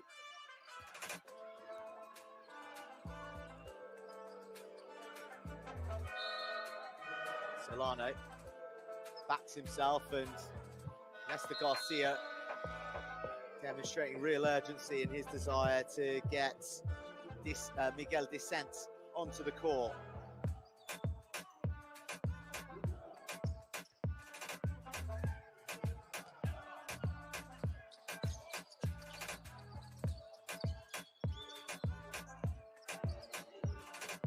Dropped in for Soho. He gets the blast from the umpire. Suero, 2 hands on.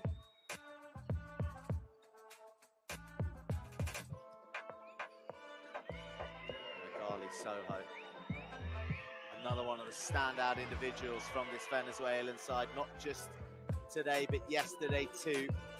4 from 6 from the free throw line. That'll do nicely.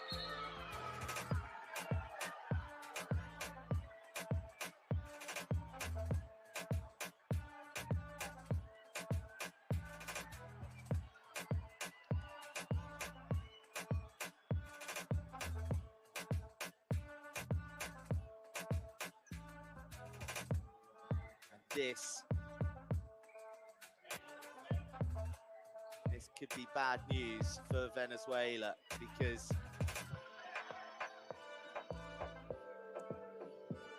they're the ones being penalised at the moment. They've asked for the video review against Guerrero.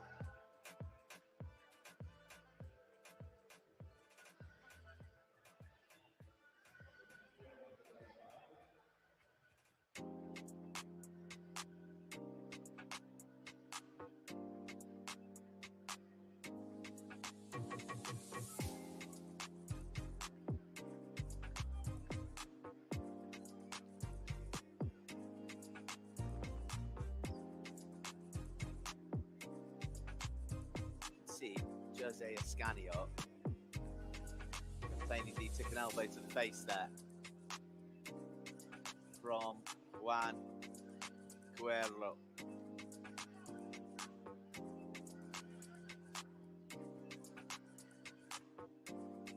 Anxious times.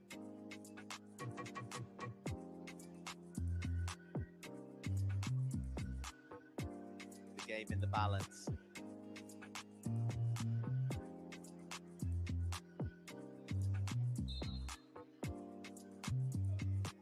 Judgment comes in.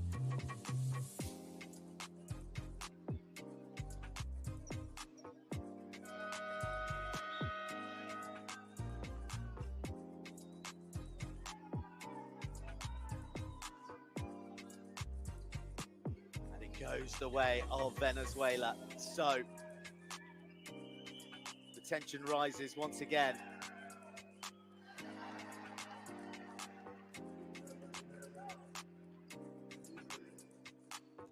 Jose Ascanio lands number 8 of 9 attempts. Make that 90%. What a performance from the foul line. From the forward. 1 point game. Once again. Defensive duties. Order of the day for Venezuela as the Dominicans. And Suero, eye up an opportunity. Descent can't land the shot.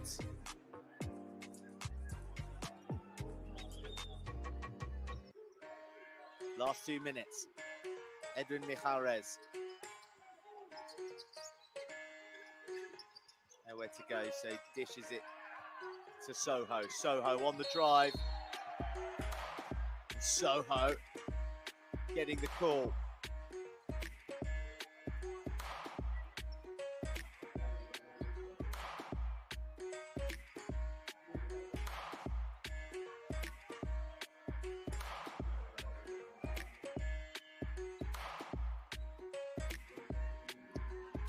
They've drawn a lot of fouls. It was in and then it was out. This the 33rd shot from the foul line. And the 24th to drop.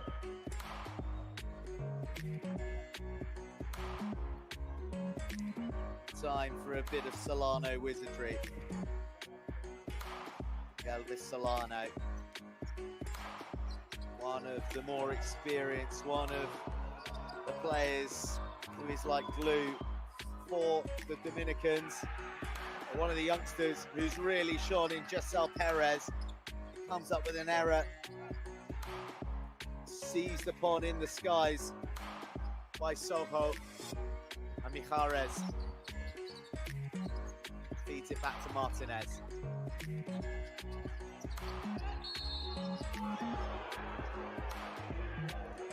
Ascanio goes as close as can be, but he gets the foul.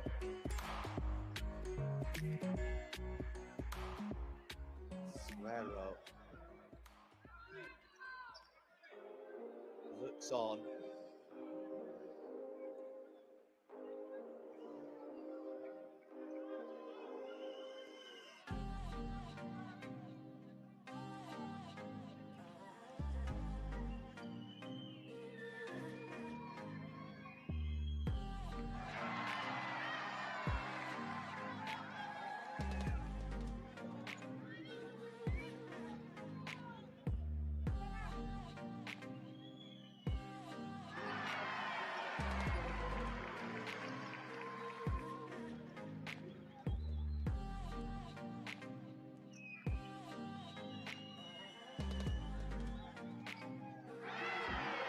Ice in his veins. Jose Ascanio with 11 from 12 from the free throw line. No, better than that. 12 from 13. An incredible individual display of nerve when the pressure's highest. Venezuela leading by 3. And the ball just not wanting to drop for the Dominicans at the moment.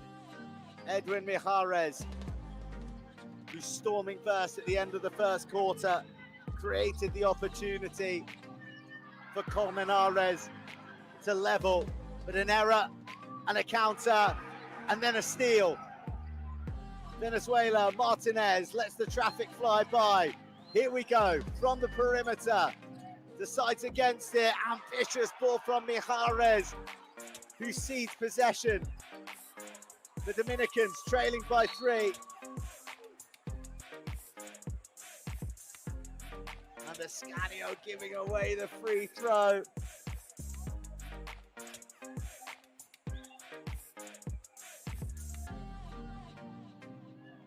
Wow, what drama.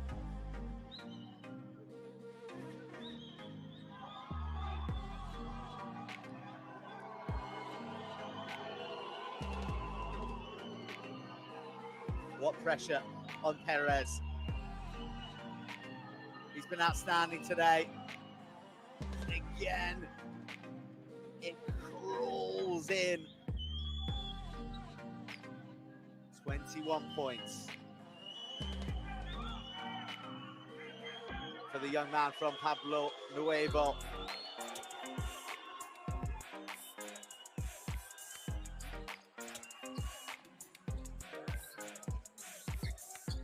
Seconds remaining.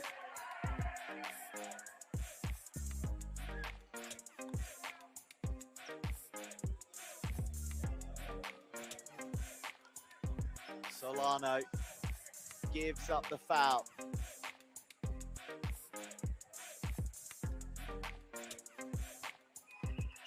go all the way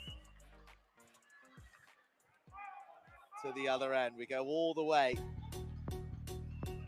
for Edwin Mijares to feel the heat of the Polideportivo Uno. Swoosh.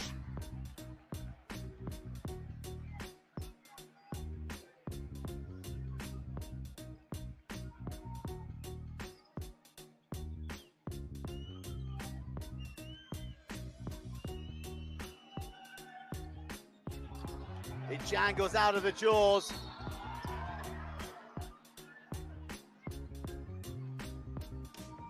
This time it's Mijares' turn to commit the foul.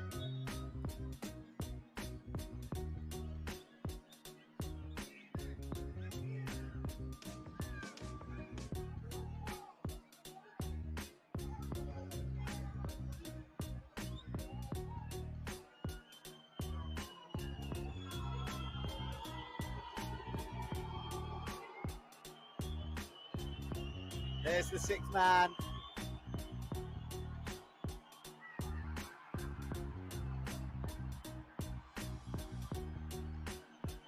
Garcia can only watch on and will Suero to make this one drop, which he fails to do. And as it jangles in the jaws, a couple more seconds elapse.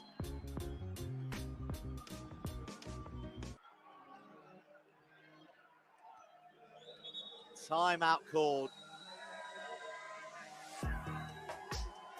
With the game impossibly balanced.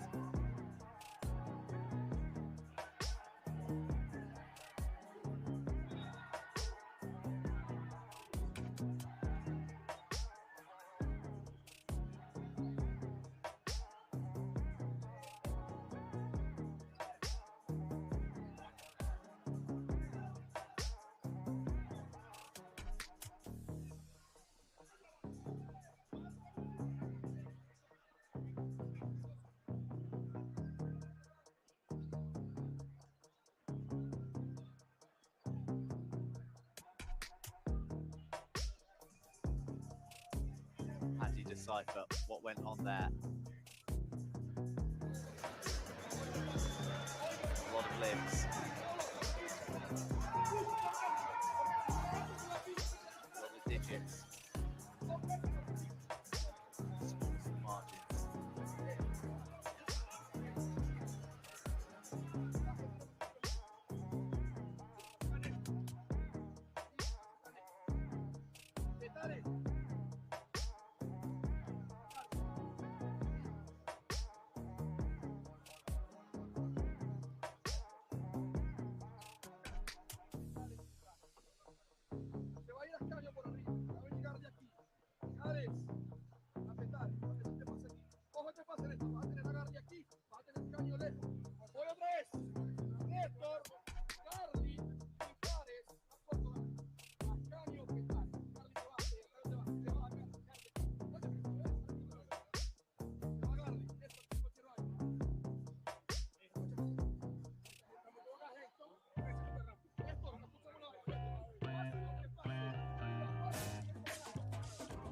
Well has come off the hand of Jose Mascano.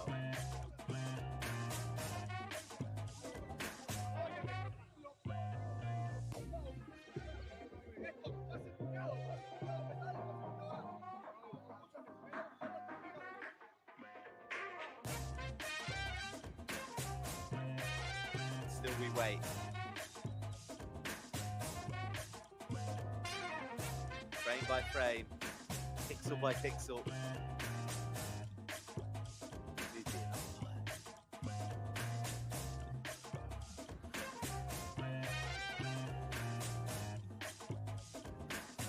I think that is Guerrero's hand, the last and most dominant.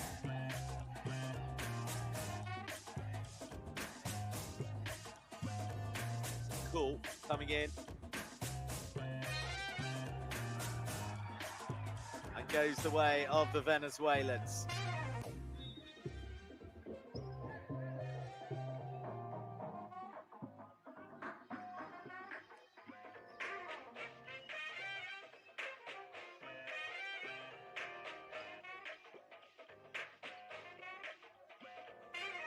what trick does Nestor Garcia have up his sleeve, along with his Dominican men.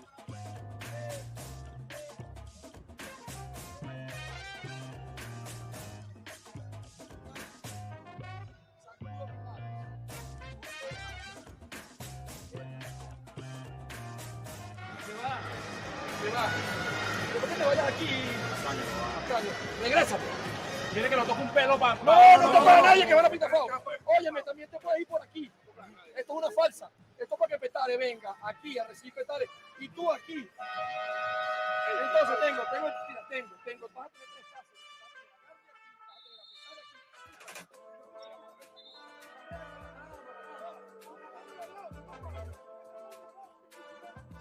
You've heard the master plan. Let's see it in action.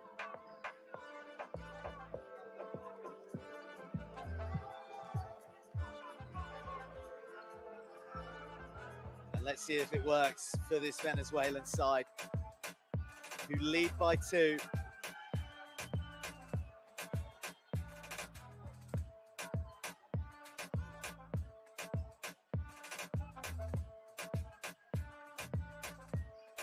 They have possession and have 3.6 seconds to negotiate on the clock. And time elapses and the deal is done.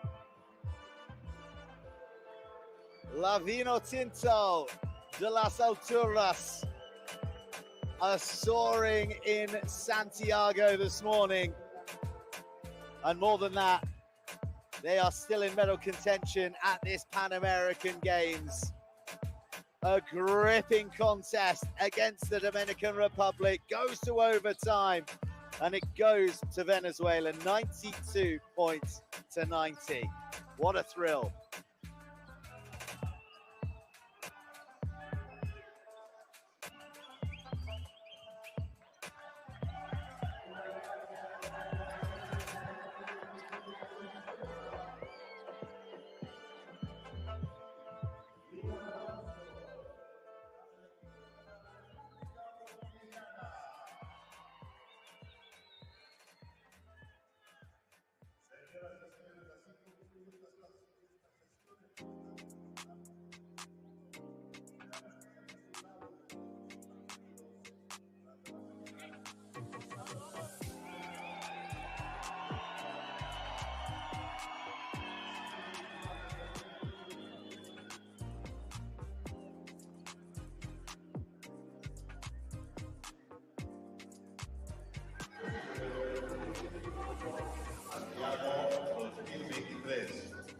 Queremos ofrecer a los espectadores unos juegos limpios, ecológicos y sostenibles.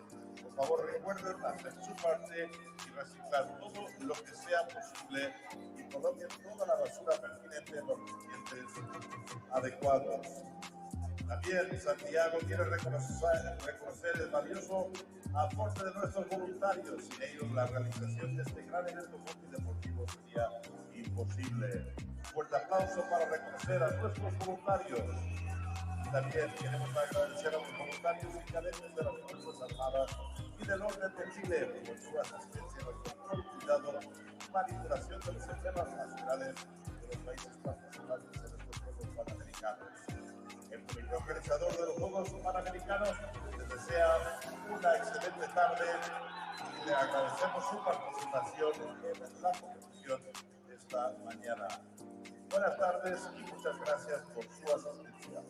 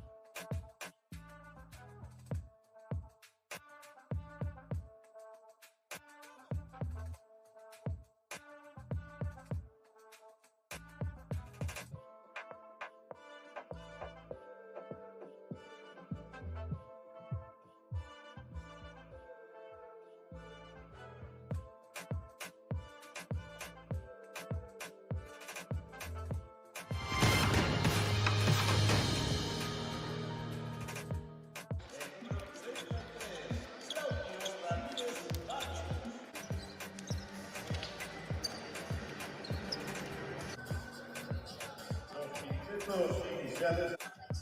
El equipo de Panamá, el 5 titular.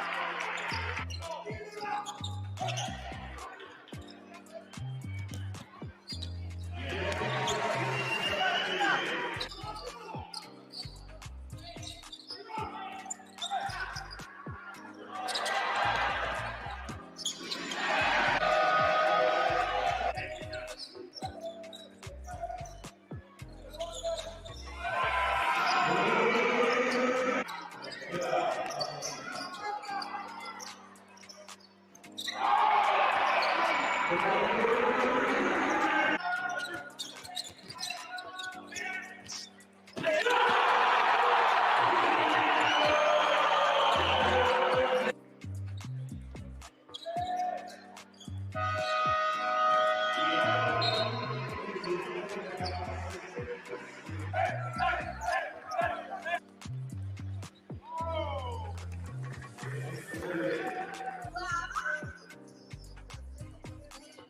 medallas.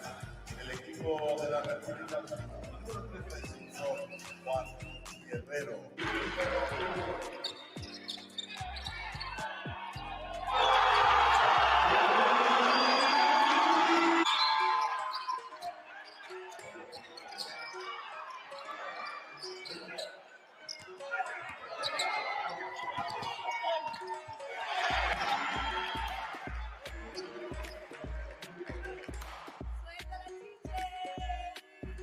Let's go. Vamos, equipo 1. Vamos.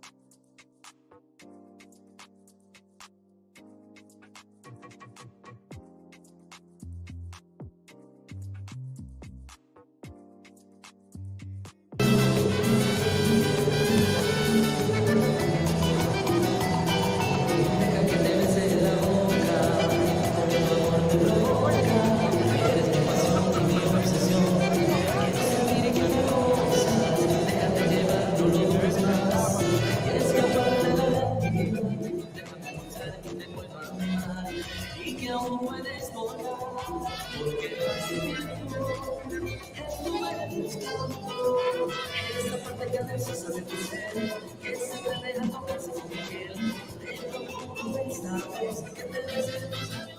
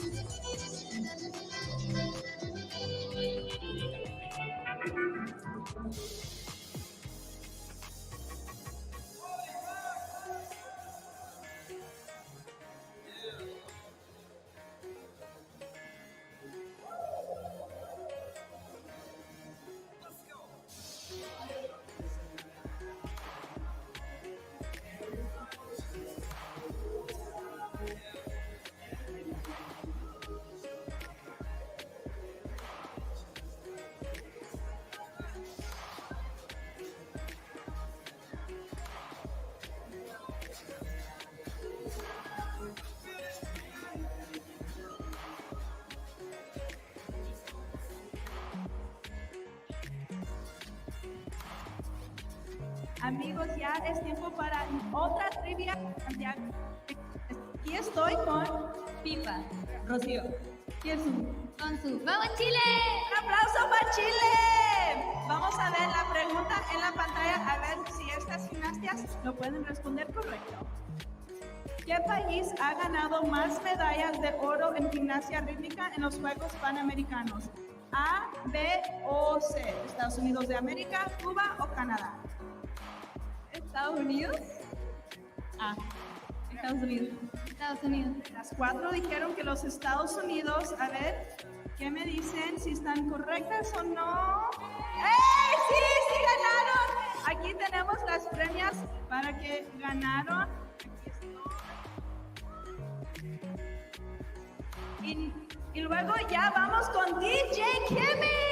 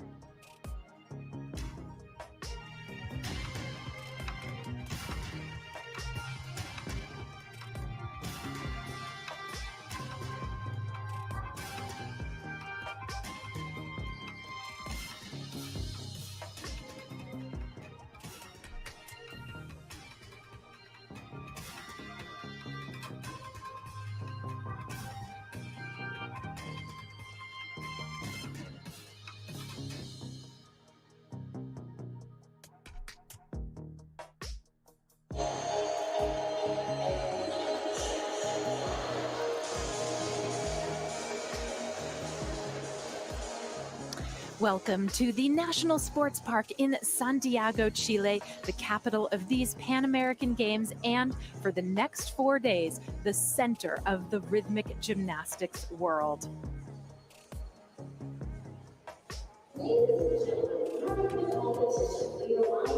At this Pan American Games, there is much at stake for the 18 individuals and 7 groups in one of gymnastics' most aesthetic and graceful disciplines. We'll come back to that in a moment. Right now, let's take a closer look at 2 of the 4 handheld apparatus used in elite-level competition.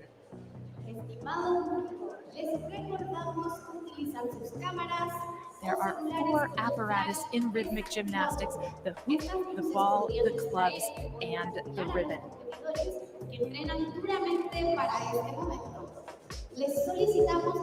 Each has specific requirements, although there is a bit of leeway, particularly with the hoop and the ball, the apparatus that we will be focusing on today.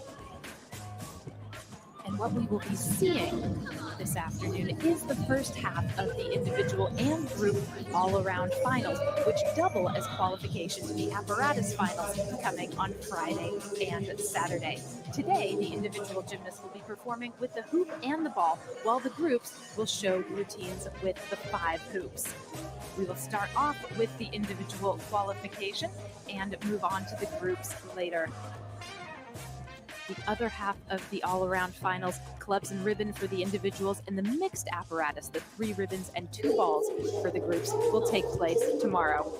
And if all that seems a little befuddling, don't worry, it will become clearer as we go along. The anticipation is running high in this arena, and with good reason, because at these Pan American Games, in addition to the all-around and apparatus glory to be had, there is a spot at next summer's Olympic Games in Paris that is up for grabs for the top eligible all-around finisher in both the individuals and the groups. More on that in just a moment. Here is a look at the start list for the hoop competition. We will be leading off with Lina Dusan, the experienced Colombian competitor in her 2nd Pan American Games. Also to keep an eye on the likes of Lily Mizuno, the U.S. champion, Evita Griskenas, who is performing late in the lineup. She is the all-around champion, reigning at this Pan American Games.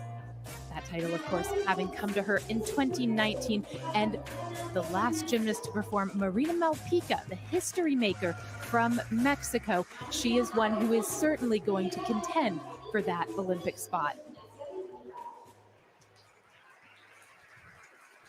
But what a competition we have in store. Medal favorites are simply everywhere you look. We already mentioned Evita Griskenas and Lily Mizuno, the top 2 from the United States. There's also Bárbara Domingos of Brazil, the highest Pan American finisher at the World Championships in August. She is currently ranked 11th in the world, and we could potentially see really fantastic scores from her.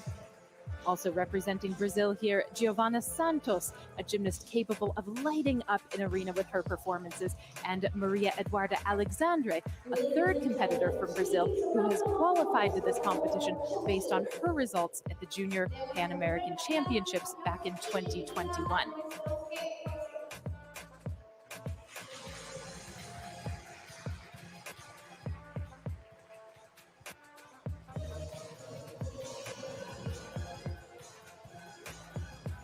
We are almost ready to begin the rhythmic gymnastics competition at these 2023 Pan American Games in beautiful Santiago, Chile. Individual competition will be up first, followed by group qualification just a bit later.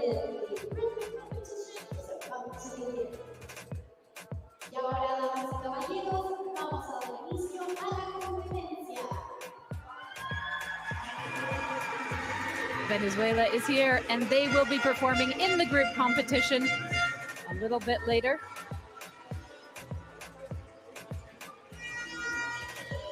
But the first gymnast to take to the carpet is a Colombian.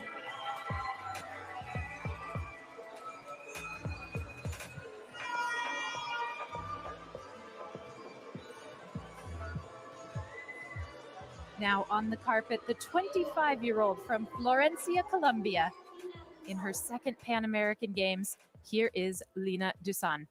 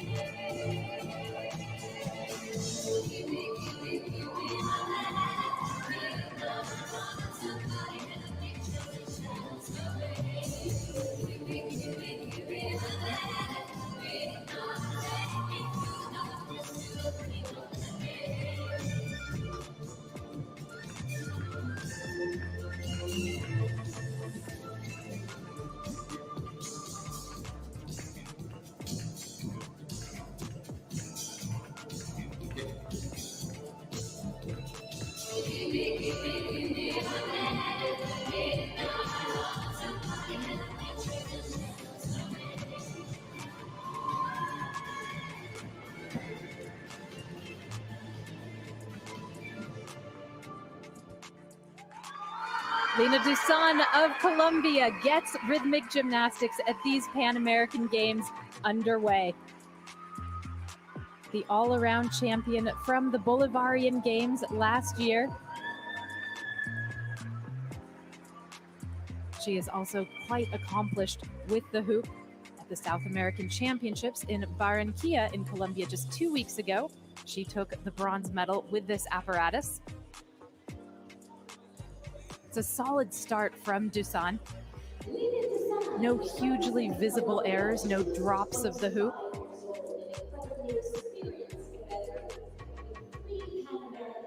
She catches it unsighted, using parts of the body that are not the hands. All of that helps her build difficulty.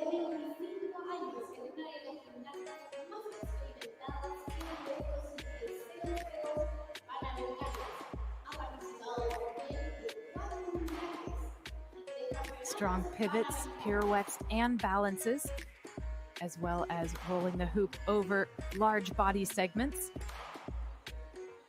Many of those things a requirement in each routine in rhythmic gymnastics.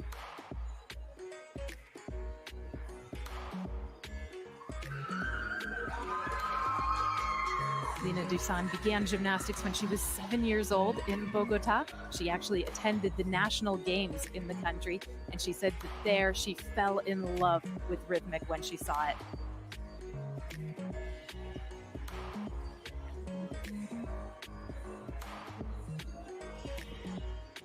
She has been to 4 World Championships and finished 9th in the all-around at the Pan American Games 4 years ago in Lima.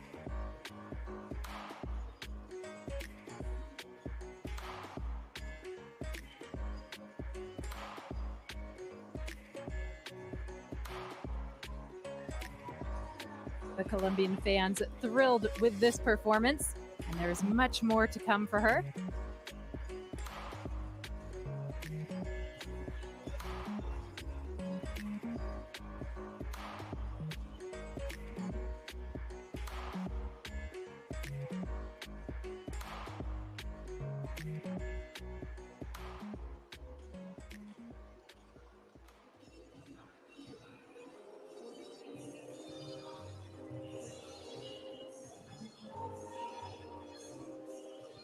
Dusan has an incredibly long list of accomplishments at the Pan American level. She was the silver medalist in the all-around and took a bronze with the hoop at the Central American and Caribbean Games in El Salvador earlier this summer.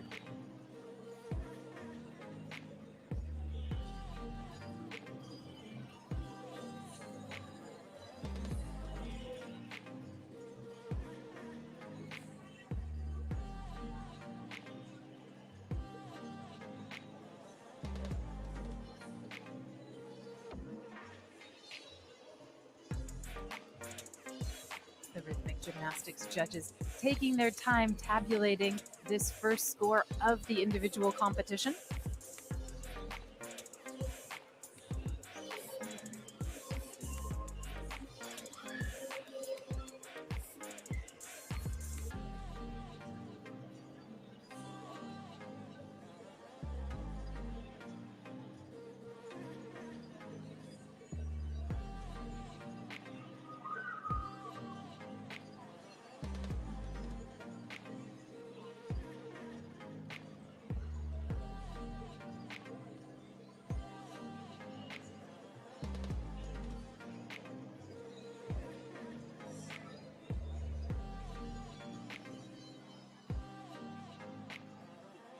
In this first segment of the competition, we will be seeing gymnasts competing only with the hoop. So all 18 competitors will do their hoop routine, and that will be followed by all 18 competitors doing their ball routines.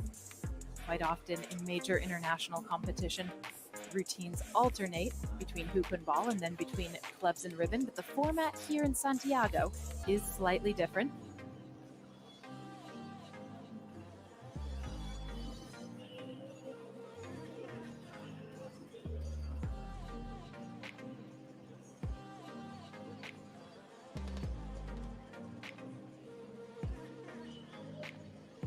Let's have another look at the work of Lina Dusan.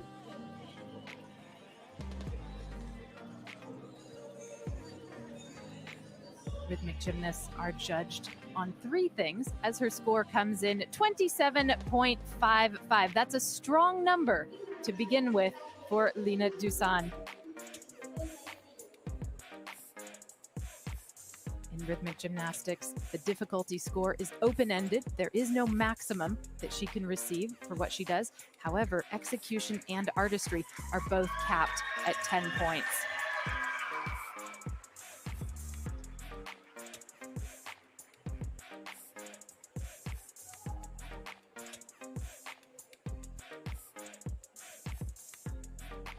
At this competition, a total score of, say, 30 and above could be considered a very good number. 27.55 for Dusan is a good beginning as well.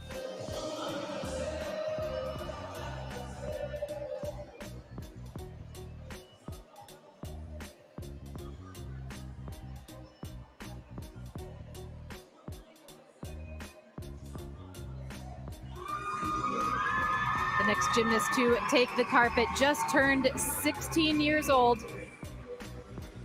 She is a young Brazilian whom many are predicting has a great future in front of her. Here representing Brazil, Maria Eduarda Alexandre.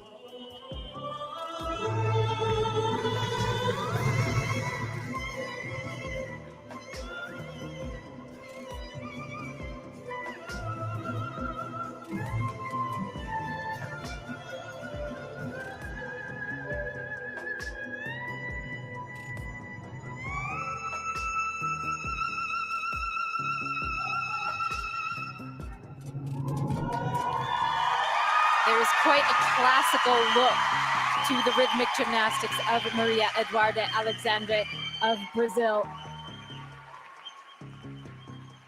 All three Brazilians in this competition have quite different styles.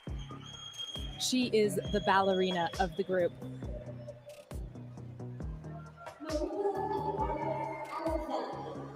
It's lovely, graceful work.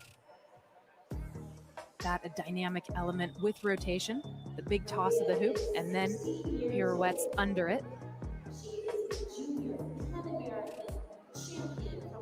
A beautiful staggering leap as well.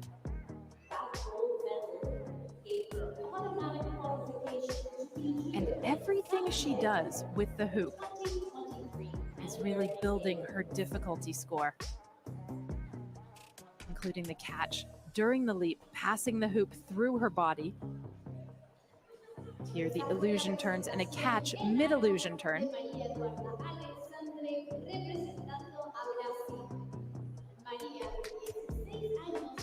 Good pivots with leg at horizontal. She's trying to keep the leg at 90 degrees, not letting it drop below.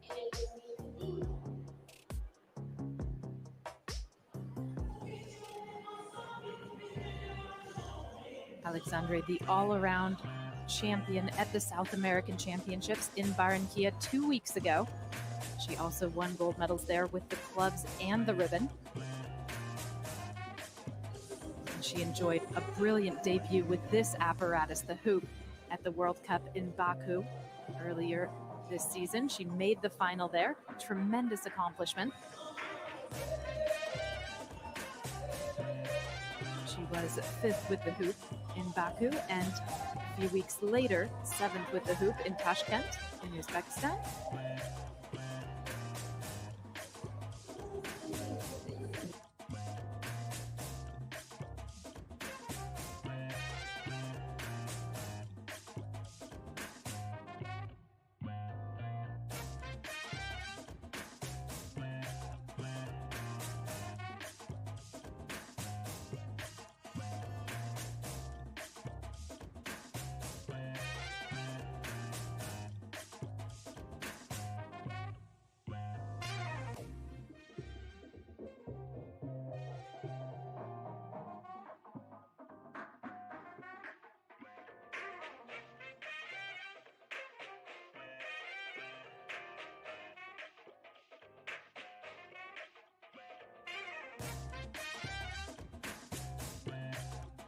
And once again, the throw, 3 forward rolls under the trajectory, and a dramatic finish.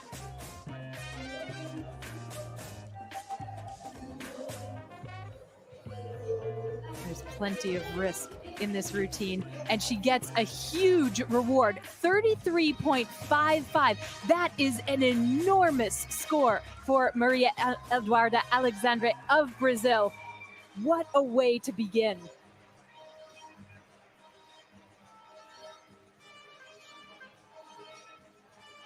Representing Cuba in her second Pan American Games appearance. Now taking the floor, the 23-year-old from Granma, Retel Mendoza.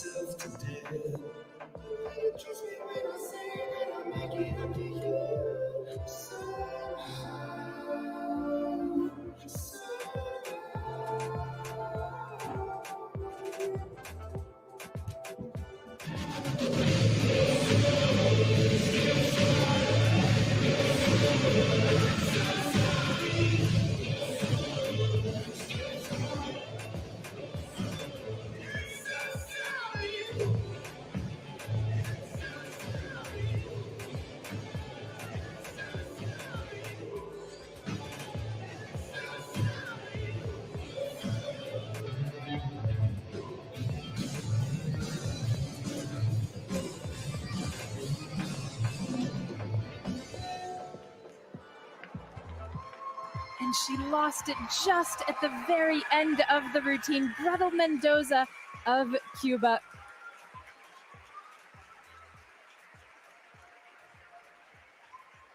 Mendoza, 6th all-around at the 2023 Central American and Caribbean Games this year.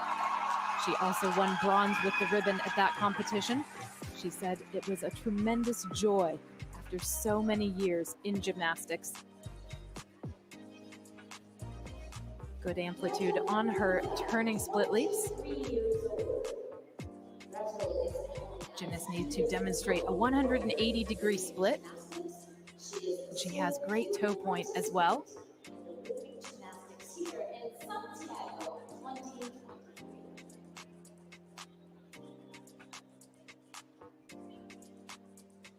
Here is one of her dynamic elements with rotation. Once again, she does 3 forward rolls while the hoop is in the air and then catches it, passing it through her body.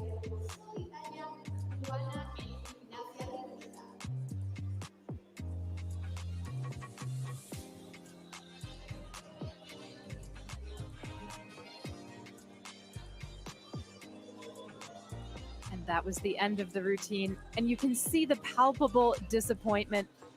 There will be a significant deduction that comes from the loss of the apparatus.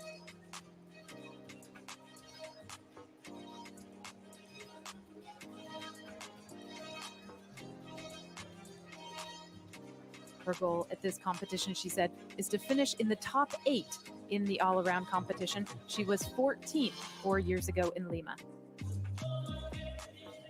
And what marked that competition was the way that she had difficulties with her rhythmic gymnastics shoe. It actually came off of her foot in a couple of routines. The score for Gretel Mendoza with the hoop, 25.15.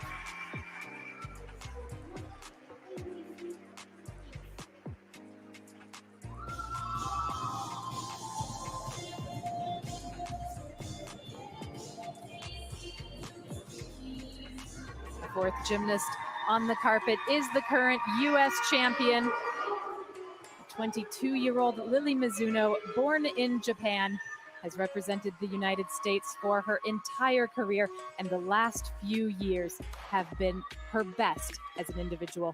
From the United States, Lily Mizuno.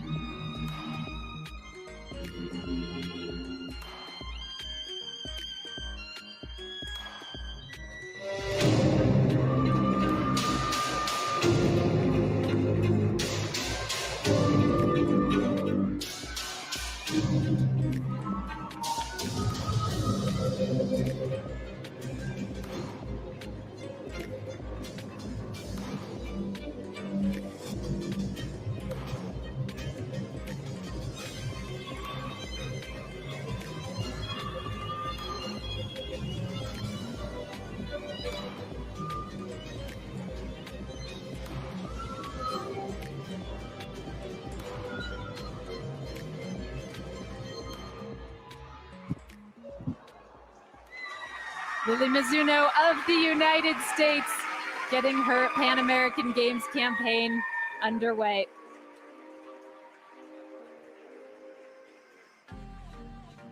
There were 2 moments in this routine where things didn't go quite as planned.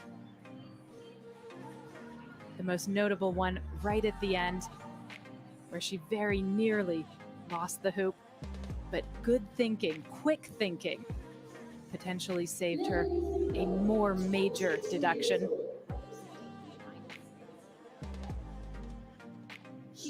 She has been in the top 5 in the United States for the last several years. She was overlooked for a lot of the major international competitions before the Tokyo 2020 Olympic Games, and she took an opportunity to compete with the US group in Tokyo. And then she said she wanted to come back to individual competition, and since then, she has been better than ever. She made her World Championship debut in 2021 and competed at the World Championships for the next 2 years, including in Valencia in Spain this summer. There at the end of the routine, you can see how she barely keeps the hoop under control. The judges will see that and apply a deduction, but once again, it is not as significant as the deduction would have been had she completely lost the hoop the way that we saw from Gretel Mendoza.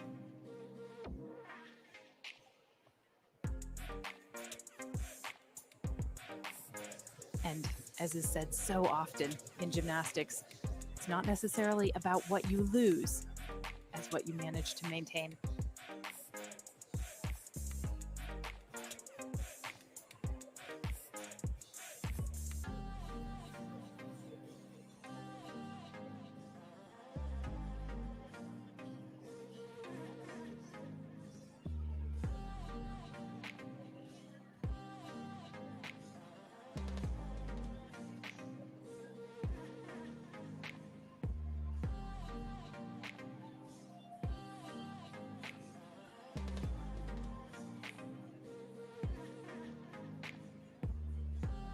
Here are her turning leaps. There's an example of body difficulty in rhythmic gymnastics. Those are the jumps, the leaps, the turns, the balances.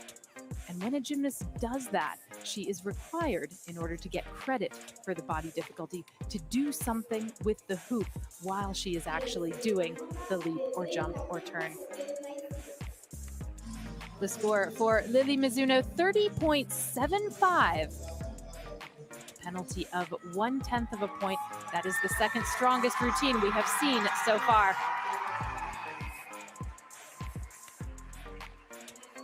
And now representing Brazil,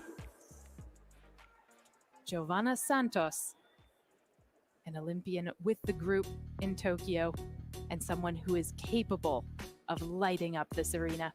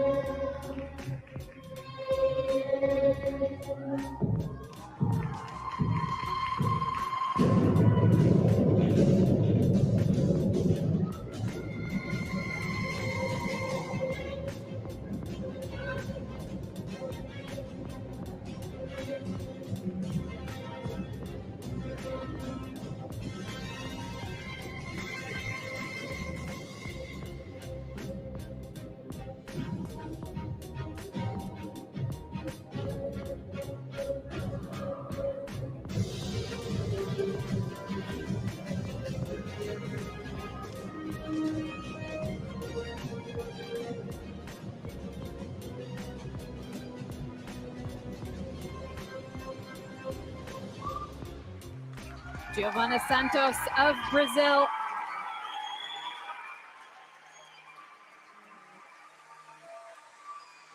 She thrills with the quality of her performance. Unfortunately, in this exercise, there were 2 places where she did lose the hoop. And when you lose the apparatus, what actually the deduction depends on is how many steps she takes to retrieve it. She'll lose half a point just for letting it get out of her control. And then if a gymnast takes 1 to 2 steps to get it back, the deduction is 0.7. 3 or more steps, it's a full point.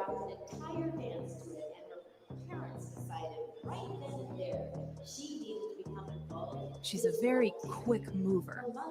Her chaîné turns, her forward rolls, all of it done with great acceleration. And that means that she can pack quite a lot of difficulty into these exercises.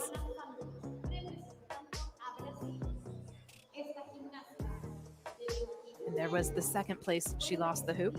It's probably less of a deduction than the first time because she didn't have to take as many steps to get it back.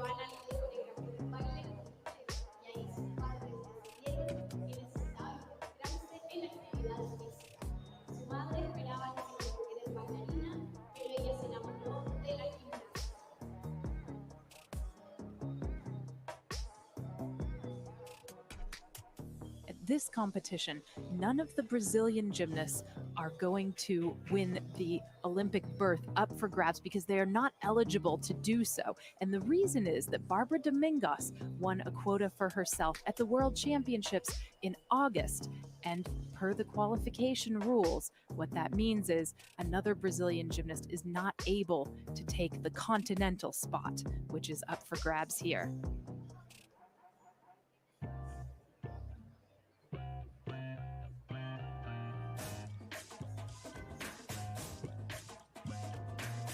There's plenty to be won, however, for the Brazilians. 5 medals up for grabs, 5 gold medals, rather, up for grabs in the individual competitions.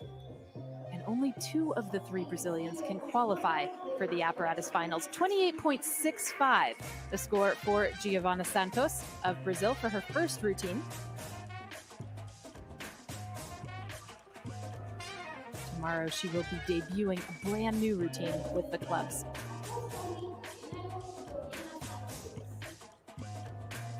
And this is a moment of history for Costa Rica because the gymnast taking to the carpet is the first Costa Rican gymnast ever to qualify for the Pan American Games. Meet 16-year-old Gloriana Sanchez.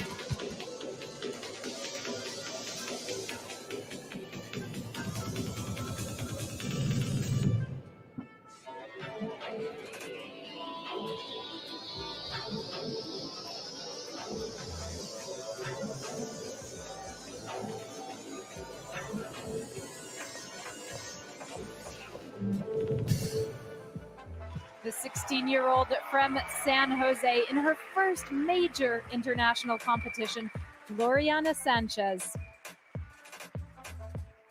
Her presence here really underscores the growth of rhythmic gymnastics in Costa Rica.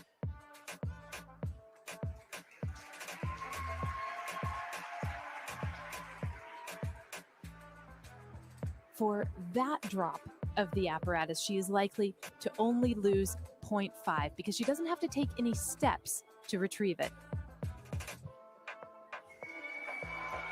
That one will be more costly, however. There is no deduction for having to use the replacement apparatus, but there is a deduction for the hoop going out of bounds, and then for the gymnast going out of bounds to have to grab the replacement apparatus. It will be at least 1.6 anytime the apparatus is lost outside the floor area. It's a point deduction, and then 0.3 for her going out of bounds, and 0.3 for the apparatus going out of bounds.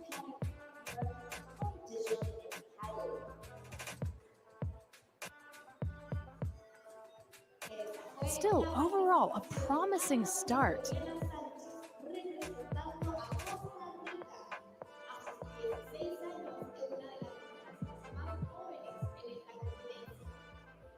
She has been to the Central American and Caribbean Games this year. She made the apparatus finals with the clubs and with the ribbon. Absolutely unprecedented for a Costa Rican rhythmic gymnast.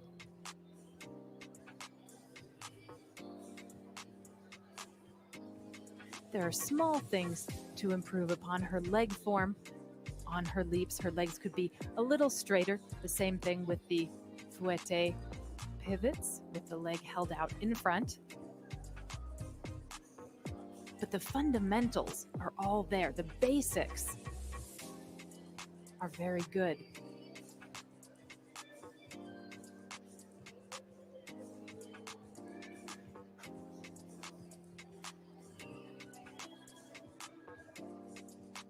And we would do well to remember that she is just 16 years old. She herself said she never thought that she would be at this level so young and be competing against athletes that she says she admires so much.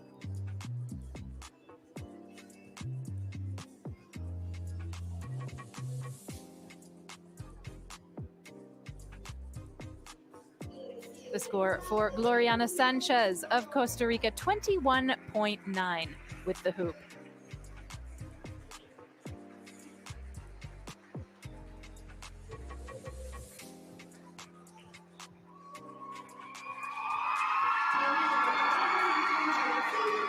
A huge roar greets the entrance of the next gymnast. Ranked 11th in the world, Bárbara Domingos of Brazil.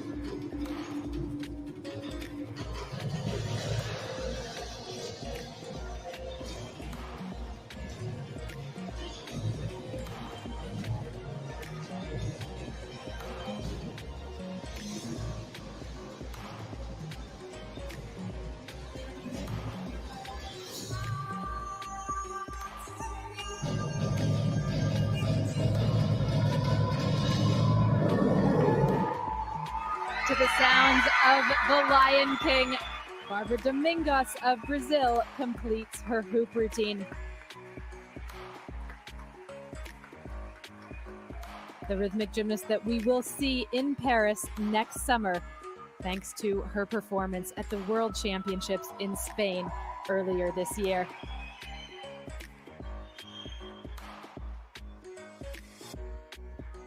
She has a brilliant classical style. And no matter how far the hoop goes from her, she seems to have complete mastery over it in everything that she does. There's wonderful little stylistic touches in this routine, nods to the theme of the music.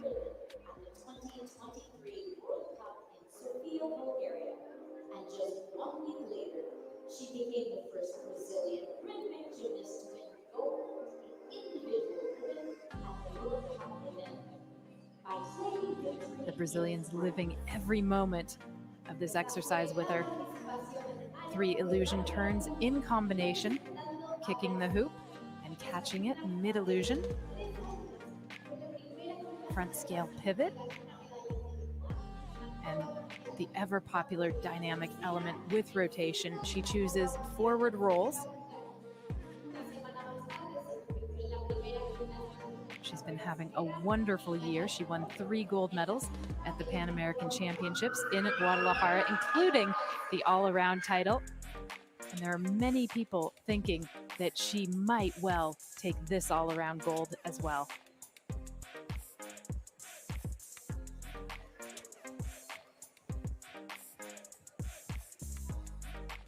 Her list of accomplishments is very long. Among them, she is the first Brazilian rhythmic gymnast to qualify for an individual final at the World Championships, the first Brazilian to qualify for an apparatus final as well.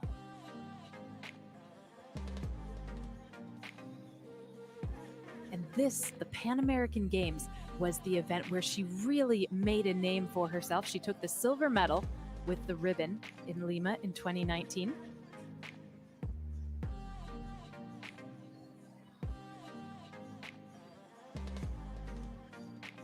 And additionally there, she was 4th in the all-around. That might be just a little more motivation here in Santiago. 32.0, the second strongest score we have seen with the hoop so far. And Dominguez actually trailing her younger teammate, Maria Eduarda Alexandre. Alexandre scoring 33.55.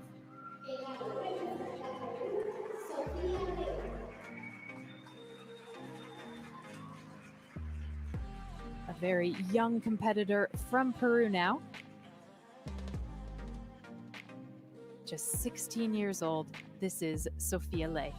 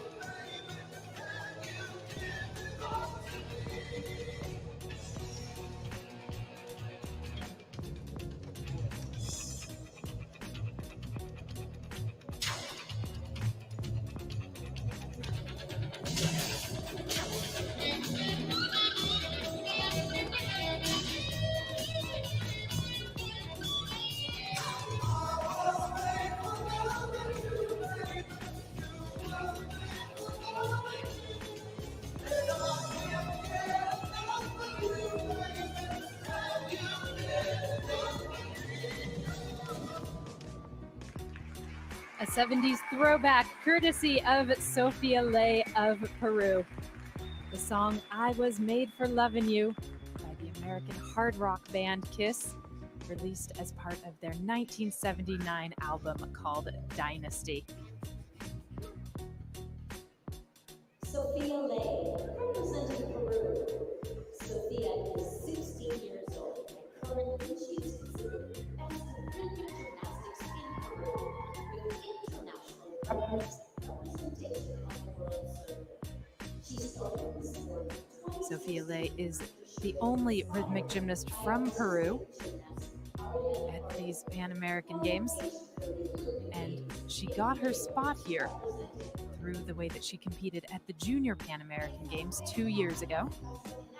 She says that she's very proud to represent her country and to demonstrate that rhythmic gymnastics in Peru is growing. And that's something of a theme amongst the gymnasts of the Pan American nations. We are seeing participation at the World Cup level of countries like Peru that are just beginning to make their way internationally.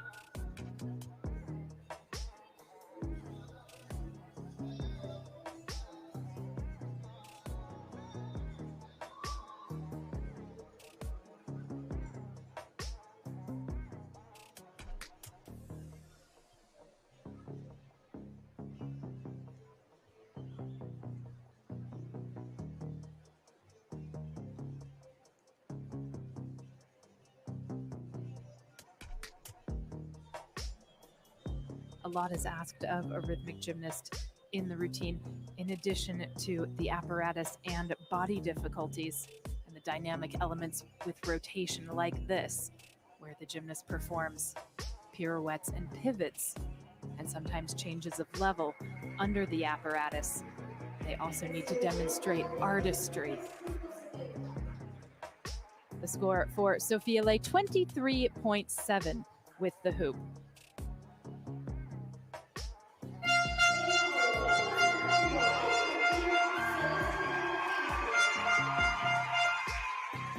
Now taking to the carpet, the 20-year-old from Argentina and potentially a dark horse in this all-around competition. This is Celeste D'Arcangelo.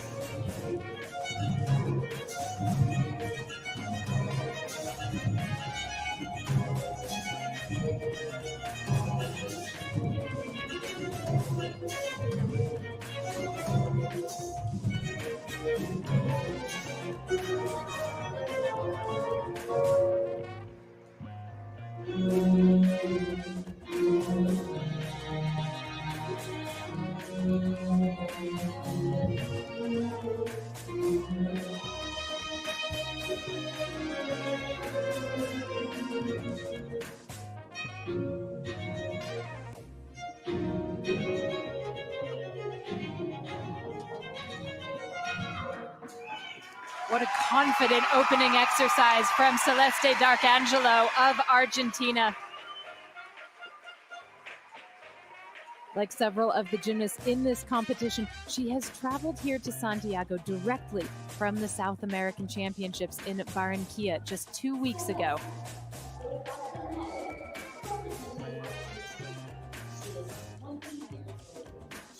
Sometimes everything just goes right for a gymnast on the carpet, and this looked like one of those routines. She was the hoop gold medalist at the South American Championships behind Maria Eduarda Alexandre. She also took the all-around silver medal there.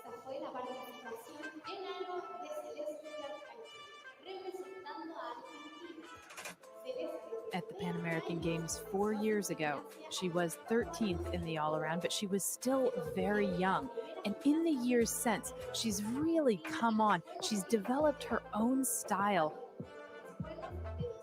And her execution is very clean.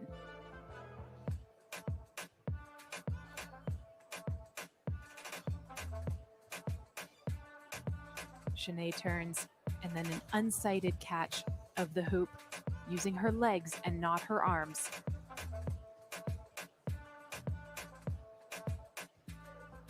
All of that getting her difficulty tense. And right up until the end of the routine, she is working to earn that difficulty. Celeste D'Arcangelo comes from quite an athletic family. Her older brother, Hernan, actually won a bronze medal in squash at the Pan American Games in 2011.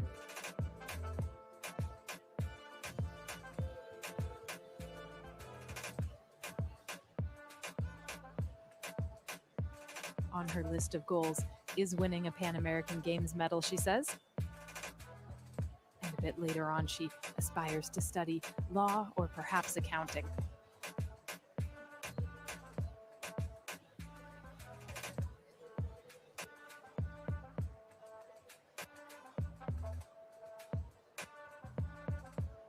That's a hit first routine for Celeste D'Arcangelo.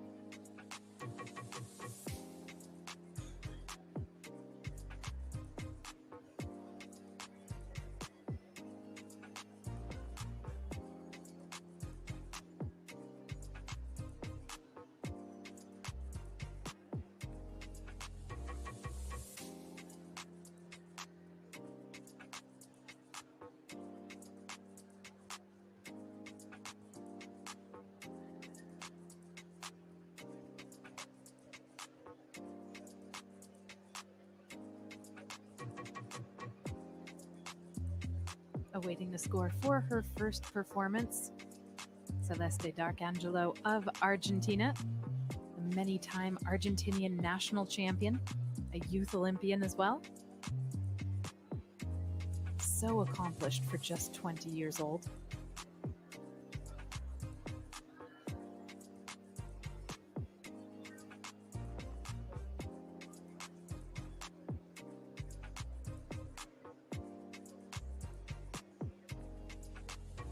Top score with the hoop so far, 33.55, posted by Maria Eduarda Alexandre.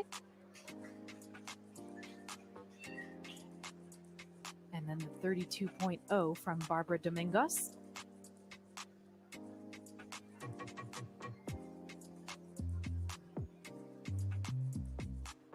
The top 8 with the hoop at the end of this qualification round will advance to the apparatus final. Same thing with the ball. And tomorrow, same with the clubs and the ribbon.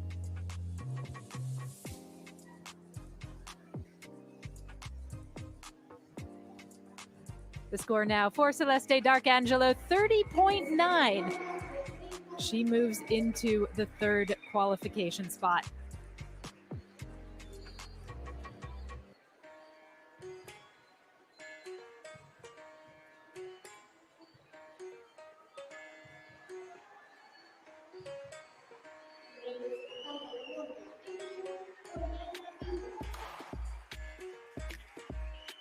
Representing Colombia now, the 21-year-old born in Caracas, Venezuela.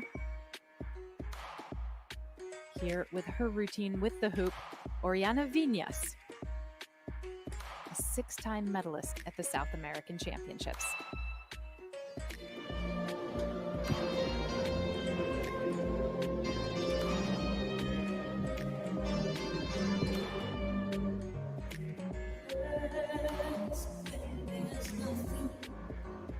But a slow glowing dream that your fear seems to hide deep inside. All alone I have cried silent tears full of pride in a world made of steel, made of stone.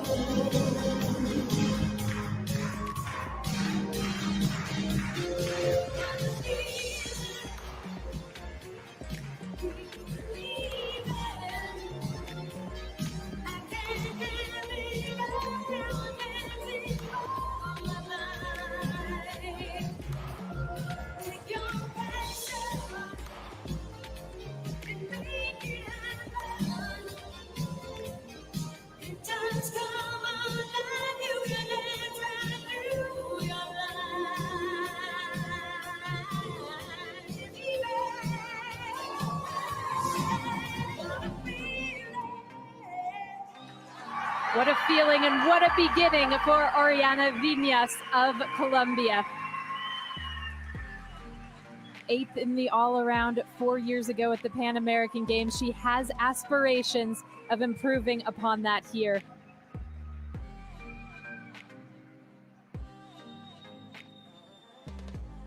Oriana Viñas was born in Venezuela, but her father is Colombian, and she attained Colombian citizenship when she was 12. 2 years after that, she moved to Colombia following her coach.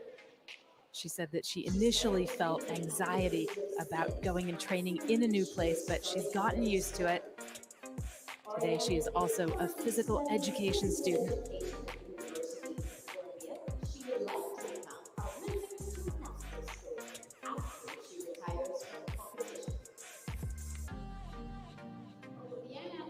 This is the apparatus where she had her best performance at the World Championships this year. And she also had a top 8 finish with the hoop at the Pan American Championships in 2021.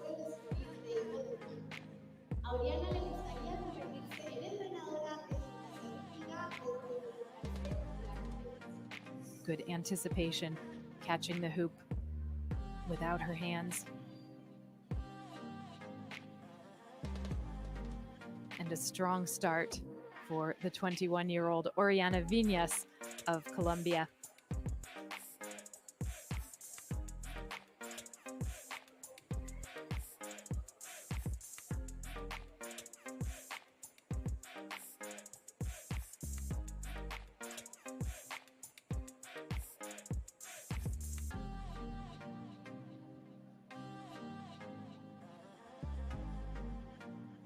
It's a really fun, upbeat performance that she gives to the music from Flashdance.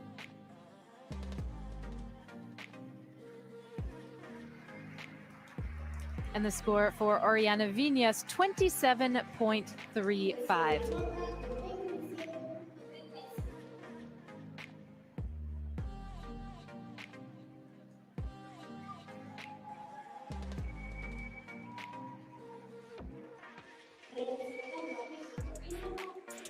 The next to perform is a highly experienced competitor from Mexico, the all-around bronze medalist at the Central American and Caribbean Games this year. Here is Lydia Juarez.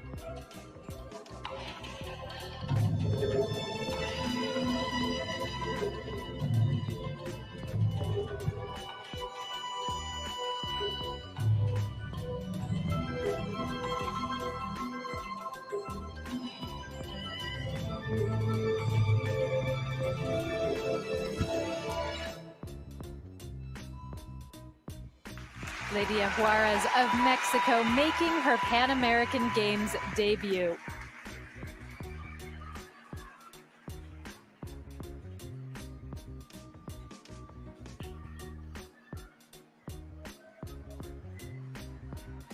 The ubiquitous illusion turns in combination with a throw.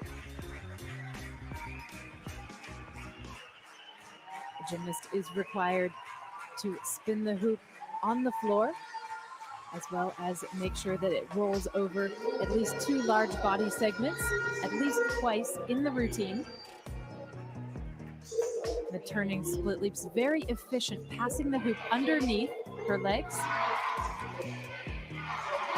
That's what gives it credit for being a body difficulty. And she earns several tenths of difficulty for each one of those. So doing them in combination is very important. There are also tenths of points to be had for combination bonus.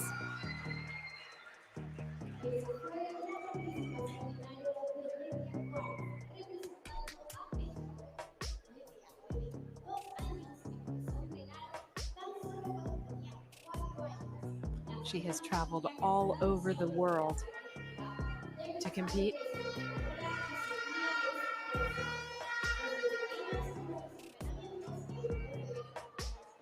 And it seems she was almost destined to be a gymnast. She was born into a rhythmic gymnastics family. Her mother is a coach, her aunt is a judge.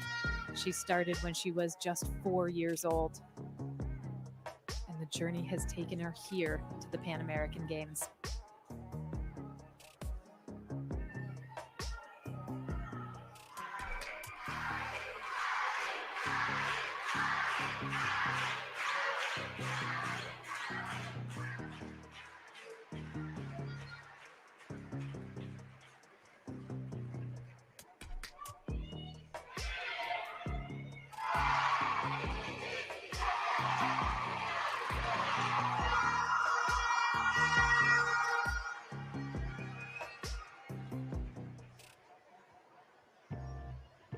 The score for Lidia Juarez of Mexico, 28.15 with the hoop, the sixth strongest that we have seen.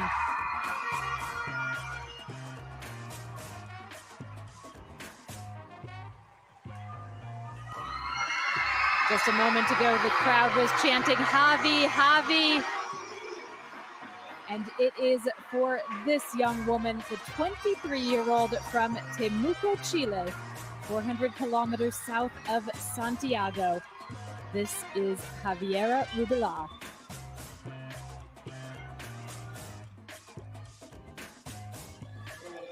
'15th strongest at the Pan American Games 4 years ago, and now performing at home.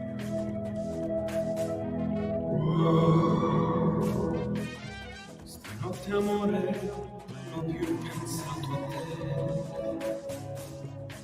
Aperto gli occhi per guardare intorno a me. Intorno a me girava il mondo come sempre.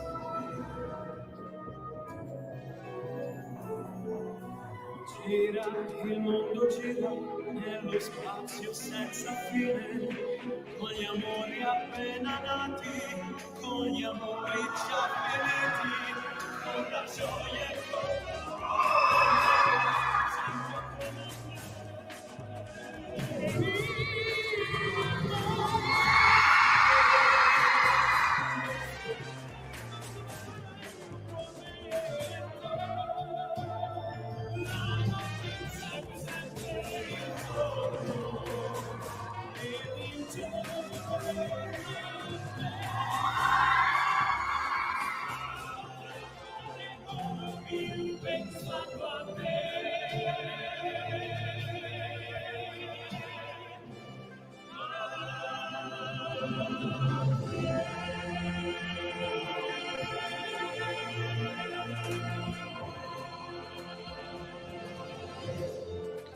Strong Chilean representation and masses of support and applause for Javiera Rubilar.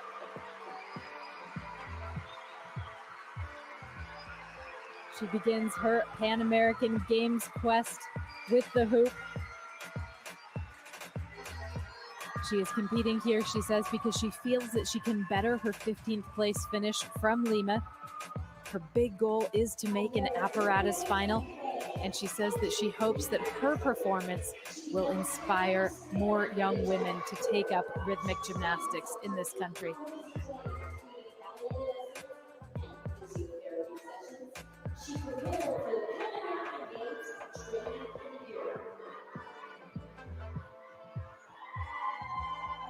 Javiera Rubilar initially followed her older sister into gymnastics. Her sister eventually left rhythmic, saying she found it a bit too demanding of an atmosphere, and she became a basketball player. But Javiera found her calling in the rhythmic gymnastics gym. She has now competed at 2 world championships and at the Bolivarian Games last year. She won bronze in the all-around competition and a pair of silver medals in the apparatus finals.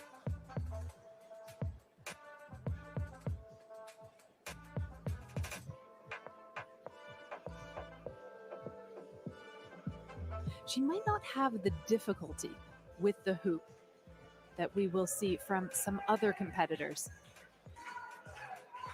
But this routine was also executed without a major error. A good beginning for Javiera Rubilar.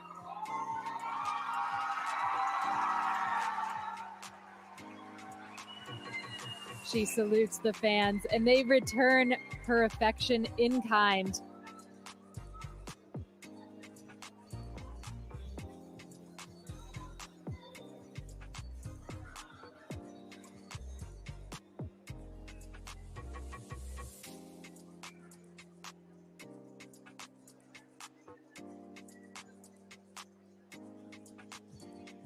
She's a much different gymnast than the one that competed at the Pan American Games 4 years ago.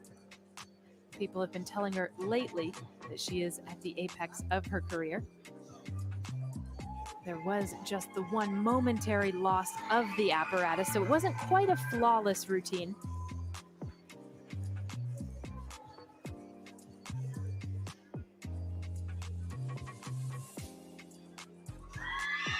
Once again, when a gymnast loses the apparatus, it's the number of steps that she has to take to retrieve it that the deduction is based on.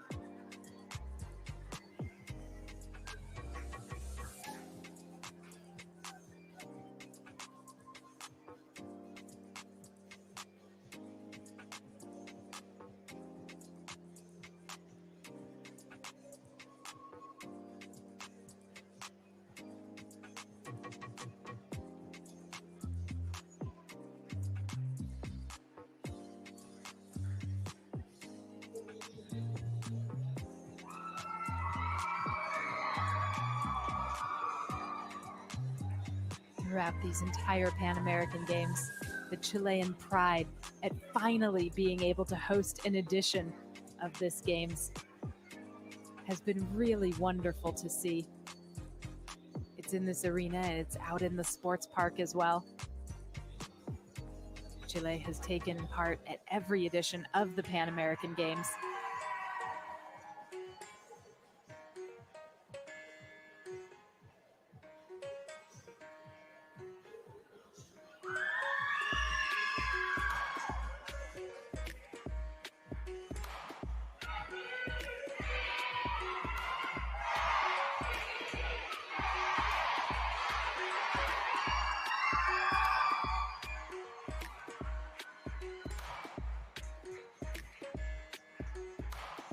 Rubilar really having a long wait for her score, but the fans don't seem to mind, do they?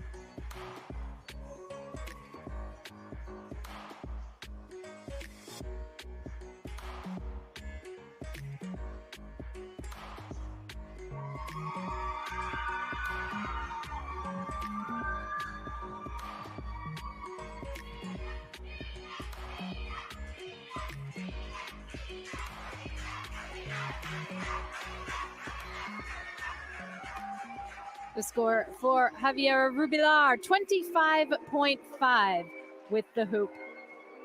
That currently puts her into 9th place. Still leading the competition, Maria Eduarda Alexandre of Brazil.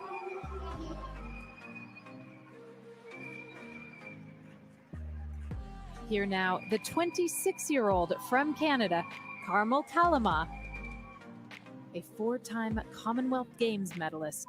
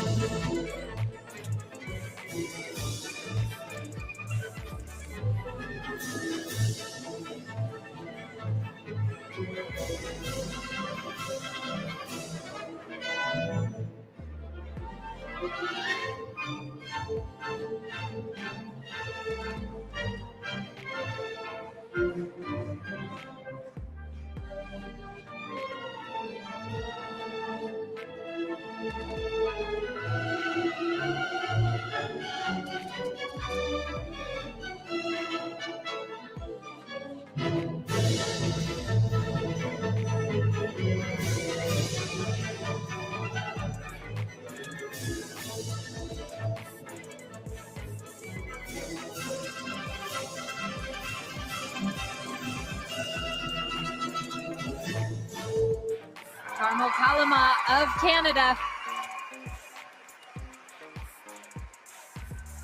Performing it to Los Toreadors from the Carmen Suite by Georges Bizet. With the World Championships having been held in Spain this year, we are seeing quite a few performances with a certain Spanish flair, shall we say. Kalama has a wonderful pedigree in rhythmic gymnastics. Her mother, Janneke Mulder, was a world champion in rhythmic group gymnastics during the 1980s. And she was born in Estonia, in Tartu, and she represented Estonia at the World Championships early in her career, but she has been living in Canada for a decade now. This is actually her second time competing at the Pan American Games. She was a member of the Canadian group in 2019 in Lima.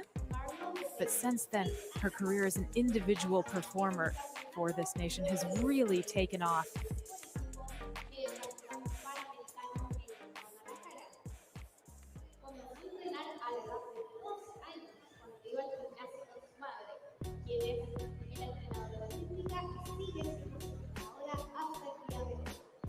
At the Pan American Championships, Carmel Kalama has won 4 bronze medals over the years, including the all-around bronze last year.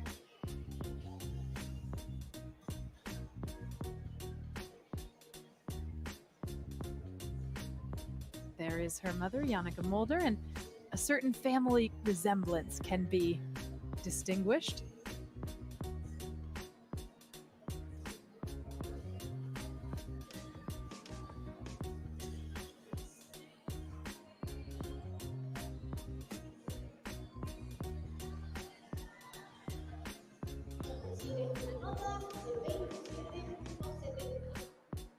The score for Carmel Kalama of Canada, 27.7 with the hoop. And with that, she has launched herself into the top 10.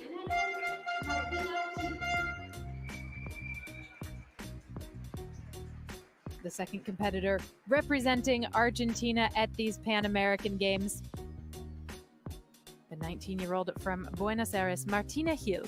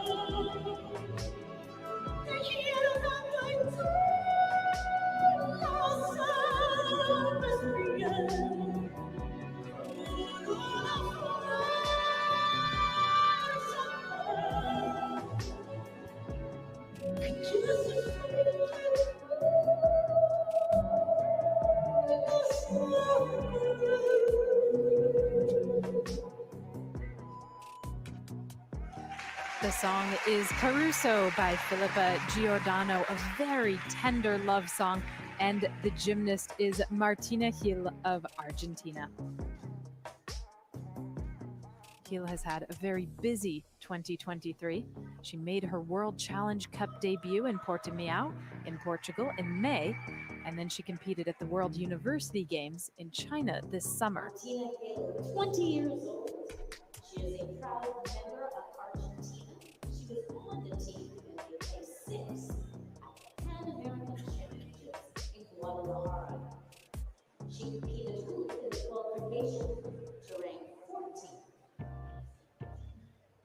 turning switch leaps are very nice, turning split leaps even.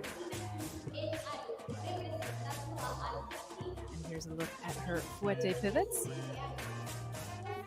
And that's the dynamic element with rotation, kicking the hoop into the air, changing levels as she rotates her body, and then once again catching the hoop using her legs and not her arms.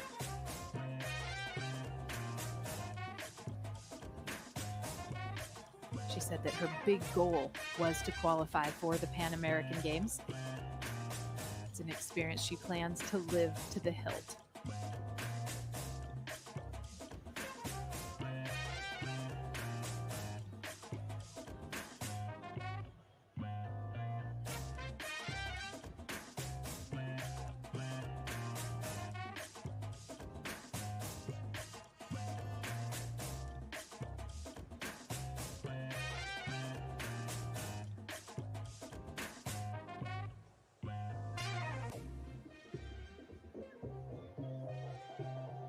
She incorporates an illusion turn into her choreography. And the balances, remember, have to be held for at least 1 second. If the gymnast is seen to be adjusting herself to get under the apparatus in order to catch it, there is a slight deduction for that.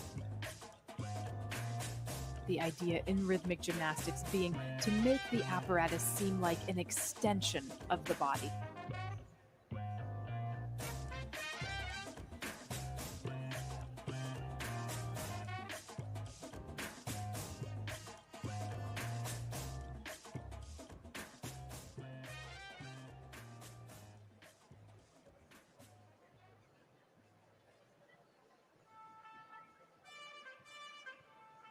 The score for Martina Hill, 25.6.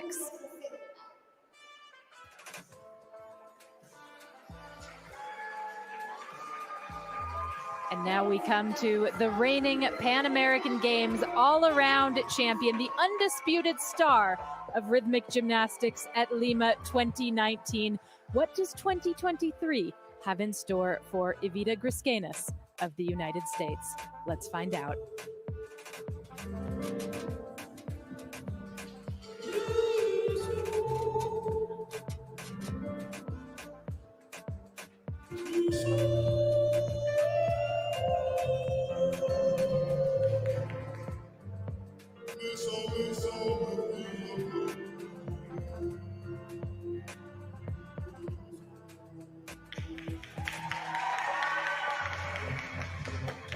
Adios. It's goodbye. Adios. Adios to the little child of me who kept turning blaming everyone else instead of facing his own feet. After all, I should have no regrets, for if it wasn't for my mistakes I made yesterday, where would I be by now? That decision was mine, let the lesson be mine. That decision was hard, but the vision is mine. That vision is mine.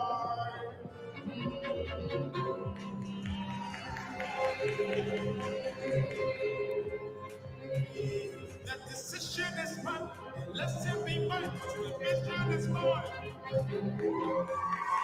The music is Adios by Benjamin Clementine, but it is more like hello to Evita Griskenas of the United States. The Tokyo 2020 Olympian is trying to qualify to Paris 2024 here. She was very close at the World Championships in Valencia in August, but she did not quite get the spot that she sought. And it's been an up and down year for Griskenas. She had a foot injury early on. She wasn't at her best at the World Championships. She did not compete at the United States Championships. She actually petitioned onto the world team. And she knew coming out of the World Championships that if she wanted to get back to the game, she would have to come here and perform well. This is a much more assured start from her than we saw in her performances at the World Championships. The back attitude position in her pivots, a dynamic element with rotation right at the end of the routine, 3 forward rolls with the hoop in the air and then catching it, passing it through her body, not using her hands.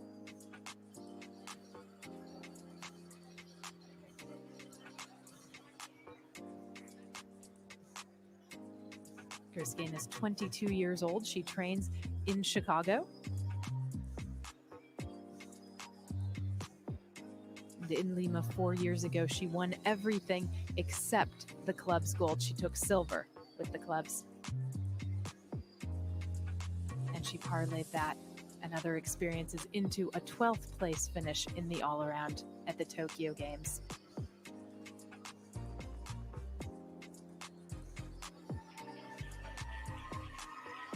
The score for Ivica Griskenis is a very good one, 32.8. That is the second highest with the hoop today.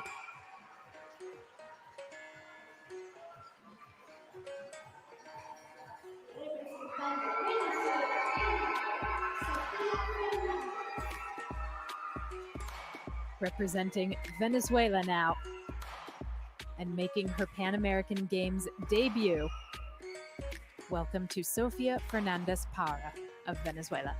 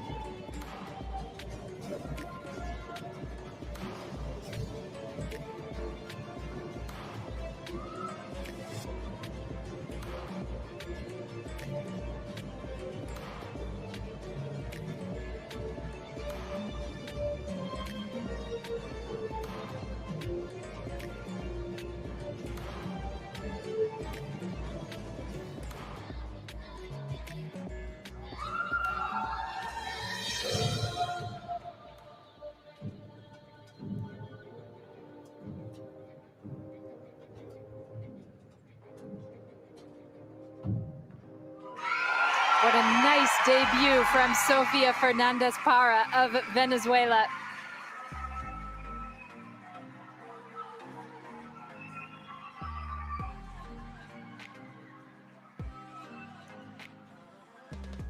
She is just 17 years old, born in Caracas, and the 11th best at the Pan American Championships, which were held in June. Her best score actually came with this apparatus, the hoop. 18 years old, proudly representing Venezuela. Earlier this year, she had some fantastic preparation. The 2023 Pan American Championships in Guadalajara. Good fouette pivots.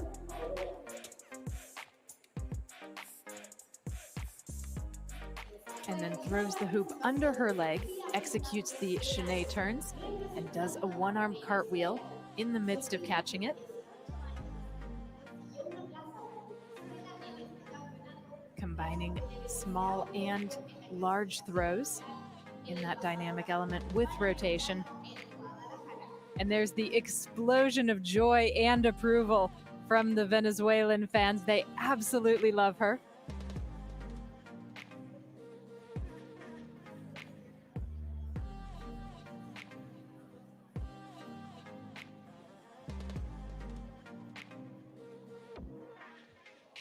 There's a lot of promise in this gymnast.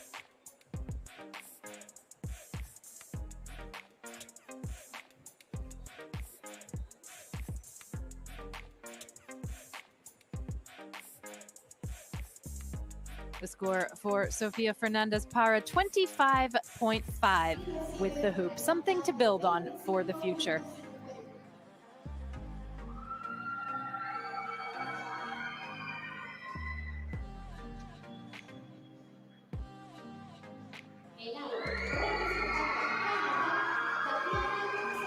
The penultimate competitor with the hoop.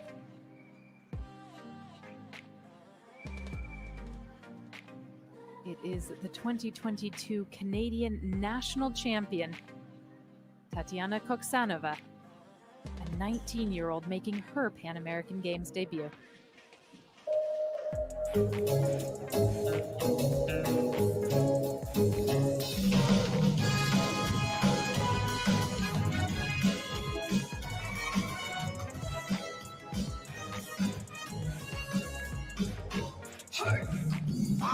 Everybody love it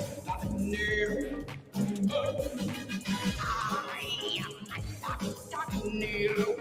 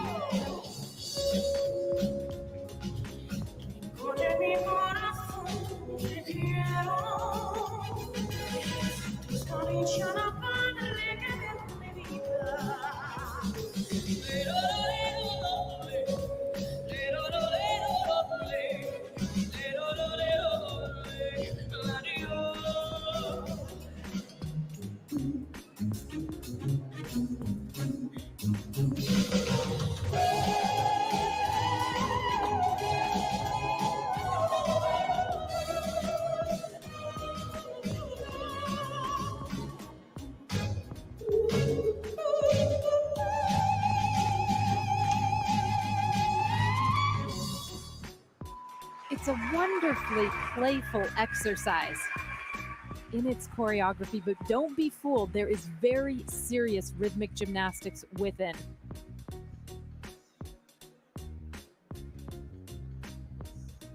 The beginning of her routine incorporating the illusion turn and a throw. The cartwheel, throwing the hoop, the chaîné turns, and then the forward roll, catching the hoop with her legs. Again, all of this very important for her difficulty because she does take real risk. Her fouette turns, quite good. At some points you might want to see the extended leg just a little higher. And then here's her combination of illusion turns with the throw and the catch. And the hoop just eludes her fingers on the roll. Means she has to go chasing it out of bounds. The deduction for that will be in the neighborhood of 1.6. And it's a real shame because otherwise this was such a strong beginning routine.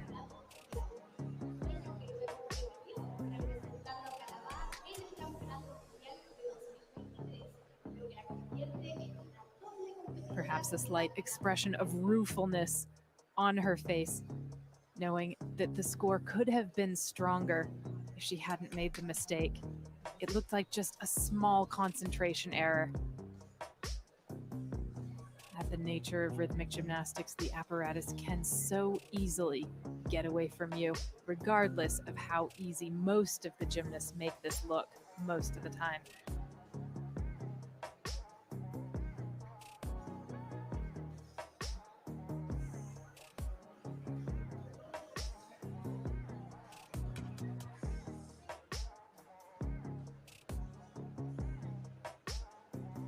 Koksanova 15th in the all-around at the World Cup in Tashkent earlier this year.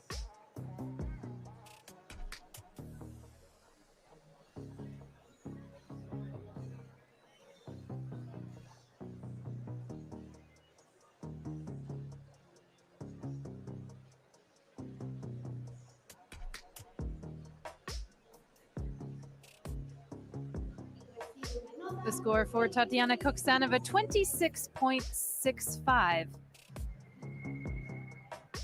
She will end rotation 1 in the neighborhood of 12th place. And now the final competitor of this all-around final with the hoop. One of the best ever to represent Mexico in rhythmic gymnastics. This is Marina Malpica.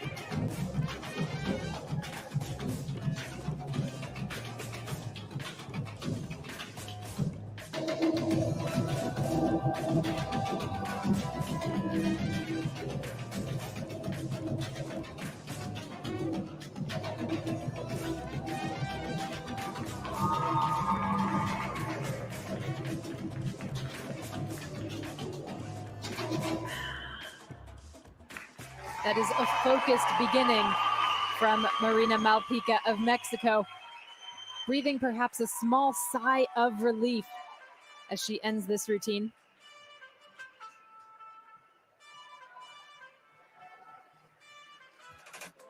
She begins with a combination of illusion turn and chaîné turns. Very good front scale pivot. The gymnasts have to make sure that they are turning all the way around 360 degrees.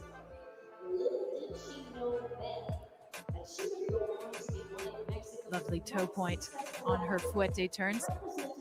Watch the anchor foot to make sure on those fouette turns that there isn't traveling. Really needs to stay put. And this lovely side scale pivot got its own round of applause from the very knowledgeable crowd inside this arena. Beautiful work.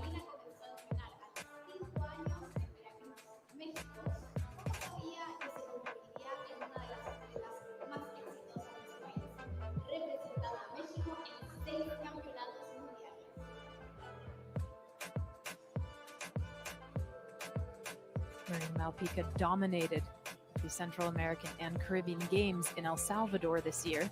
She won everything but the clubs, where she took the silver medal. She also has 10 medals, including 7 gold medals over the years from the Central American and Caribbean Games. But this is her first Pan American Games. 32.65 and the third strongest performance with the hoop. We will see her again in the apparatus finals.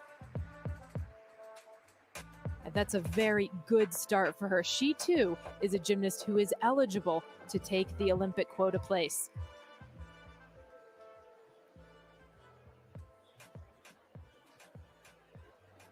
The standings in the all-around final in rhythmic gymnastics after 1 of 4 rotations. It is Maria Eduarda Alexandre of Brazil in the lead over Evita Griskenes and Marina Malpica. Barbara Domingos is 4th, a familiar position for her. She did finish 4th all around 4 years ago at this event. Chasing her, Celeste D'Arcangelo of Argentina and Lily Mizuno of the United States. Giovanna Santos of Brazil, with a difficult first routine, sits in 7th place.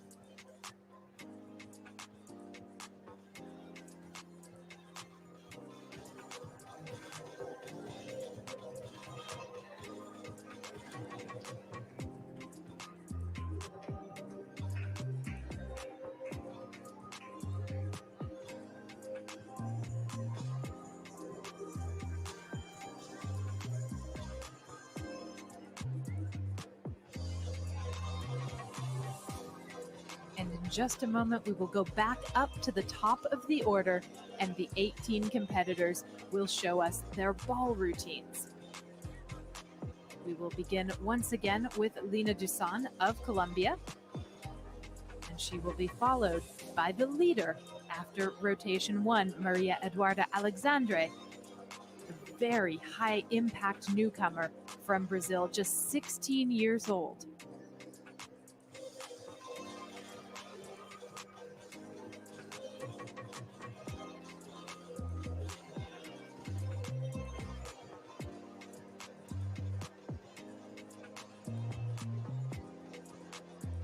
Let's have a look back at some of the highlights with the hoop.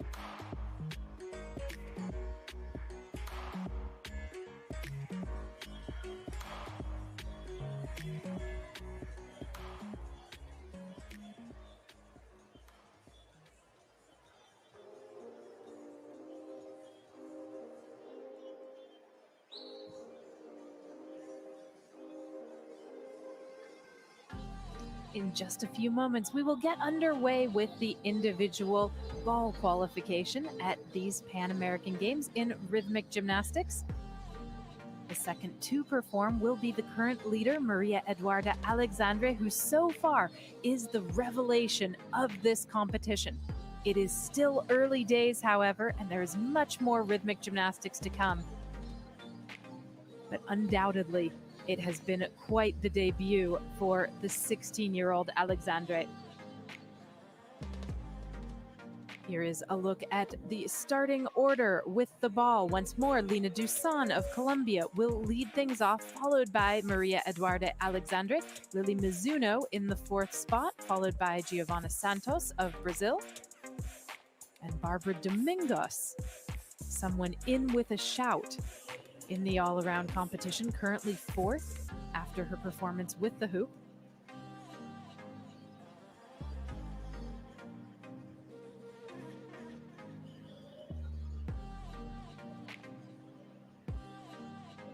Later down in the middle of the order, we have Celeste D'Arcangelo, the Argentinian, currently in 5th place,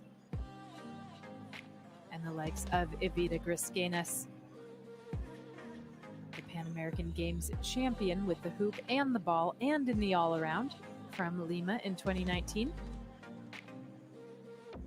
And performing last, Marina Malpica of Mexico, currently 3rd after 32.65 with the hoop.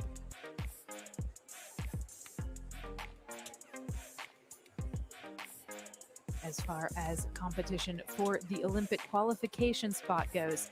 Right now, Evita Griskenas is in the lead. Maria Eduarda Alexandre and the other Brazilian competitors not being eligible to take the spot because Barbara Domingos earned a spot for Brazil and for herself at the World Championships this year.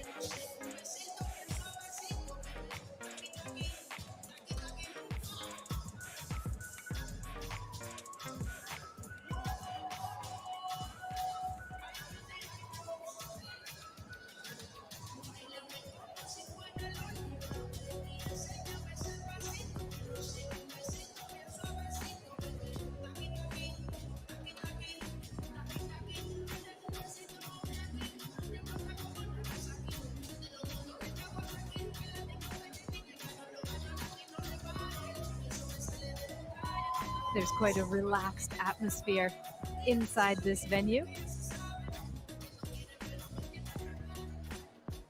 The music is playing, but a hush falls as competition is about to resume.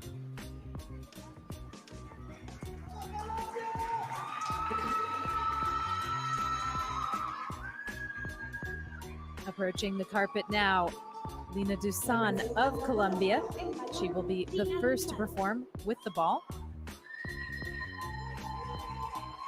25-year-old Lina Dusan of Colombia, now performing with the ball. This is her second routine.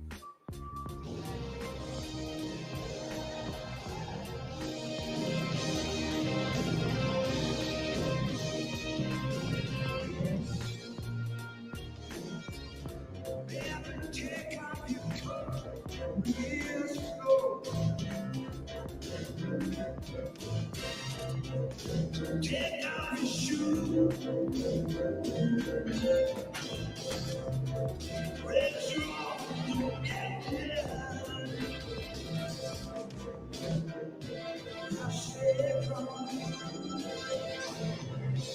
give me a reason to live.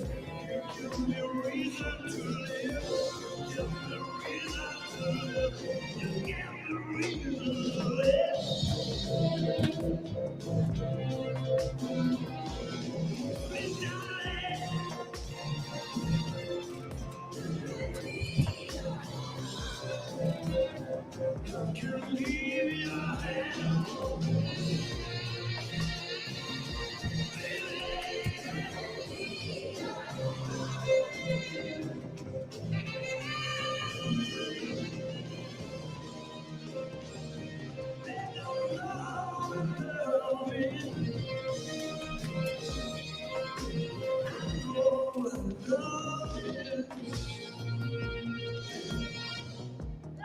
Maximal expression from Lina Dusan of Colombia, performing with the ball.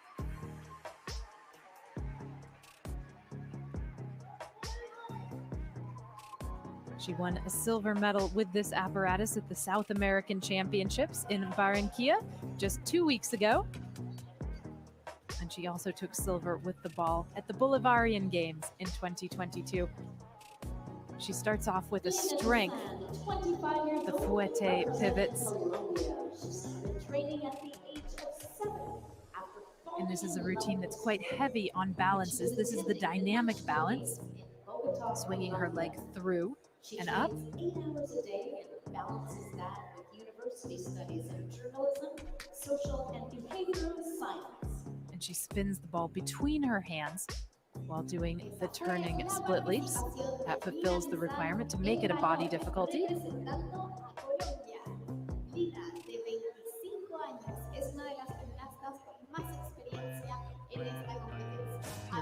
changing levels, going to the floor, and then what they call an unsighted catch.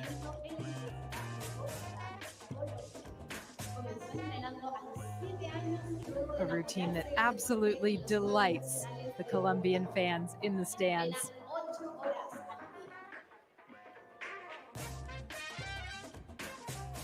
Dusan, currently the top performer from Colombia. She is ranked 10th after the hoop, just ahead of her teammate Oriana Viñas. 28.15, the number for Lina Dusan of Colombia. That is an improvement over what she scored with the hoop by about 0.6 of a point. And now, what of the leader? Somewhat unexpected to see Maria Eduarda Alexandra of Brazil in the top position after the hoop. The question now is, what will she show with the ball?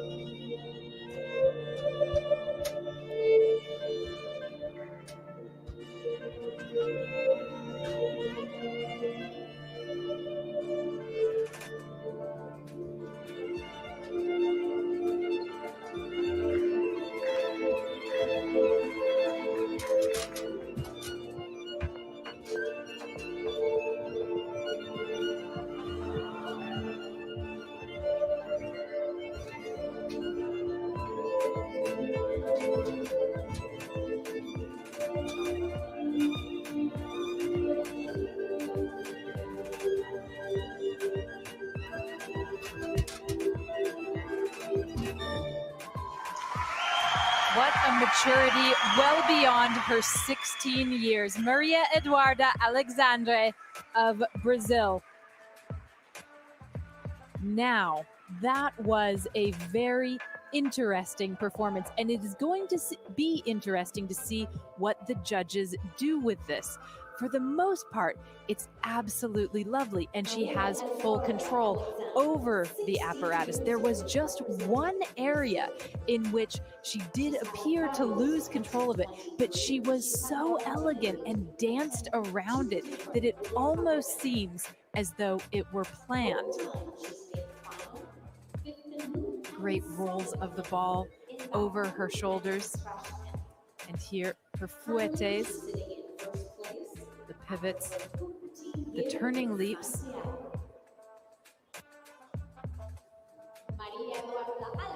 Combined with chaîné turns. And that was where she lost control of the apparatus, but only momentarily. Remember, having to take 1 or 2 steps to retrieve an apparatus carries a deduction of 0.7 of a point. 3 or more steps, the deduction is a full point. 30.75, the score for Maria Eduarda Alexandre with the ball. That's down significantly from what she did with the hoop, but it's still a very good number.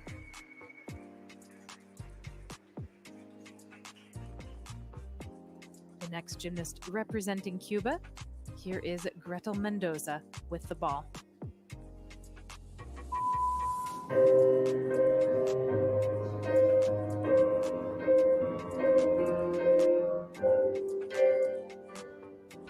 This is the end. Hold your breath and count to 10. Feel the earth move and then hear my heart burst again.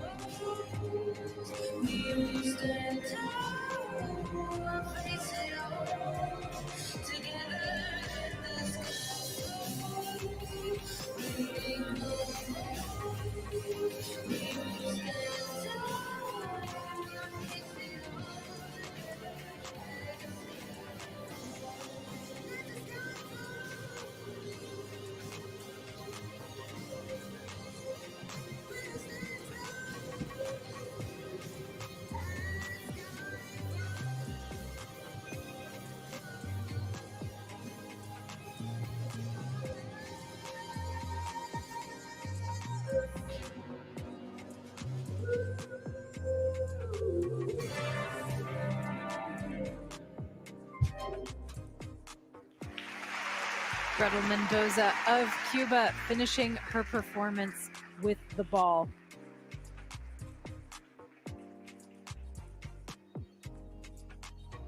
While it was very elegant in places, there were some significant deductions that the judges can apply here. The turning leaps, however, were very good quality, showing strength and amplitude. There were a couple of places, however, where she really lost control of the apparatus. And it was more than just that. It was that she wasn't able to finish the element that she was doing with control of the apparatus. So her difficulty might be down from what she planned, as well as taking execution deductions. That dynamic element with rotation is unfortunately not going to count because she has the drop of the ball at the end. And there are problems with the fouette turns as well. Her foot, which is needing to stay in the same place on the ground, is really hopping around quite a lot. And so there too, she is missing out on opportunities to gain valuable tenths of difficulty points.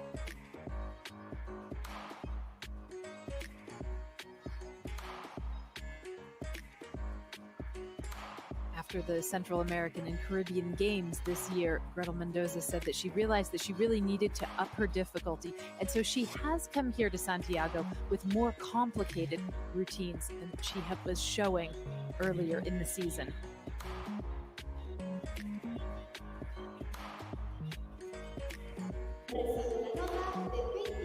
.34.35, the score for Gretel Mendoza of Cuba. She moves into third place in the all-around competition with a total of 49.5.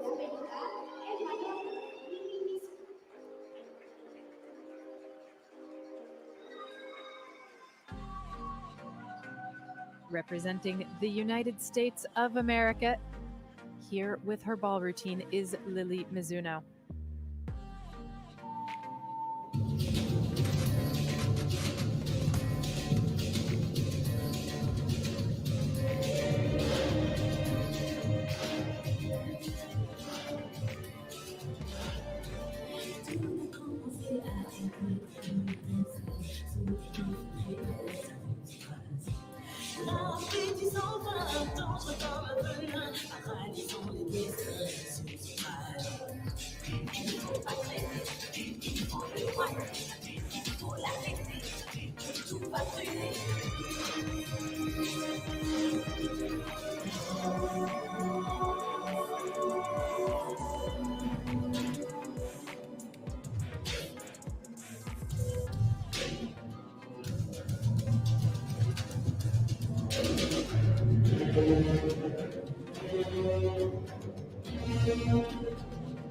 Aujourd'hui, on n'a plus le temps pour laisser traîner les choses, espérer qu'elles s'arrangent d'elles-mêmes.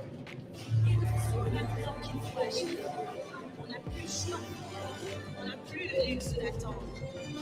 Ce feu de haine qui se propage à toute vitesse, il est impressionnant, il fait peur ce bruit. Sans invincible.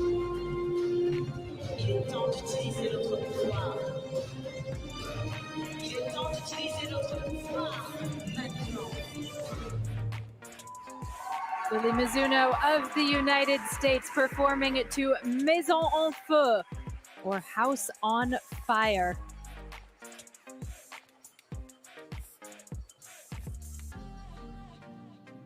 Mizuno says that she tries to embody characters that she has made up in each of her routines. With the ball, she says it's a woman who is leaving a toxic relationship, really just walking out with fire in her eyes. Mizuno says that she finds it easier to relate to characters that are, in her words, girl bossing. When you step into a character, she says, you feel like a more powerful version of yourself. Beautiful side scale pivot with help. That's the arm holding the foot at her head. Quite secure fouette pirouettes as well.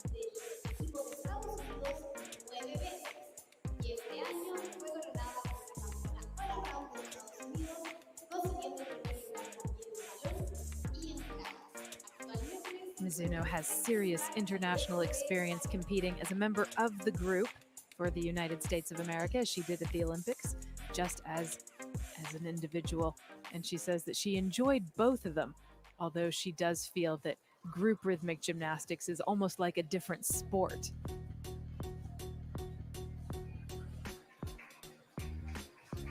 Her dream is to get back to the Olympic Games, this time as an individual. And she is really in the thick of it so far.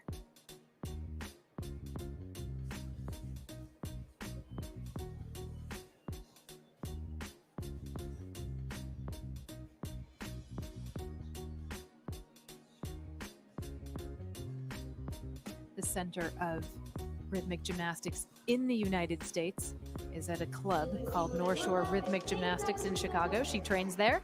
30.8 is her score with the ball.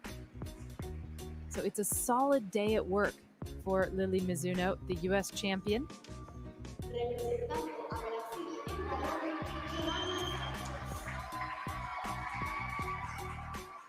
Now performing to All By Myself from Celine Dion. Here is Giovanna Santos of Brazil.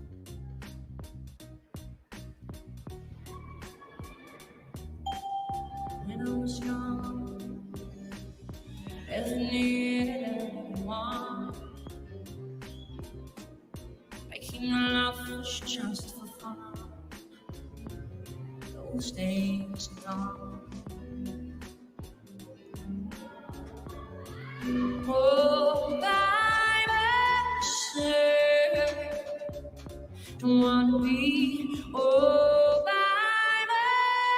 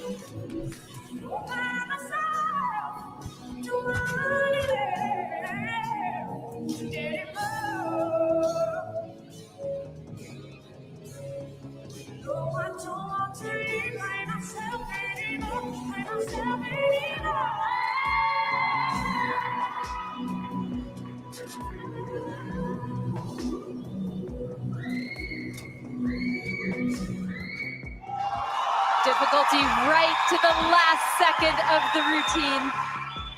Giovanna Santos of Brazil. What an exuberant performance, and it's quite the reaction to hitting this routine as well from the 21-year-old from Pinheiros in the Espírito Santo state in southeast Brazil. Technically, she is excellent, but it is in the way that she expresses herself on the carpet that Giovanna Santos really wins the spectators' hearts.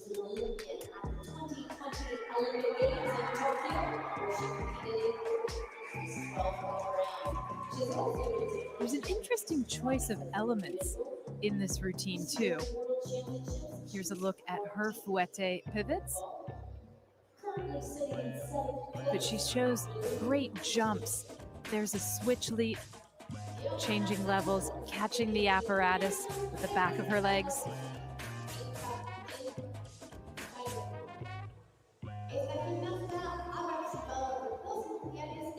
Much like Lily Mizuno, who competed right before her, Giovanna Santos was an individual who joined the group. She said she was open to anything when she started training with the national team. She went to the Olympic Games with the Brazilian group in Tokyo, and after that really felt the pull to come back to individual competition. And here she is, 30.85, the score for Giovanna Santos of Brazil.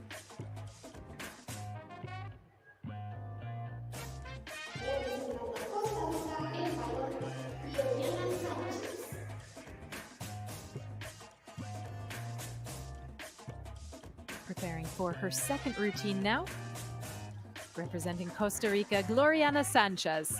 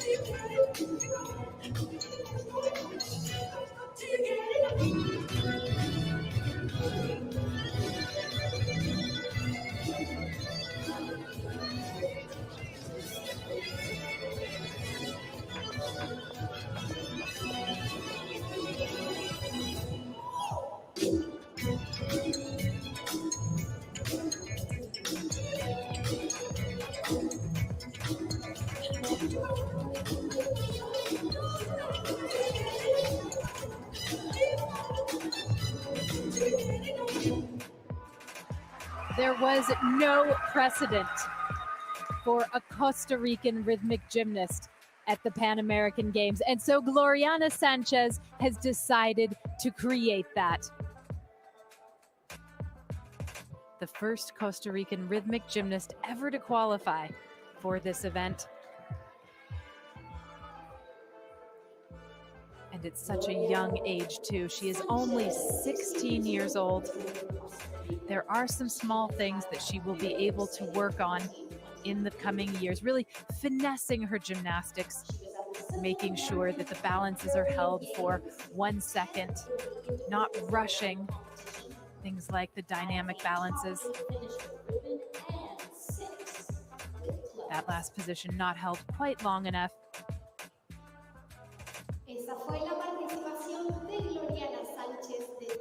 But most importantly, she has time to work all that out.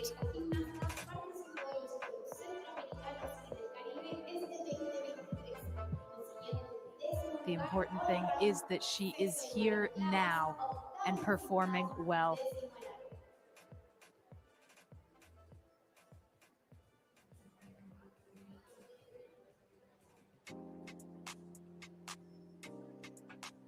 Gloriana Sanchez was the star of the National Sports Games in Costa Rica this year. She took 4 titles there out of a possible 5. The score for Gloriana Sanchez of Costa Rica, 21.8. She slides into 6th position in the all-around.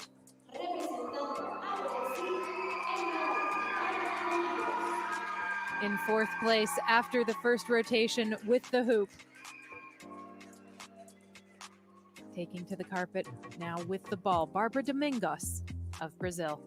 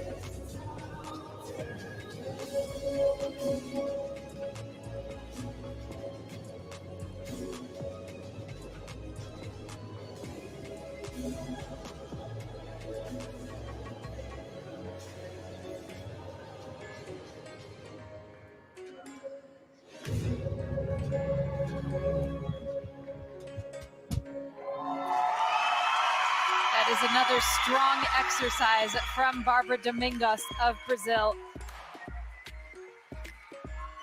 The gymnast who has studied physical education and overcome her fair share of struggles.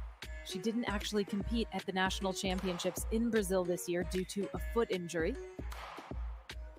And in her past, there is a hip surgery after the World Championships in 2021 that left her unable to compete for 7 months. But this year, this very important year, she has been at or near her best.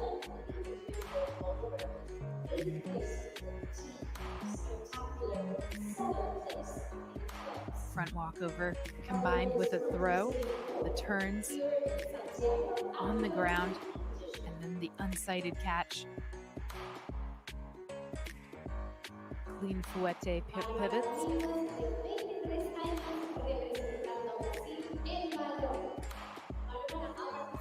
Domingos actually says that she talks to her equipment before the routines.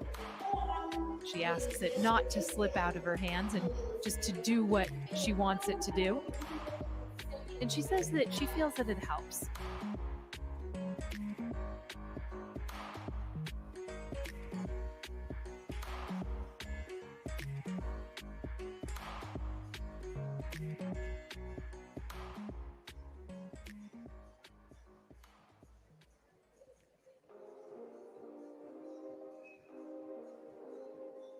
Her competition now halfway complete. She can look forward to competing with two of her best apparatus in clubs and ribbon tomorrow. The score for Bárbara Domingos is excellent, 33.2. We have a new leader.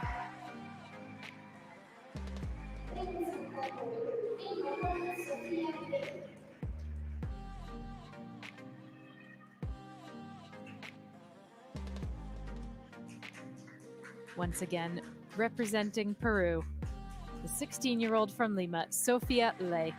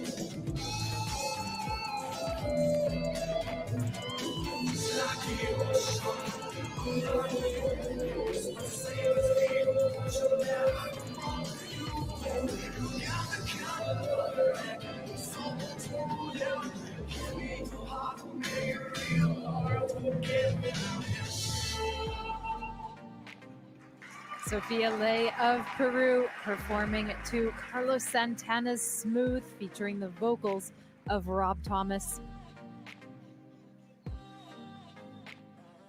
It's a very interesting choice of music because often with the ball, gymnasts opt for something soft and elegant, but not always.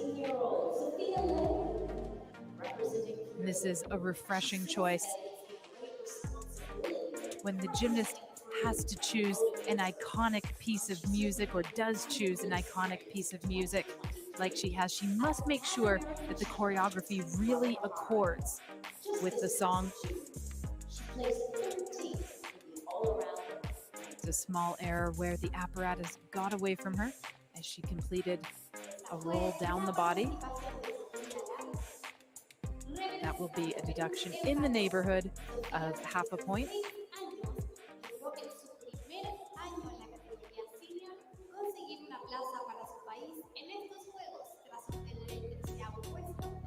And much like we saw from Gloriana Sanchez of Costa Rica, there are small places where she could really improve during the next 3 years. For her, this Pan American Games is a departure point.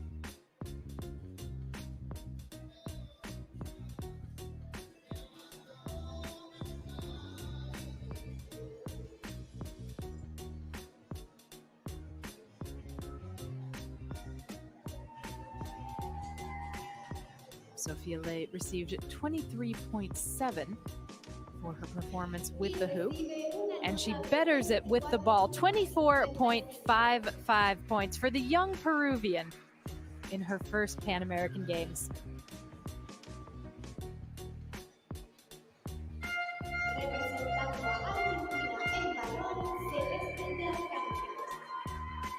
In 5th place after rotation 1,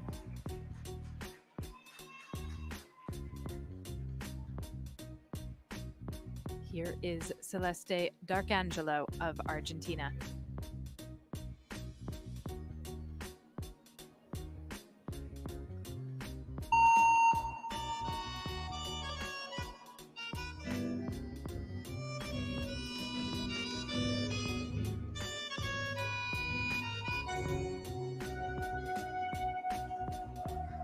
Ya ves, el día no amanece, polaco de leche, cántame un tango más. Ya ves, la noche se hace larga, tu vida tiene un karma, cantar, siempre cantar. Tu voz, cuando entes y fantasmas, respira con el asma de un viejo bandoneón. Canta, garganta con arena, tu voz tiene la pena que Malena no cantó. Canta que Juárez te condena al lastimar tu pena con su blanco bandoneón. Canta, la gente está aplaudiendo, y aunque te estés muriendo, no conoce tu dolor. Canta que Troilo desde el cielo, debajo de tu almohada, un verso te dejó.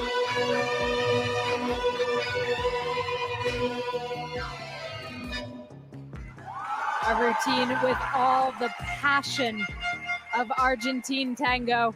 It is Celeste Darcangelo with the ball. And that was superb work from the 20-year-old from Cordoba.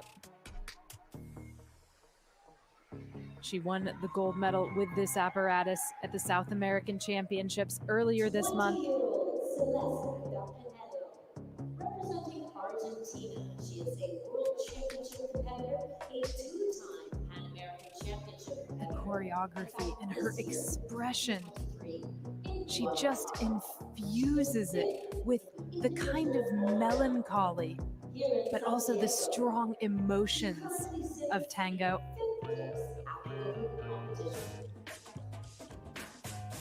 The music, sung by the famous Argentinian bolero singer Cacho Castaña.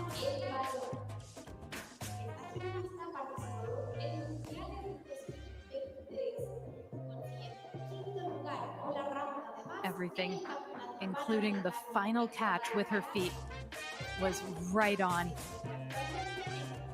Some days you can't miss.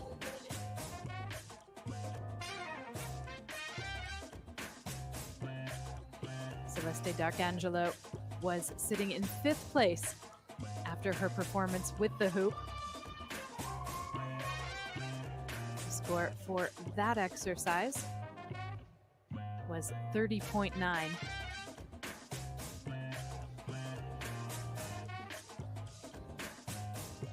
Here she combines her throw with illusion turns.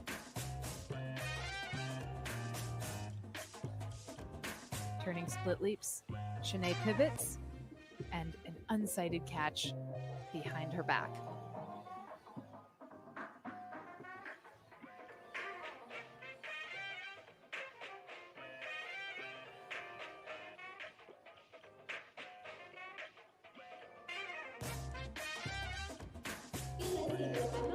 And her score with the ball, 29.45, moving her into fourth place at the moment.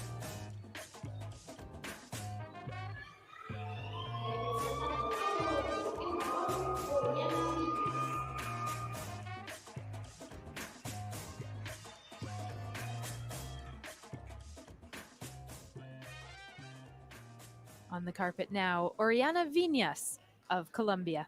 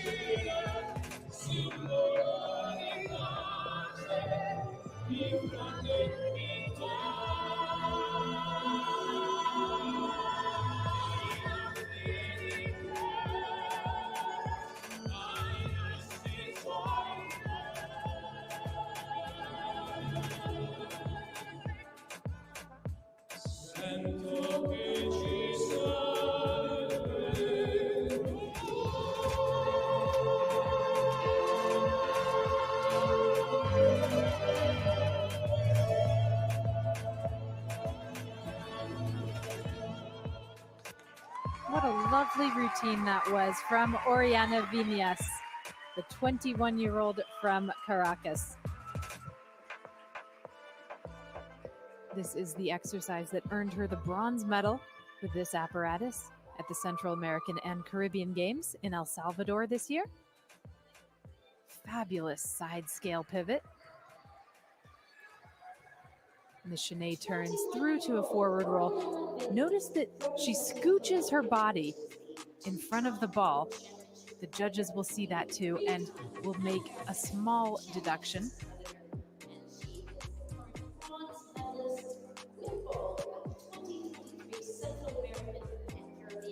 Throws her head back on the turning leaps. She's very expressive with her whole body, including with her head.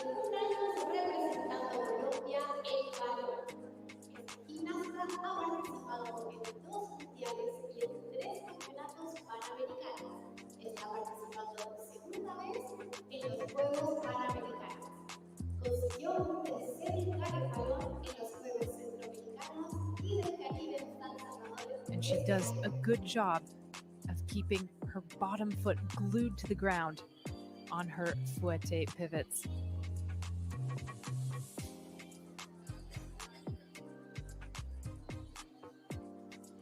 Viñas did not start out as a rhythmic gymnast. She was initially a swimmer, but actually had a bout of hypothermia, and afterwards decided that she was going to find a new sport. Rhythmic gymnastics it was. She also hopes to stay in the sport once she has finished her career. She does plan to become a coach.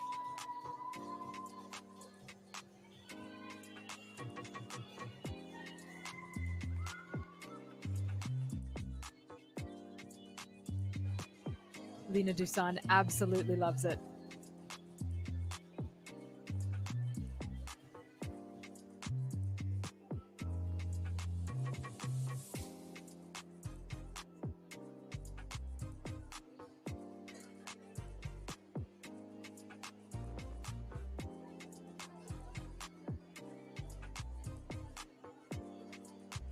Here's her front walkover throw to the two Shanae turns, and then a catch that actually is sighted. She sees the ball as it comes down, so it's slightly less in terms of difficulty than some that we have seen, but it was smoothly executed.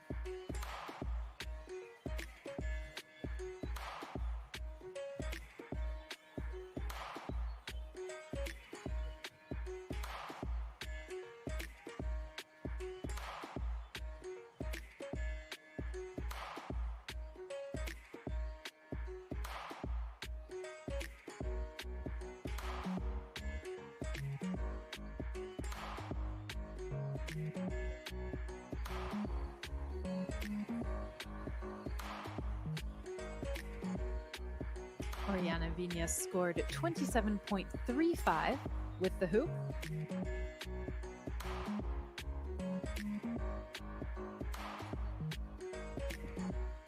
Ready with the Colombian flag is Lina Dusan. Dusan having competed first in the order today. So her competition is done. And we will see the second half of the all-around final. Gymnasts performing with the clubs and the ribbon tomorrow. And that is where the medals will be decided.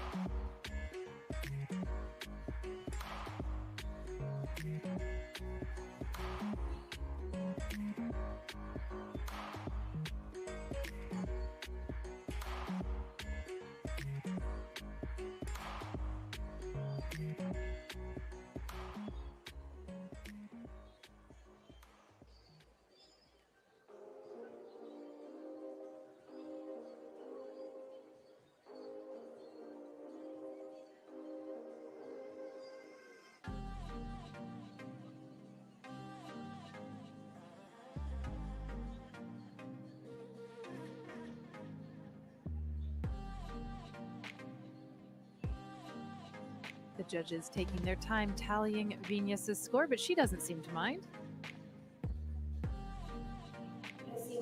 Here it is, 27.2, the mark that Oriana Viñas of Colombia receives with the ball.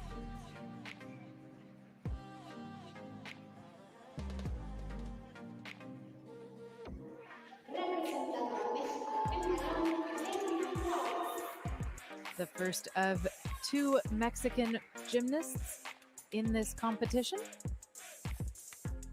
preparing to start her routine with the ball. Here is Lidia Juarez of Mexico.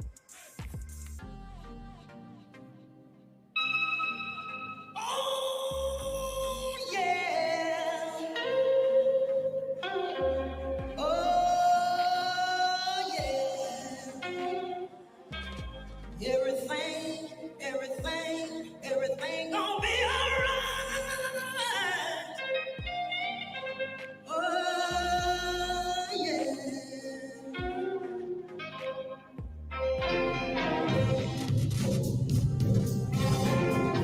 When I was a little girl,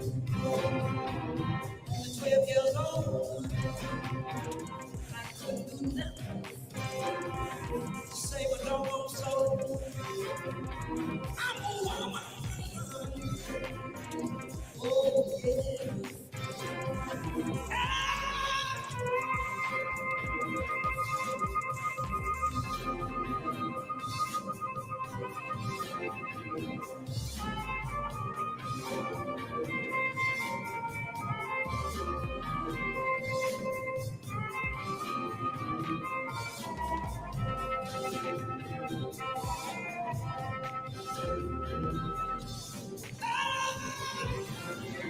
I'm a woman.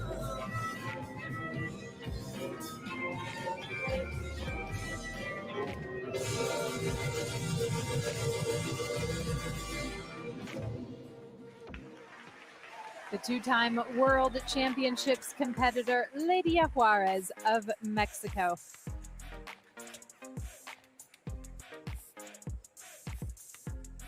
She was in the top 10 after her performance with the hoop. And such a crisp back scale balance to begin this routine.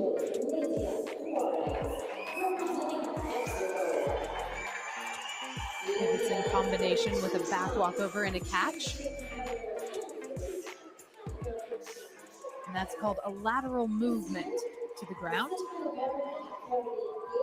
It's just one slight slip where it looked like the ball came out of her grasp for just a moment. It shouldn't be too much of a deduction. And then there were these lovely side scale pirouettes. The scale held with help with her arm.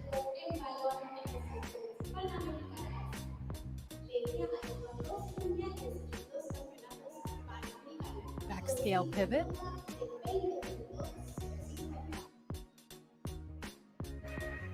And a finish that was just as crisp as the beginning. 26.05 is her number. And she moves into 8th place in the all-around.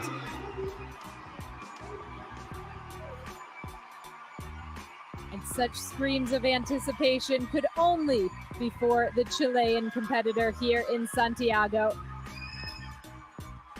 Taking the carpet now for her second routine, Javiera Rubilar from the host nation.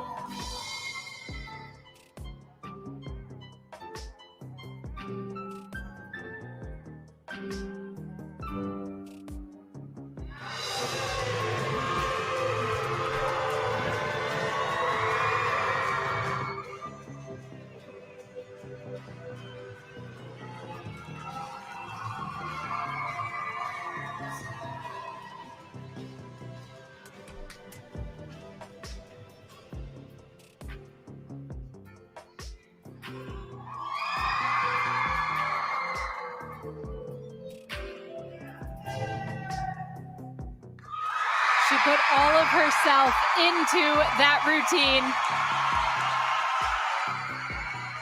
The Chileans cannot get enough of Javiera Rubilar.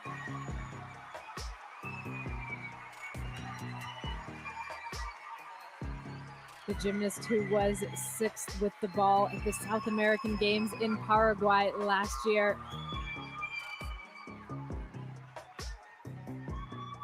It's very good work. The cartwheel into the throw, 2 forward rolls, and then catching it blind. Here's her illusion turn sequence.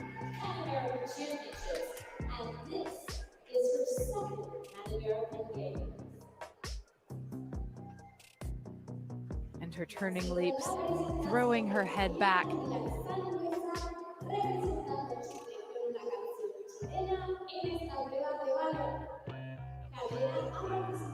Javiera Rubilar has spent part of this year preparing in Spain. She also trained in Bulgaria for a year in 2017.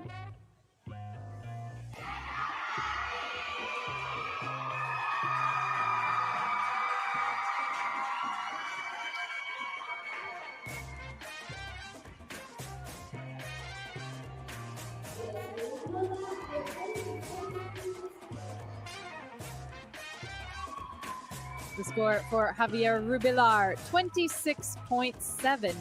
She moves into 9th place.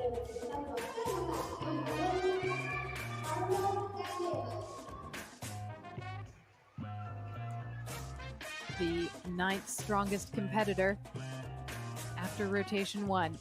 Here is Carmel Kalama of Canada with the ball, and this is a very special routine. I woke up and it all felt like a beautiful dream. But soon enough I realized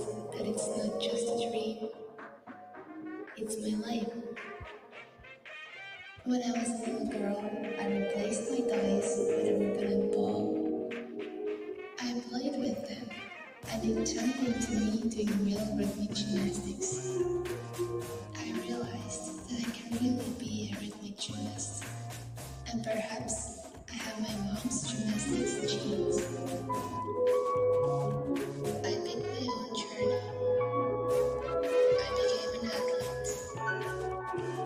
I train. I travel the world. I make new friends. But every road has its own difficulties, and so did mine. Leaving me in pain. Despite it all, I never give up. I fight. I lean on my family's shoulder, waiting for my time. Now, when the time has arrived, it still feels like a dream.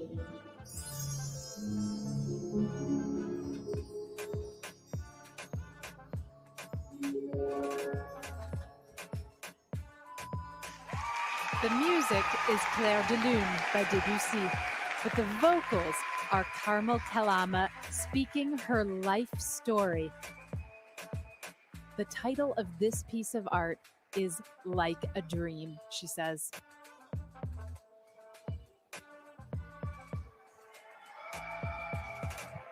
The routine tells the story of her life so far in rhythmic gymnastics. How she loves the sport, how she thought as a youngster, maybe I have my mother's genes. Her mother, a world champion in rhythmic group gymnastics, and Carmel Kalama, a member of the Canadian group at the Pan American Games in 2019. She has cast out on her own now, and she is doing very well indeed.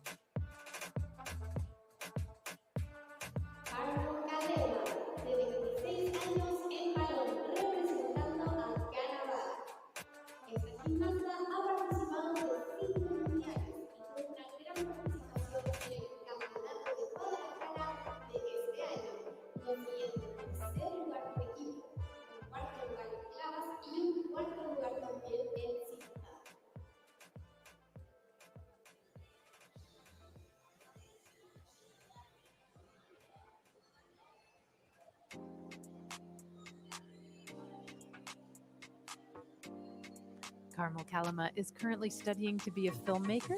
She says that she wants to make movies about rhythmic gymnastics.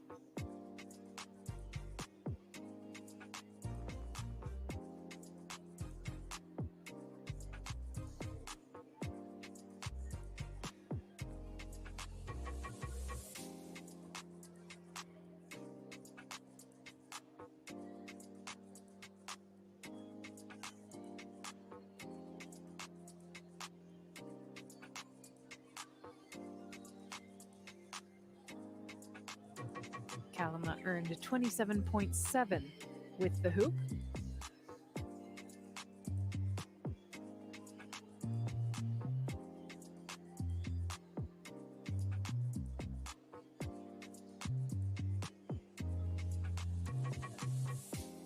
And that score with the hoop will put her in the apparatus final, as might this. 27.95 is the number with the ball for Canada's Carmel Kalama.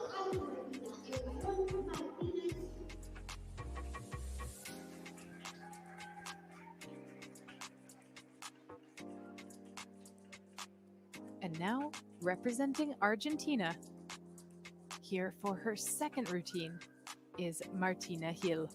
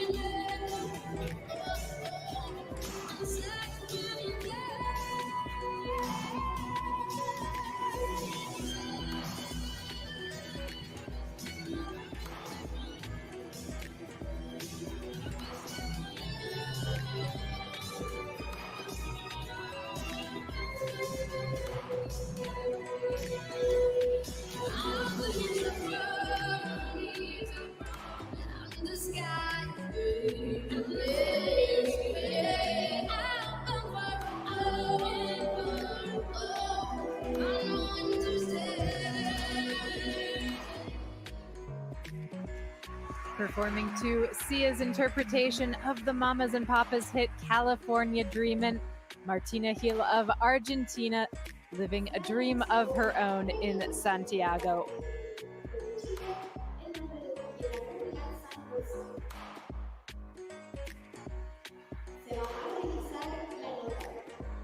She starts off with a ring balance, and there's so much expression infused throughout this exercise. Here are her turning split leaps. And once again, the ring position before the back walkover. Hill made her World Challenge Cup debut in Portimao in May. And she said that she found the World Challenge Cup experience helpful because it showed her where she was and where she needed to improve.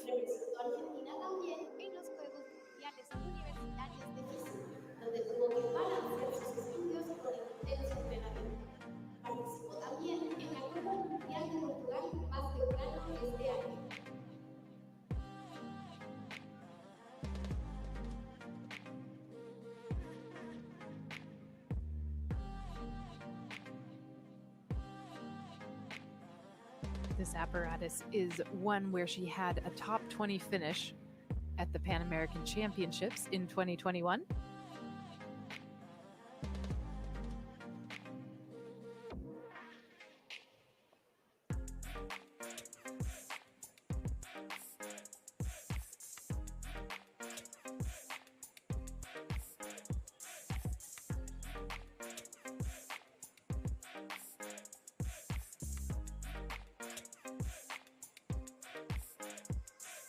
Fouette pivots, and once again, the leg needs to be at horizontal.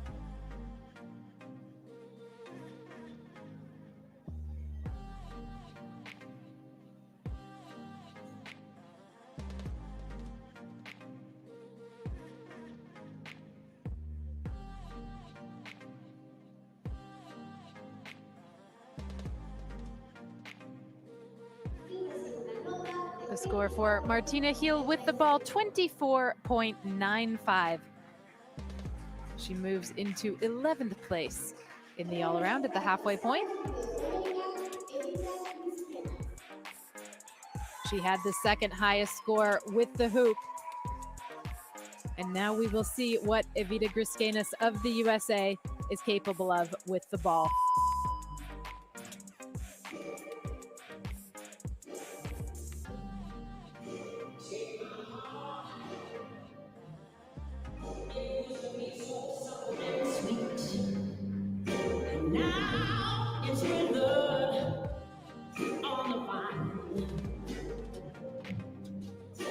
There's before,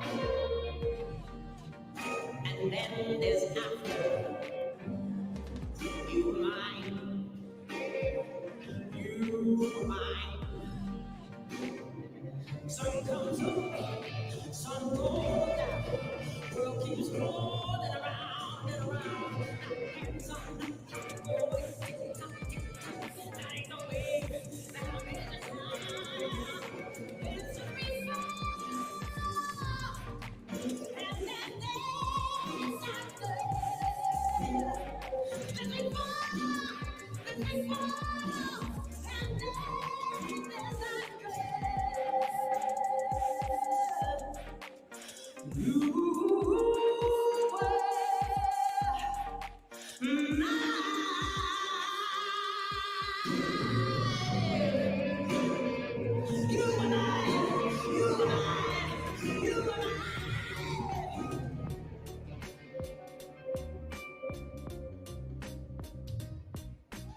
Evita Griskenis of the United States, fighting for every 10th of a point in that exercise. She must have given her coach a slight shock at the end, but she did not lose the ball. It did not evade her grasp. As ever, really sharp turning leaps from Griskenis, and sharp work throughout. She is reputed as an artist, for her expression, but also for her technical cleanliness. Her routines are very well set, and she doesn't make many mistakes in terms of pirouettes, pivots, balances, and tosses and catches.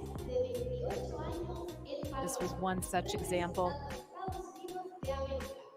She's exactly where she needs to be to catch it and make the front walkover. Pirouettes in back attitude position, and she places the ball in the crook of her knee. It's original and it's elegant.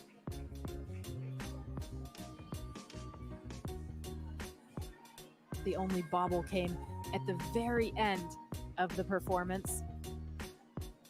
2 forward rolls, and then she really has to basically make a dive to trap the ball. She covers it up well, but it will be a deduction.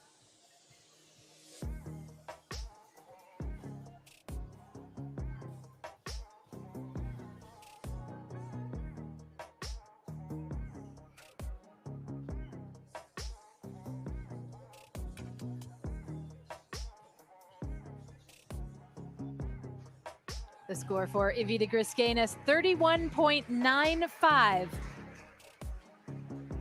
And that puts her firmly back into second place behind Barbara Domingos, who is now the leader.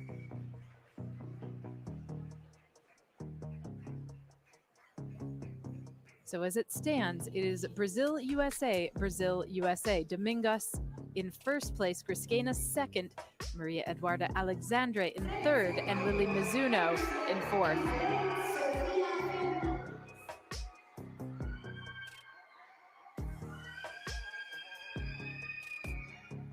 Now on the carpet, representing Venezuela, Sofia Fernandez.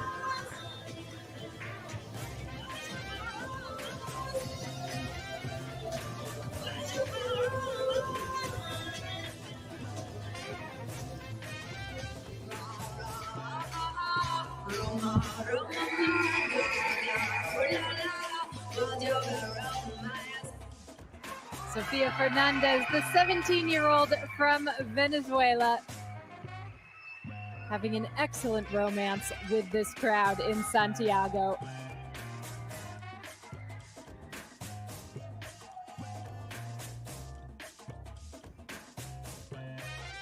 It's another unusual music choice for a rhythmic gymnast with the ball, but she makes it work. 18-year-old Sofia Fernandez. Quality turning split leaps, and her rolls of the ball over the large segments of her body fairly smooth. The ball is not supposed to dribble on those kinds of rolls.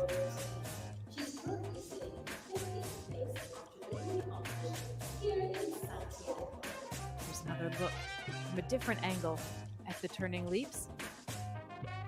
One of her dynamic elements with rotation of front walkover, 3 chaîné turns, and then catching it going into the illusion.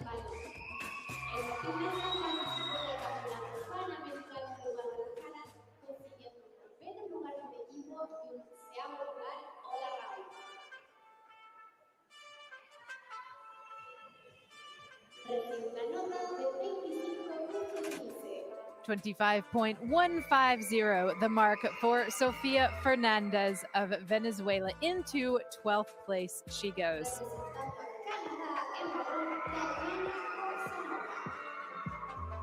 After a most expressive start with the hoop, Tatiana Koksanova of Canada is now ready for her routine with the ball. Here we go.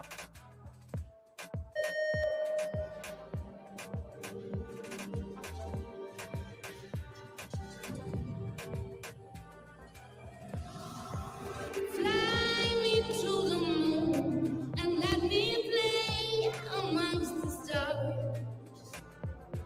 Let me see what spring is like on Jupiter and Mars.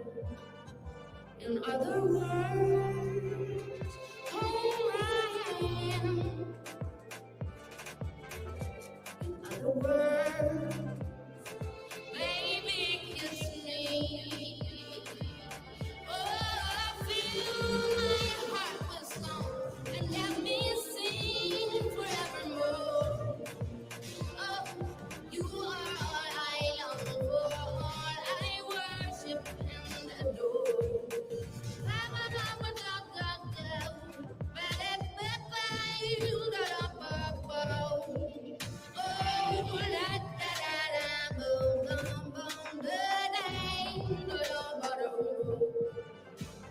In other words,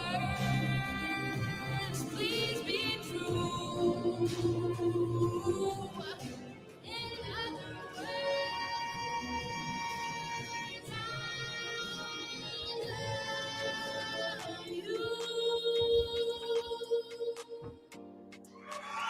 That was an excellent routine from Tatiana Koksanova of Canada, the 19-year-old born in Chisinau, the capital of Moldova, and the national champion for Canada last year.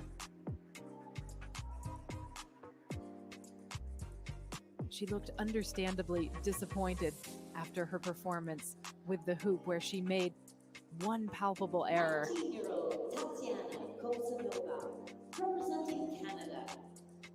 Given that, it must be very nice to get one like this under her belt.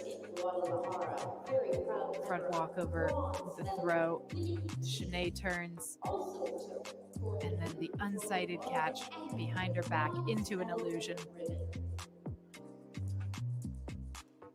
Nice control on this element too.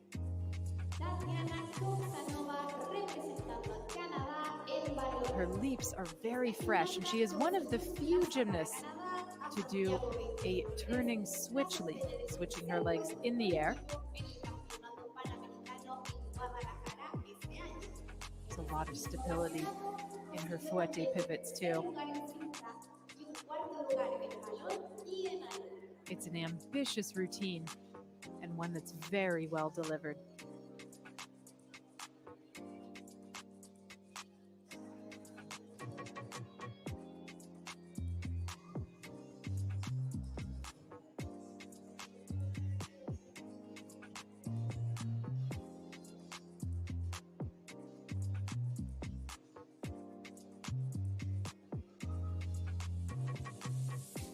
Koksanova was 41st in the all-around at the World Championships this year. And that came after she made her World Championship debut in 2022, performing only with the ribbon.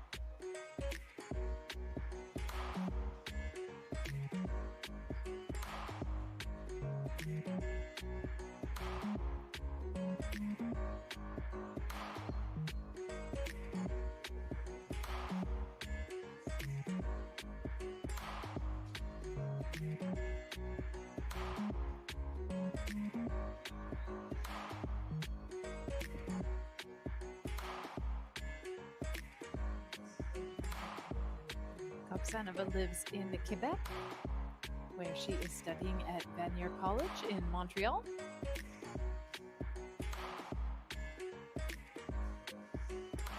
She says in rhythmic gymnastics, you have to take the good with the bad. To win, you have to accept losing.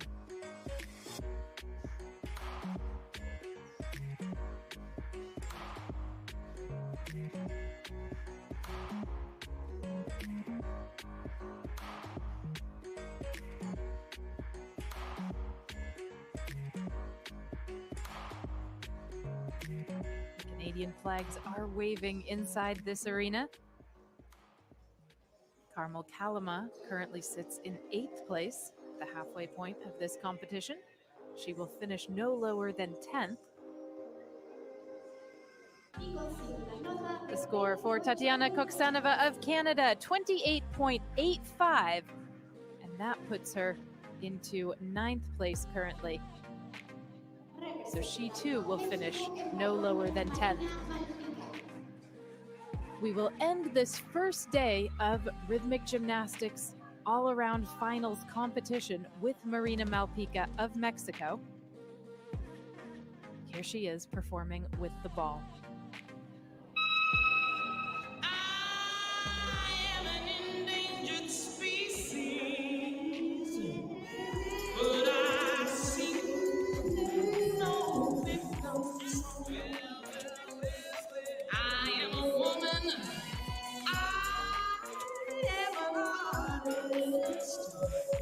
And I know where my voice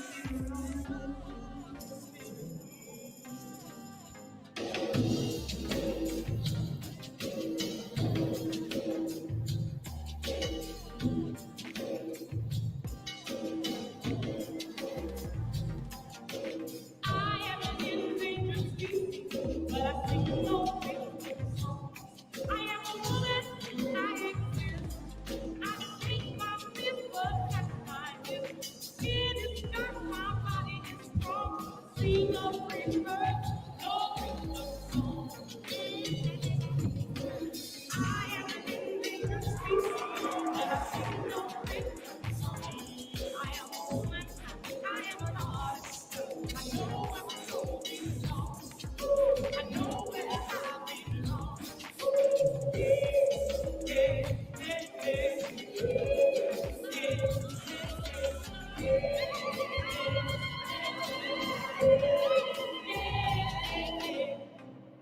Marina Malpica of Mexico, the third strongest competitor with the hoop in this individual apparatus finals qualification / all-around final. There's some very good work in this routine with the ball, notably the pirouettes in back scale attitude. 23-year-old Marina Malpica representing Mexico. She just hangs on to the ball after that dynamic element with rotation. Central American and Caribbean Games in San Salvador. The rolls were very smooth. The fouette pivots good as well. And she was crowned the individual all-around champion. Marina Malpica, de 23 años en valor, representando a México. Su participación en los Juegos And she Centroamericanos hits such a beautiful position with the side scale. verdaderamente espectacular, consiguiendo el oro por equipo, el balón al Here's her dynamic balance, y en el título de campeona finishing with a static balance, once again in the side scale position.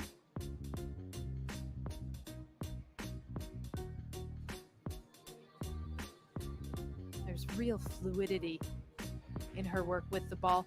Really the only place where she might have something to reproach herself for a little bit is in the turning leaps, which were just a bit wild. The score 31.85, and Marina Malpica of Mexico will stay in 3rd place.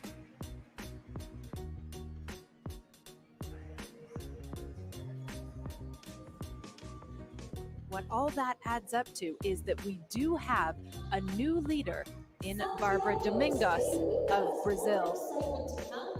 Next up will be the group competition.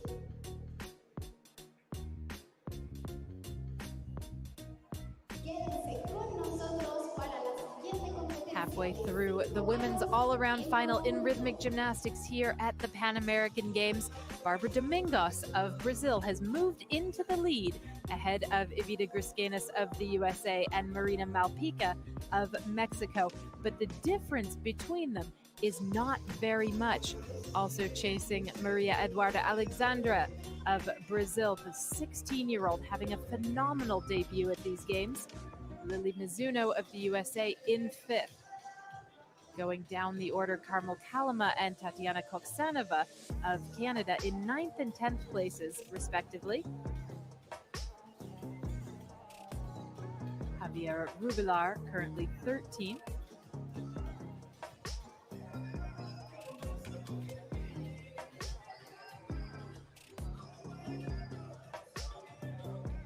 And that closes out the first of 2 days of rhythmic gymnastics competition in this women's individual all-around final. But in just a few moments, we will have the beginning of the group all-around final, featuring 7 strong Pan-American countries: Mexico, Canada, Colombia, the United States, Brazil, and Chile.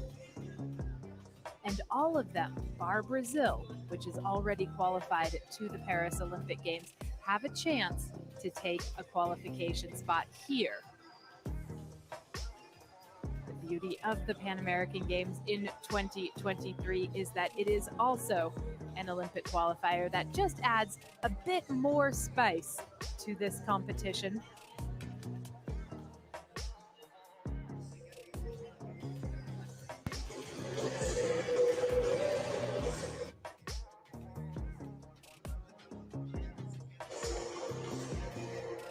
And the top 3 in the individual qualification and all-around final in rhythmic gymnastics: Marina Malpica of Mexico, Evita Griskenis of the USA, and Bárbara Domingos of Brazil. Let's have a look back at the highlights.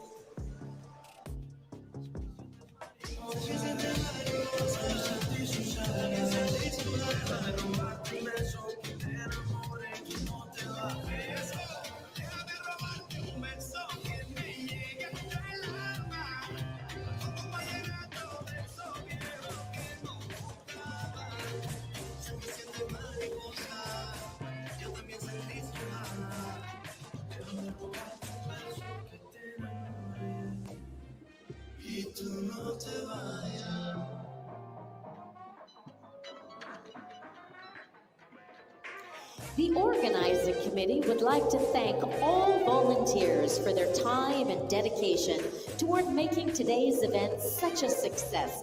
Without your hard work, these games and memories could not be possible. El comité organizador desea agradecer a todos los voluntarios por el tiempo y la dedicación que aportaron para que el evento de hoy sea un éxito. Sin su trabajo, estos maravillosos juegos y los recuerdos que nos dejarán hubieran sido imposibles. Démosle un fuerte aplauso a los voluntarios.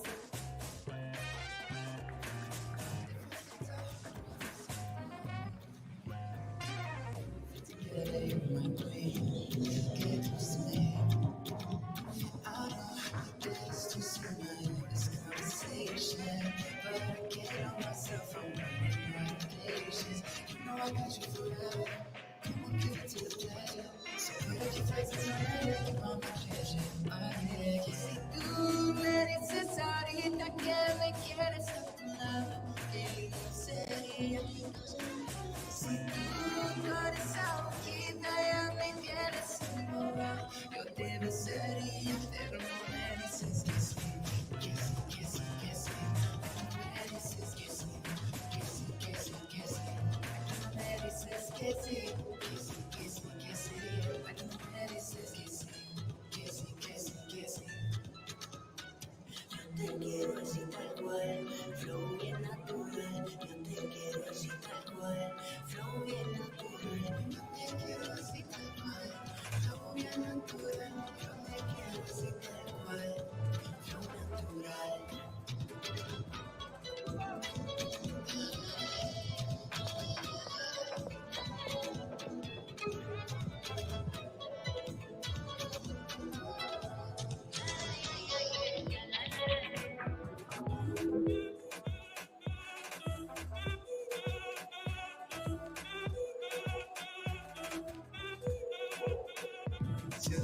lleva a mover la cabeza y empezamos como es.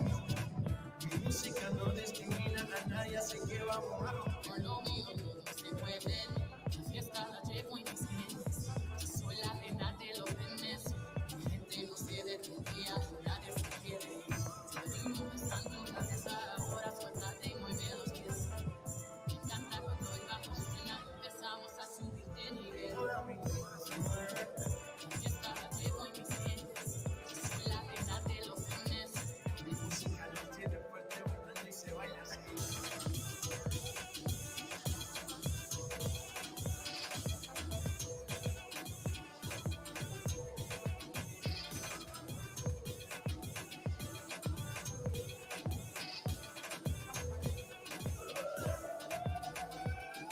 Estamos rompiendo la discoteca, la fiesta no va apenas comienza. C'est comme ça, ma chérie, la la la. Francia, Colombia, J Balvin, Willy William, Beyoncé. los DJ no mienten, le gusta a mi gente y eso se fue un free. No le bajamos, mas nunca pagamos, eso es trabajo y que ¿dónde está el gigante? Que fue mucho en la teta. Azul, are you with me? Say yeah, yeah, yeah. Say yeah, yeah, yeah.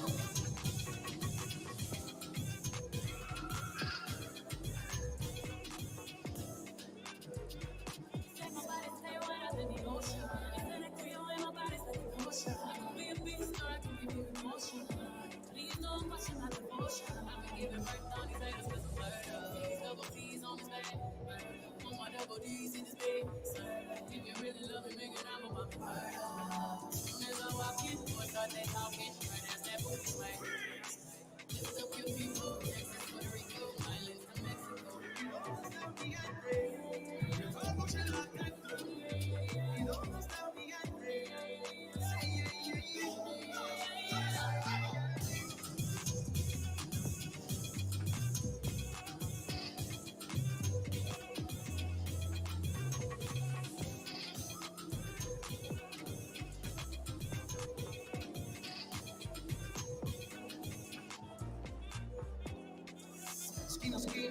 Ya iba un papo, el mundo es grande pero lo tengo en mi mano. Estoy muy duro, sí, porque vamos. Y con el tiempo nos seguimos elevando y seguimos rompiendo aquí. Esta fiesta no tiene fin, botellas para arriba, sí. No sé de tu día, ¿Y dónde está mi gente? Me fue mucho en la teta. Azul, are you with me? Say yeah, yeah, yeah. The standings in the women's all-around final after 2 of 4 apparatus. Barbara Domingos of Brazil in the lead with 65.2 over Evita Griscanis of the United States and Marina Malpica of Mexico. But only 0.2 of a point separate Malpica and Maria Eduarda Alexandra of Brazil. There is a bit more daylight between them and Lily Mizuno, who is currently in 5th place. The Chilean representative, Javiera Rubilar, in 13th place.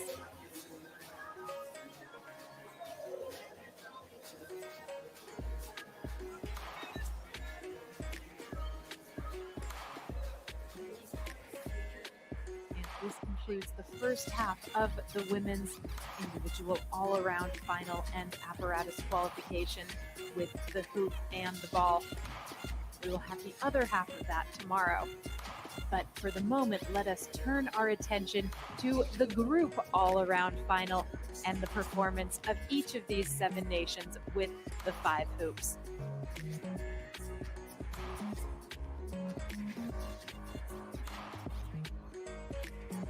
The defending Pan American Games champions, Mexico, will begin the show. And they have come here to Santiago with a completely renovated team compared to the gymnasts that won the Pan American Games gold 4 years ago in Lima.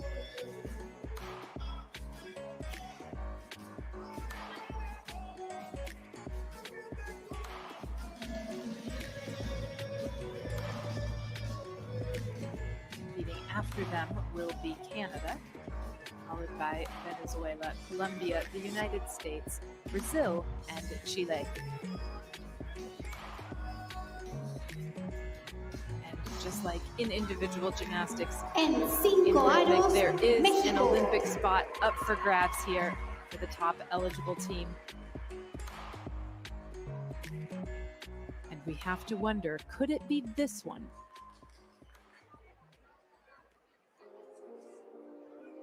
They are the team that swept the gold medals at the 2023 Central American and Caribbean Games.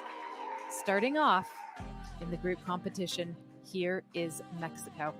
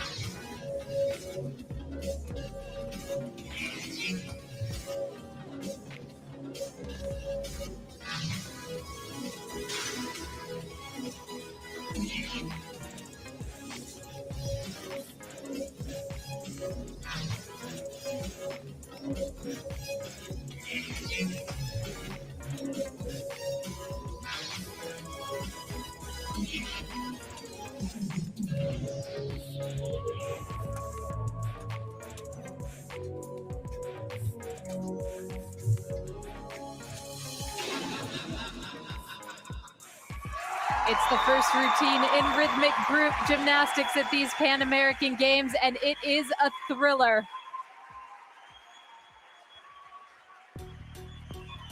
The stylings of Mexico with Ana Flores, Kimberly Salazar, Adirim Tejada, Dalia Alcocer, and Julia Gutierrez.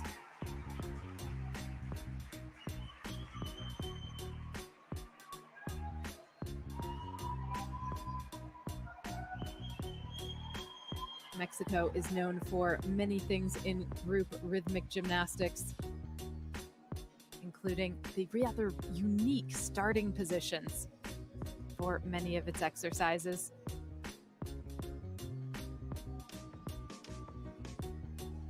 The added element compared to individual competition is, of course, the collaborations between the teammates. Gymnasts are expected to work in synchronicity.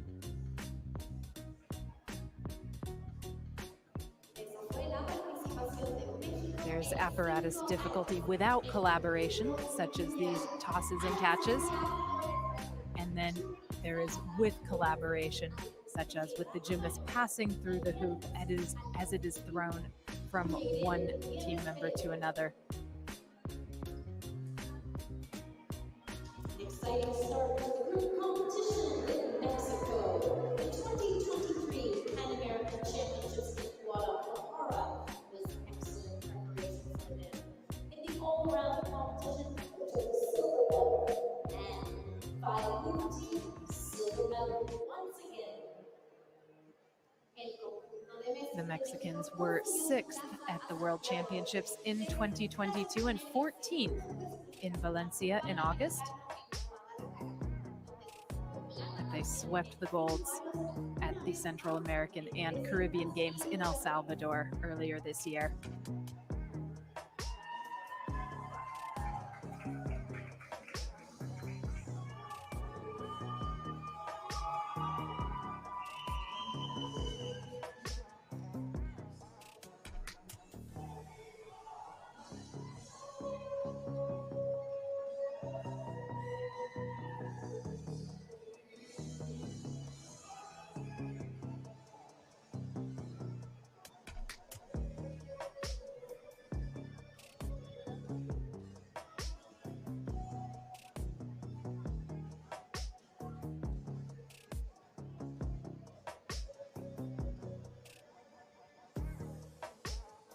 As mentioned before, this is a completely new team compared to the team that won 2 golds at the Pan American Games in Lima.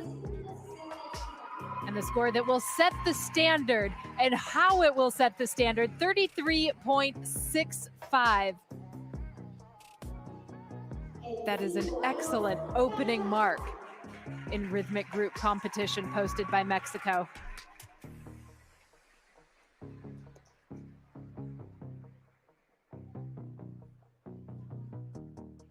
And now, with the 5 hoops to Canada.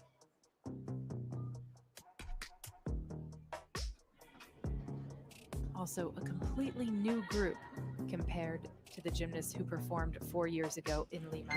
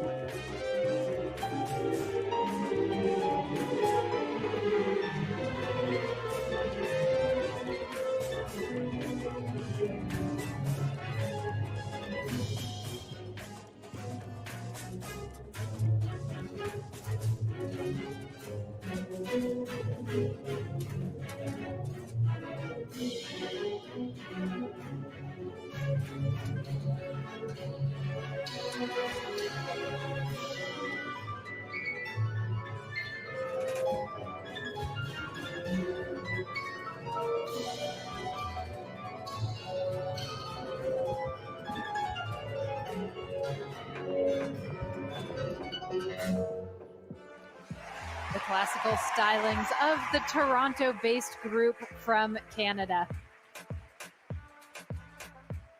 Group members are Katerina Bakhmutova, Emily Husinov, Karen Kamenetsky, Kristina Savchenko, and Victoria Maria Simolianova.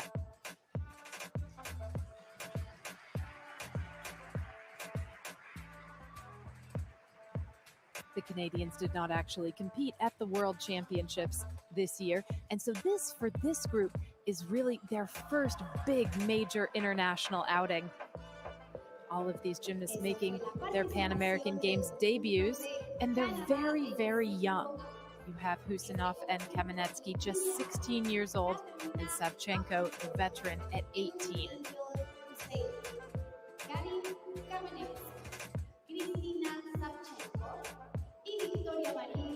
One thing that they have going for each other is that they were raised as a group, whereas the group that competed for Canada in 2019 was a group of mainly individual gymnasts who were put together. It's considered much more advantageous for rhythmic gymnasts to have come up working in a group together.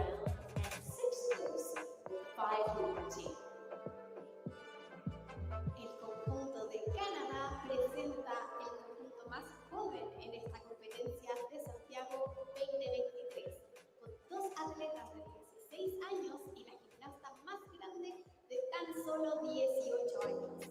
En el Campeonato Panamericano de Guadalajara este año consiguieron. They've already developed some nice synchronicity. This is a very promising start for Team Canada.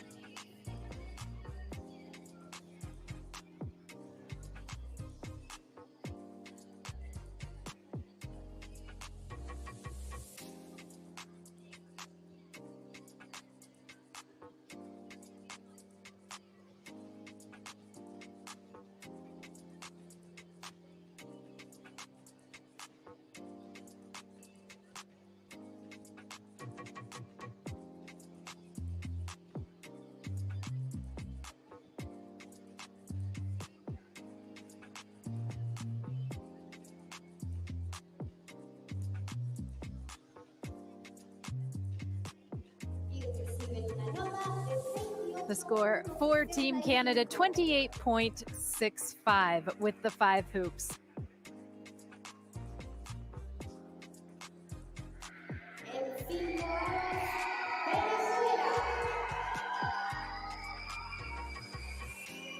Marching into the arena now, the team from Venezuela.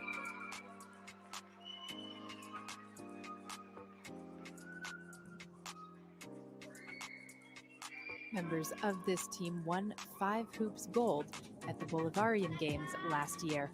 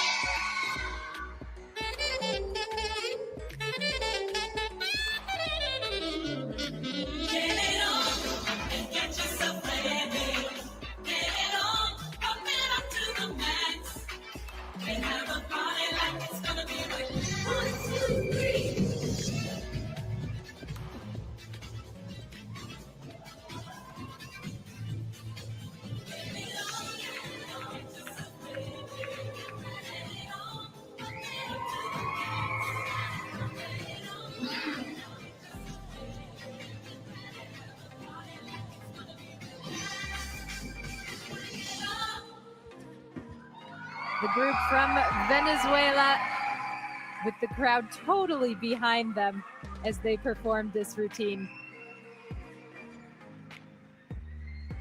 Venezuela represented by Gabriela Rodriguez, Isabella Belizio, Maria Dominguez, Rosalind Palencia, and Yelveri Rodriguez.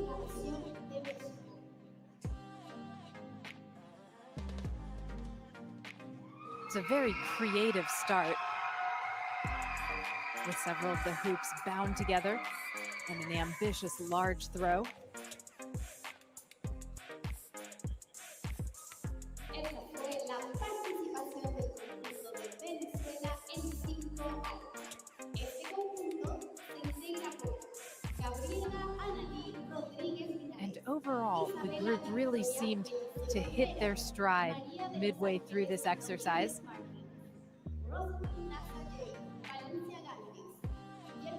Occasionally, there was a slight lack of synchronicity in these throws and catches, in completing the movements. There's some very good moments as well.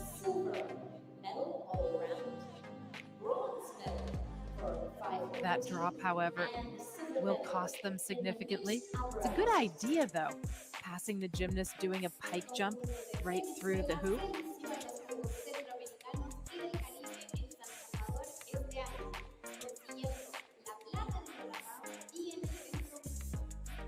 And they are slightly behind the music as they end the exercise. Still, for a team that, like Canada, is very new to Pan American Games competition, this was a promising start. Most of these gymnasts still very much in adolescence. Gabriela Rodriguez, just 16 years old. She's the youngest on the team. And Rosalind Palencia, who comes from the city's main port city and is a marine engineering student at the Caribbean Maritime University. She is only 20 years old.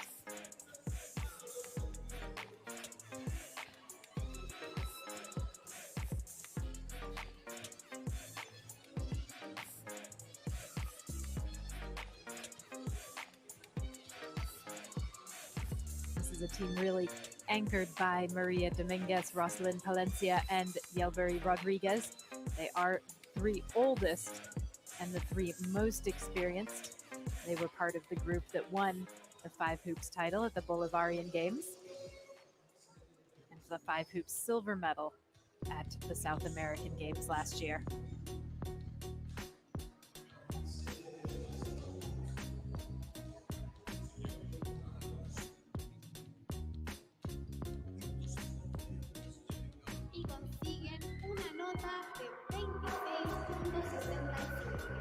The score for Venezuela with the 5 hoops, 26.65, putting them in 3rd place thus far.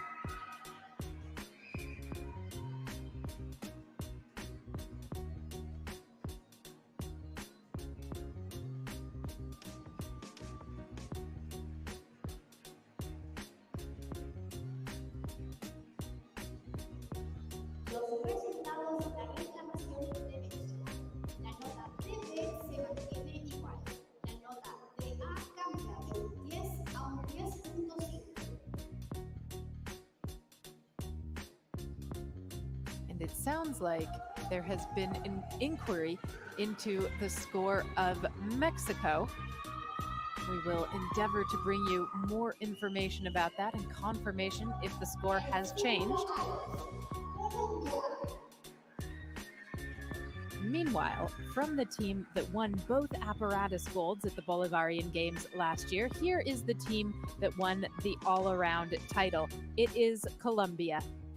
They are moving onto the carpet to begin their performance with the 5 hoops.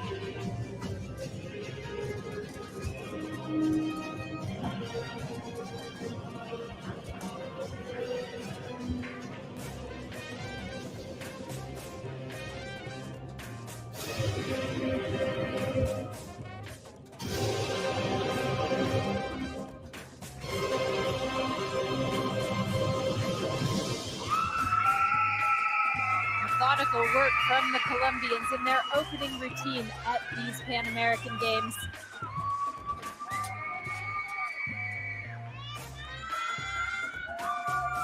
Team members Kizzy Rivas, Natalia Jimenez, Karen Duarte, Laura Patino, and Adriana Mantilla.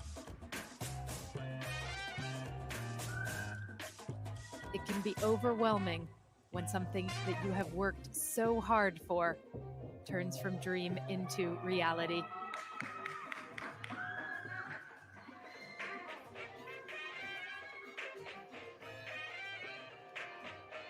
Getting this routine out of the way, perhaps both a pleasure and a relief for the 5 representing Colombia here.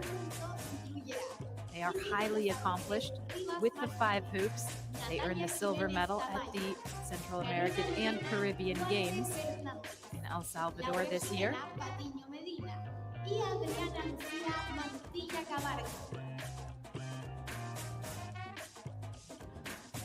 Colombia was at the 2023 South American Rhythmic Gymnastics Championships this year. They took the bronze medal in the mixed apparatus and the bronze medal as the overall team. Este conjunto participó del Campeonato Sudamericano de Gimnasia Rítmica este 2023, consiguiendo una There is Lina Dusan of Colombia cheering her heart out for her compatriots. They just about finished in time with the music.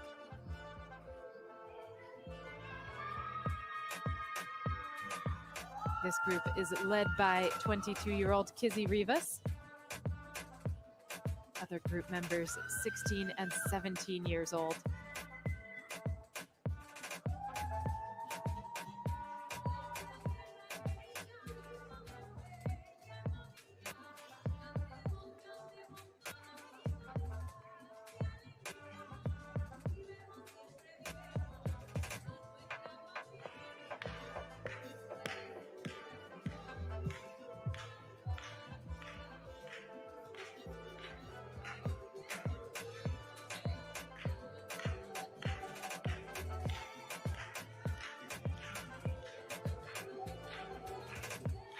The Colombians looking like they might be trying to start a dance party here on and off the carpet.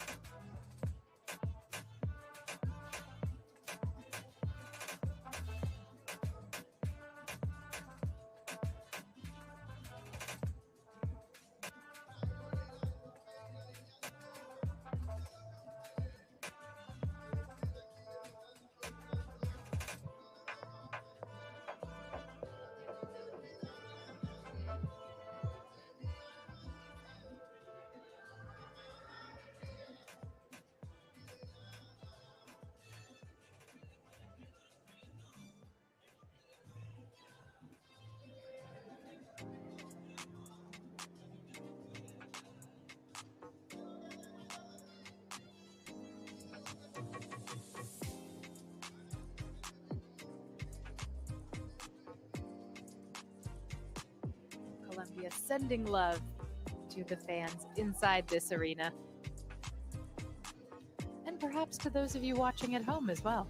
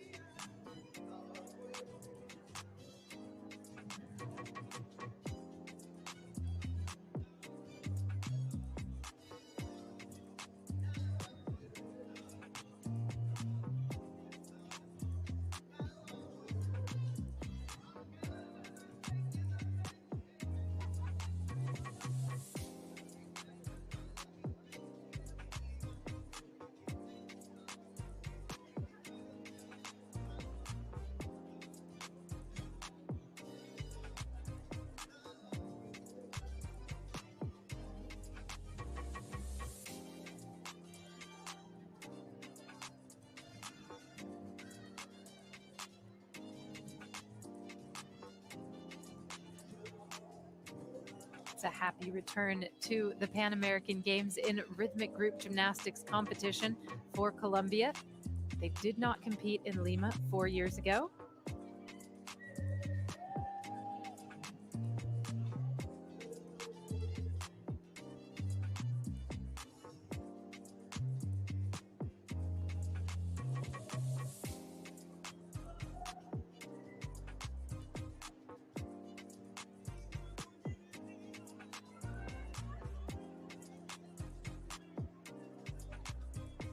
Team members hail from different cities in Colombia.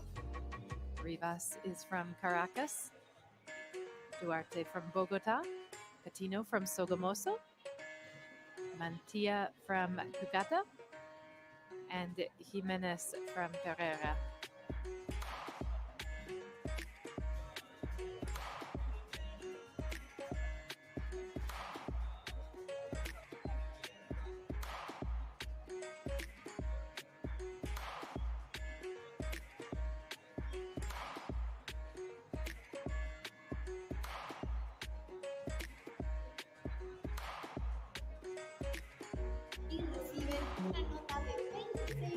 The score for Colombia, 26.25. That puts them into fourth place at the moment.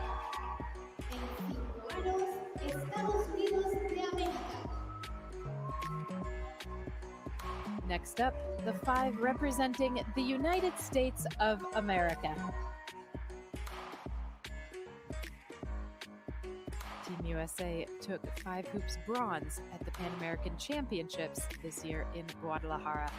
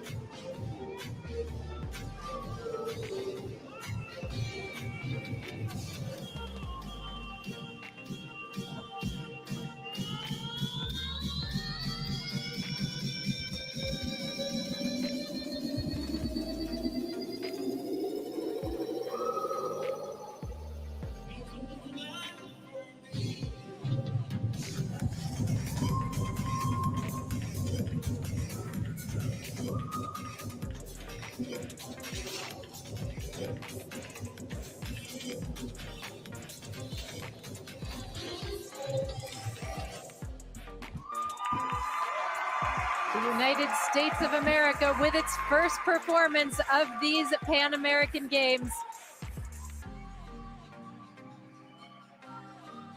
They have come here expecting a fight as they try to qualify themselves for the Paris 2024 Games. That is an effort that will help. Team members Gergana Petkova, Hannah Starkman, Isabel Connor, Carolina Savarino, and Katrin Sakhanov.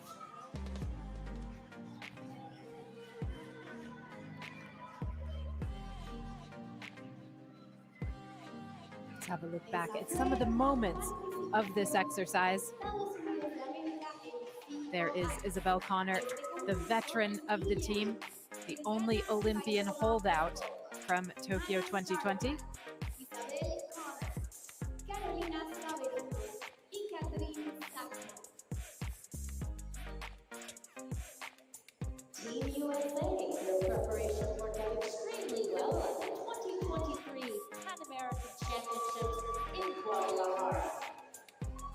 They took the bronze medal, 5 hoops, and had the opportunity to stand on the podium once again to take the bronze medal for the all-around. El conjunto de Estados Unidos clasificó a Santiago 2023 tras obtener un tercer puesto en el Campeonato Panamericano en Guadalajara, donde además consiguieron el bronce en 5 años.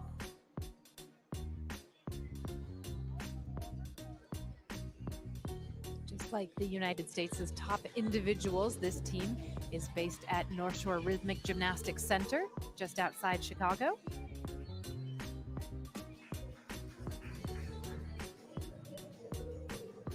Members of this team swept the bronzes at the 2022 Pan American Championships.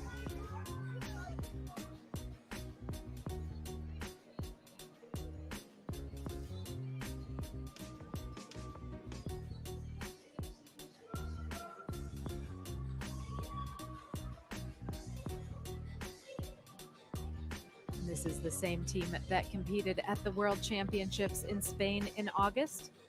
They were 18th in the all-around at that World Championships. And this 5 hoops performance was the weaker of their 2 routines there.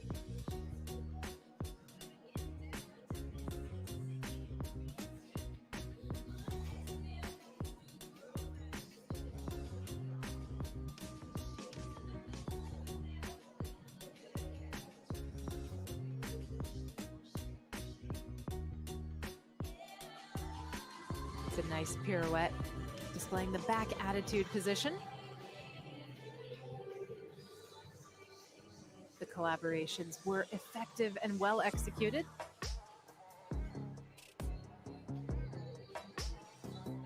And that tells you everything you need to know about how the USA is feeling about this 5 hoops performance.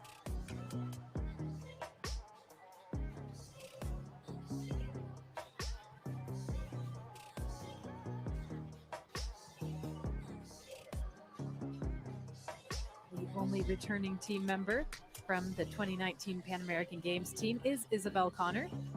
She is the gymnast sitting second to the right, a student in astrophysics at the University of California at Santa Cruz.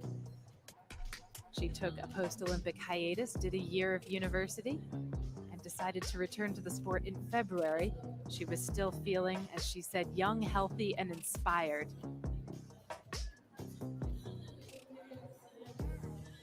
And she's been a real stabilizing force for a team that does not have experience in going through the qualification process for an Olympic Games.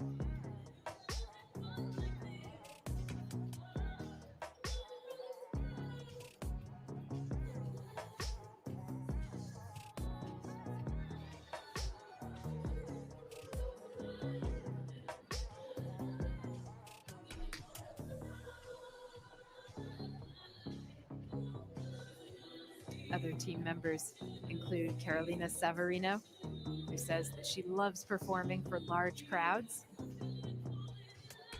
and Hannah Starkman, who is studying health education at the University of Florida. She does her coursework online so that she's able to focus on training in Chicago. Gergana Petkova provides the mental stability. She has a good head for competition. And Katrine Sakhanov, just 17 years old, the youngest member of this team. Y reciben una nota de 31.50. Score coming in now for the United States. It is a very good one, too. 31.5, moving them into second place, currently behind Mexico.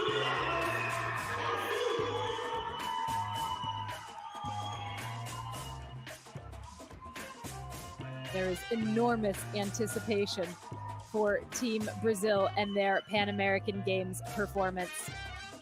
They swept the table at the Pan American Championships. They qualified themselves to the Olympics in Paris in August.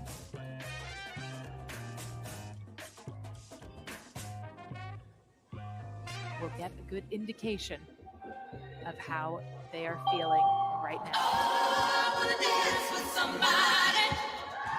I wanna feel the heat with somebody. Yeah, I wanna dance with somebody. With somebody who loves me.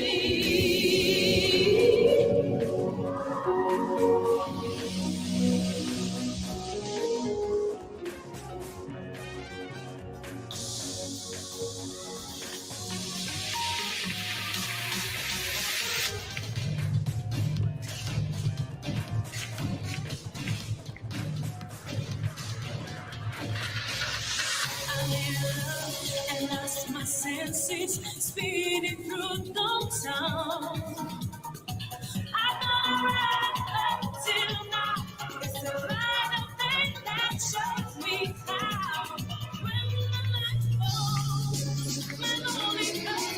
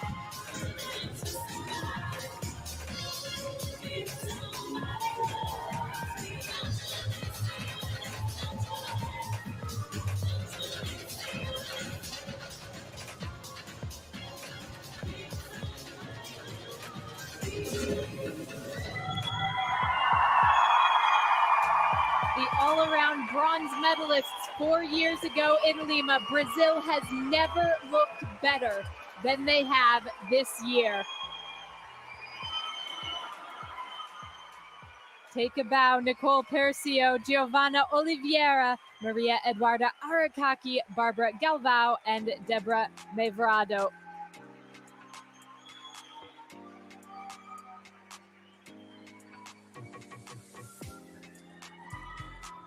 They are veterans of several years of international competition, and everything has gone their way in 2023. There have been historic results.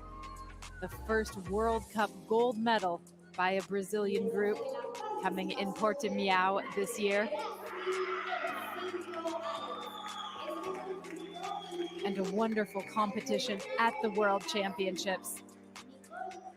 They were very close to winning medals. And the infectiousness of this team really comes through with their 5 hoops performance. I Want to Dance with Somebody by Whitney Houston is really an inspired choice of music. They carry the crowd with them. And the gymnastics that they present is so precise and polished. Gold for 5 hooper team, gold for mixed apparatus, and gold for all around. Wonderful synchronicity. Brazil, 3 times gold. The collaborations really quite impeccable.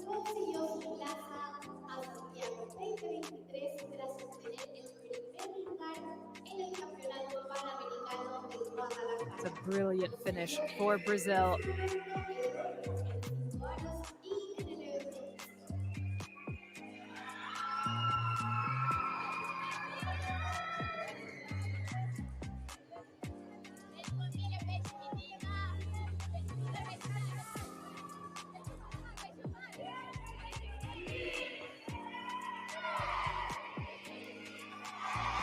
There are 3 Olympians on this team. Maria Eduarda Duda Arakaki, as well as Nicole Percio and Deborah Mevrado.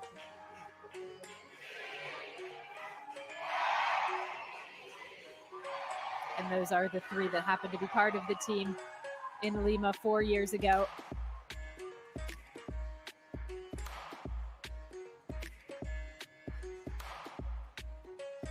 Brazil awaits its score with bated breath.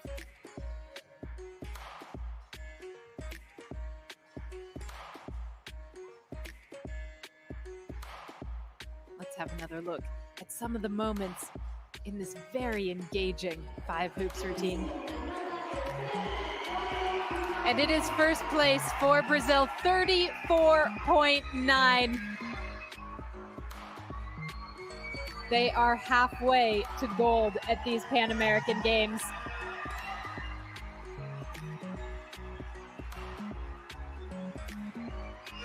A historic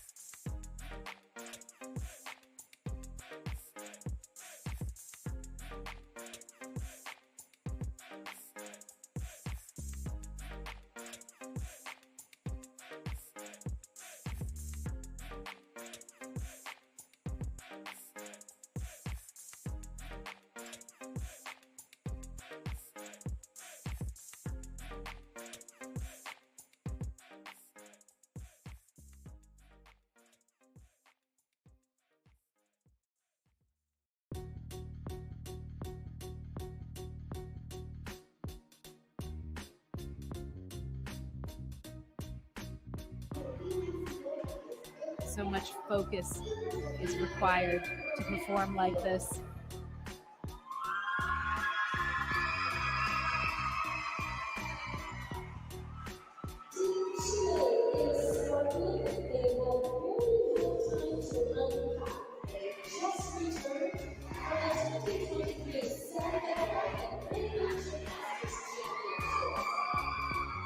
Chile, the winners of the silver medal with the 5 hoops at the South American Championships 2 weeks ago. They won bronze with this apparatus at the South American Games in Asunción in Paraguay last year.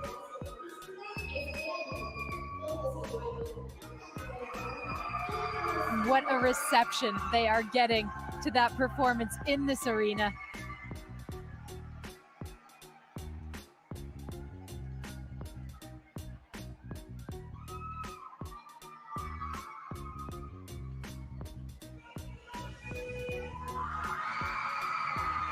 Regardless of the score, this is a wonderful moment for Chilean gymnastics.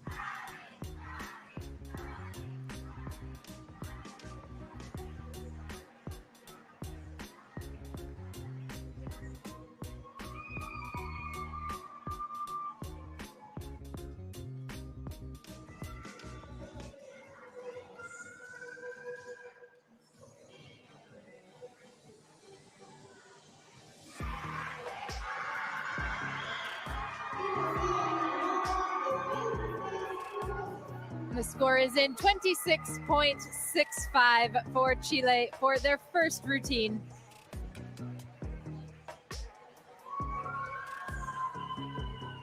And in a decidedly fiesta-like atmosphere after that display from the host nation, the first day of rhythmic gymnastics at these Pan American Games draws to a close.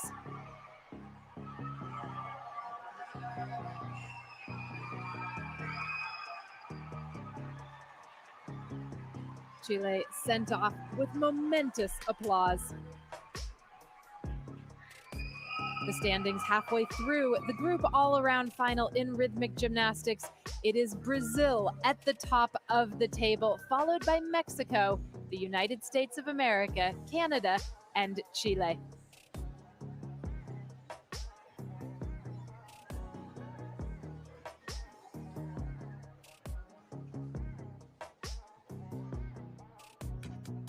Just as with the individuals, this is only the halfway point of the all-around final.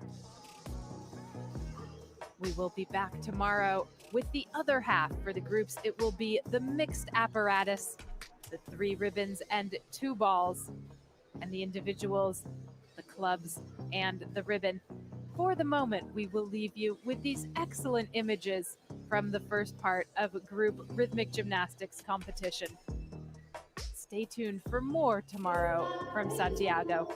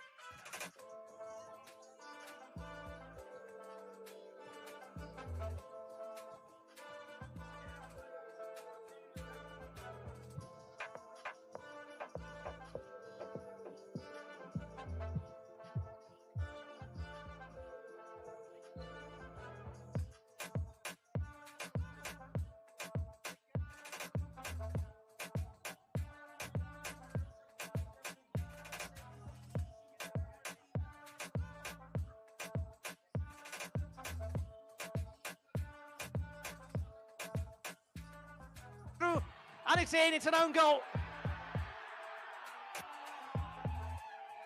Tony Leone, the player who came in for Emilio Lara, forced to put the ball into his own net as if the Brazilians needed any help scoring. Oh dear, the poor Mexicans are down already. It's Mexico 0, Brazil 1, and you have to feel for 19-year-old Tony Leone of Los Angeles FC because there was little he could do. The touch from Marquinhos was superb. The goalkeeper, well, Fernando Tapia did not exactly make it easy for Tony Leone. He spilled the ball into his path. So well did Marquinhos get away from Isaias.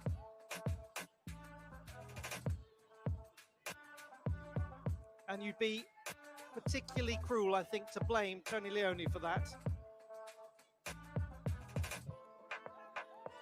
Second minute own goal. The worst possible beginning.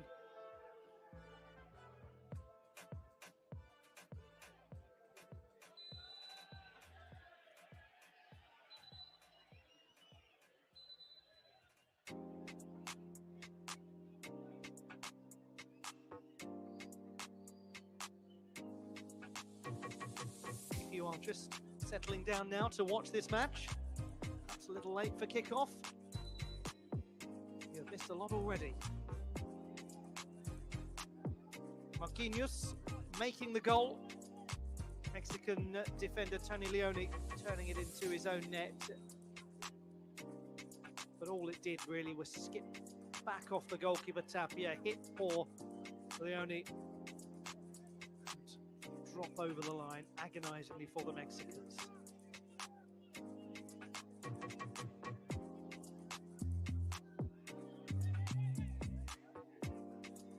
Free kick for the team in green, right? Gonzalez, he runs over it, comes as an in-swinger instead. It's going to be hit by number 6, Eric Lira, the captain. 10 is Carrillo, he's dispossessed, but he's been fouled.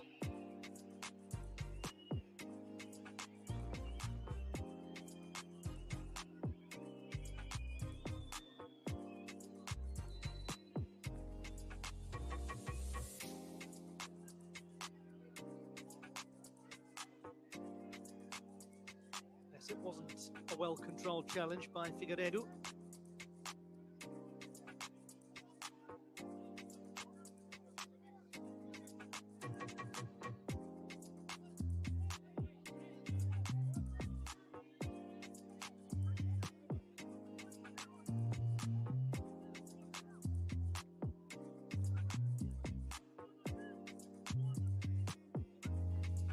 Three-time winners.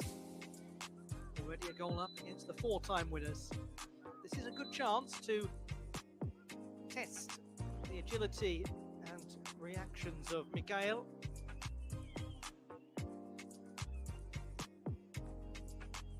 And the patience of Brian Loaiza also being tested.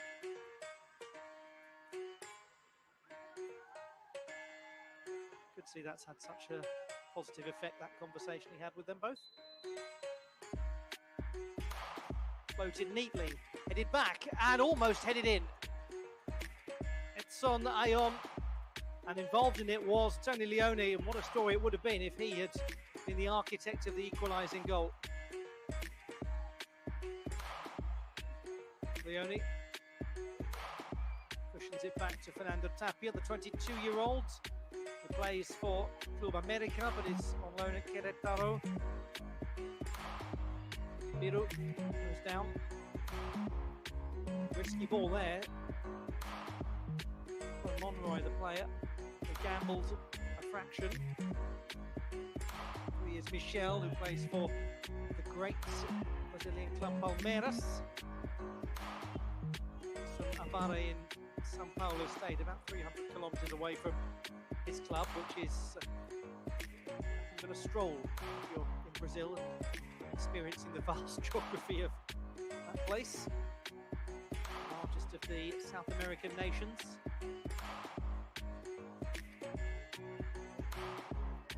Good football there from the Mexicans until that moment. What's going on there? The mind of Fidel Ambris.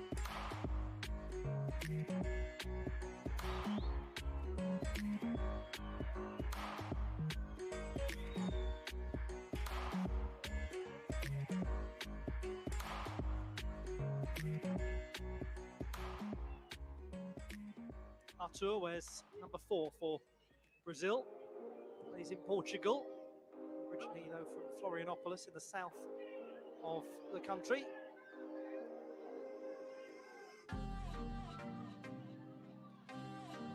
Away by Figueiredo. Hasn't quite settled into the game and has committed another foul. And Carrillo pointing out that there have now been a couple of fouls by Figueiredo, which doubtless Mr. Loaiza is fully aware of. Leone is for Los Angeles FC. He's from Long Beach in California in the United States. He's been on the bench a few times in the reserve team as the player goes down very hopefully in the penalty area. Brian Gonzalez, I think, was always fighting a losing battle to try to convince the referee that anything untoward there. It was nicely cushioned down by Ion.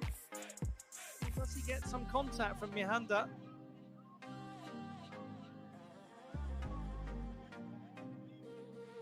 Perhaps not as clear cut the second time we looked at it.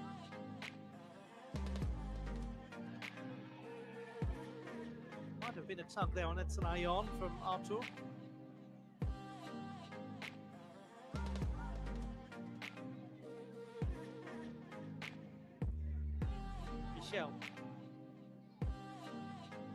Patrick Lanza. The fabulously skilled Guilherme Biru, Corinthians player.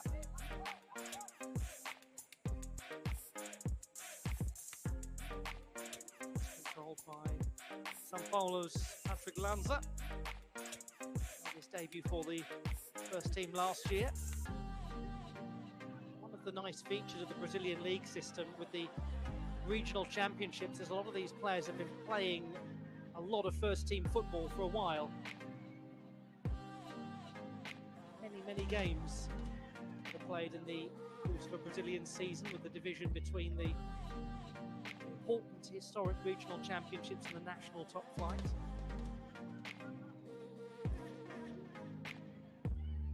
You have people like Arthur, for example, who was in possession there, who won the Campeonato Catarinense with Avaí, and it was really that attracted the attention of Academia de Vivo in Portugal.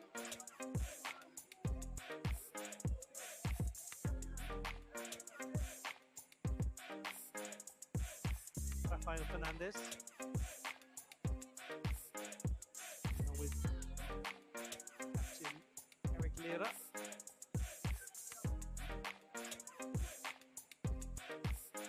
Controlled by Fulgencio.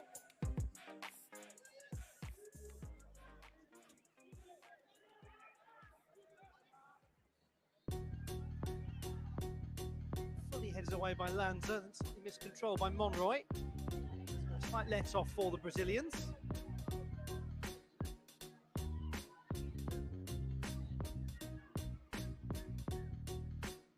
We remind ourselves of the opening goal of the contest. Fernando Tapia pushing it right into the path of Tony Leone, who was utterly powerless to stop that from hitting him and going over the line. There's nothing he could do about it. He is not to be blamed. And he knows it too. It's an unfortunate moment, but it was a gift for the Brazilians. Guilherme Biru couldn't get through. Foul, another foul by Figueiredo. He's got to be getting close to a caution.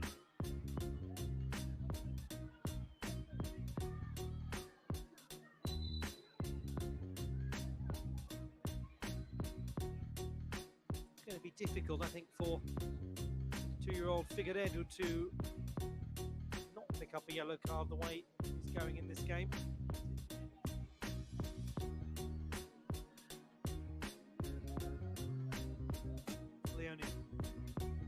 came in for Emilio Lara. Mexicans very nostalgically, I suppose one might say, have for large part of this competition had a starting 11 numbered 1 through to 11 and substitutes numbered 12 through to 18. It is almost unheard of nowadays.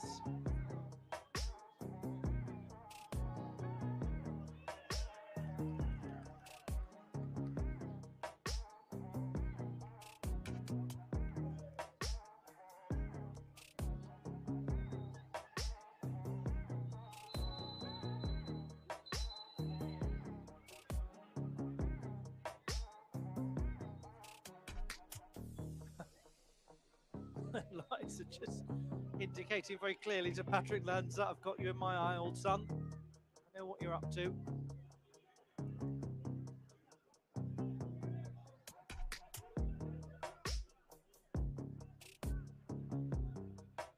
Real honour for a referee to be picked to look after the semi-final of the Pan American Games. And they're young officials, most of them. Quite a new experience for them as it is for the players. That's the whole point. It should be an opportunity for them as well. This is, after all, under 23 competition. It makes sense to have younger officials who are new to their senior careers as well. A lot of them have been involved in competitions like the Copa Libertadores or the Copa Sudamericana as fourth officials or occasionally getting the odd game. They're all experienced in the top flights of their own countries and have been selected from a strong list of candidates to make it out of their own nation to get to these games.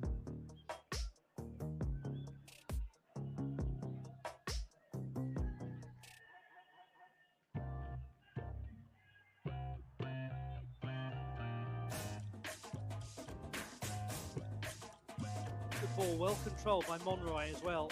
That's much better from Monroy. He's done well to win a corner kick.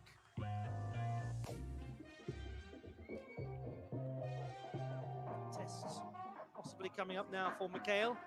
But very well done, the Pumas fullback, 21-year-old Pablo Monroy, as we have a look at Fidel Ambris. Edson Ayon.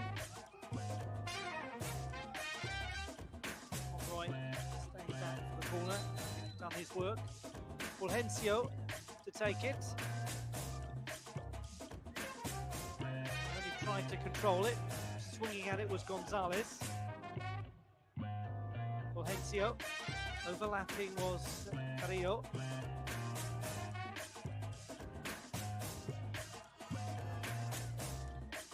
Gabriel Pirani. Oh, what a way to allow your teammates to come up and support. It was well defended in the end by Monroy, but it's one of the things that these Brazilian players are so good at doing, just bursting past the first defender and then holding the ball to allow attacking support to come forward. They break quickly and effectively.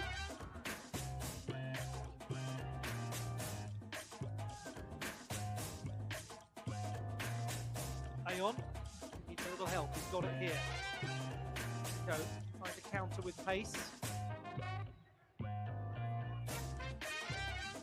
And it was hit by Gonzalez when one wonders about the option to use Isias on the left wing, who'd come forward from fullback.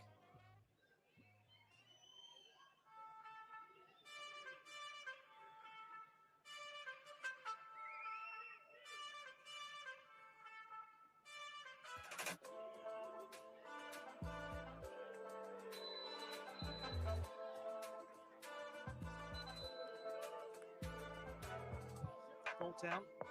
Marquinhos has played in the Premier League. Marquinhos is a late substitute for Bukayo Saka in 3-0 win for Arsenal over Brentford in September of last year.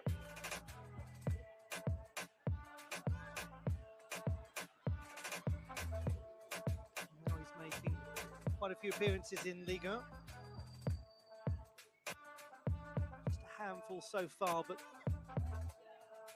I sense that there's going to be a lot more to come.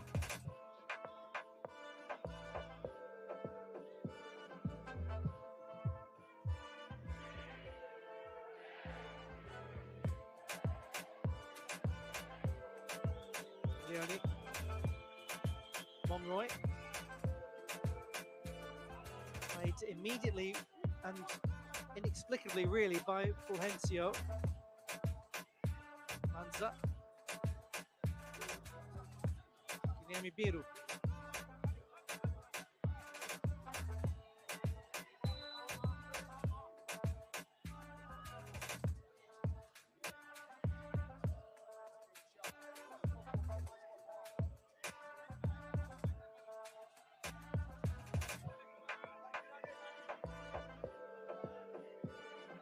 Figueiredo.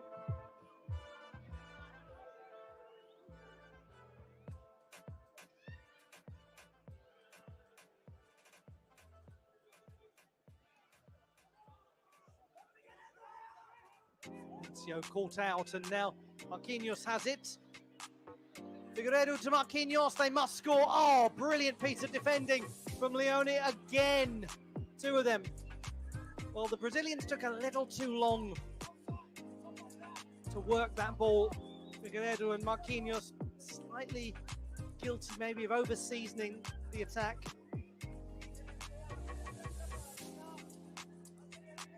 But absolute credit to the impressive Tony Leone. And he has responded with such maturity to that early own goal.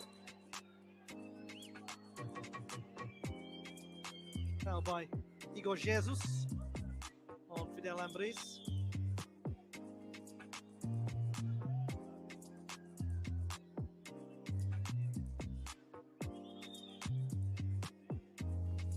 It's a weak challenge.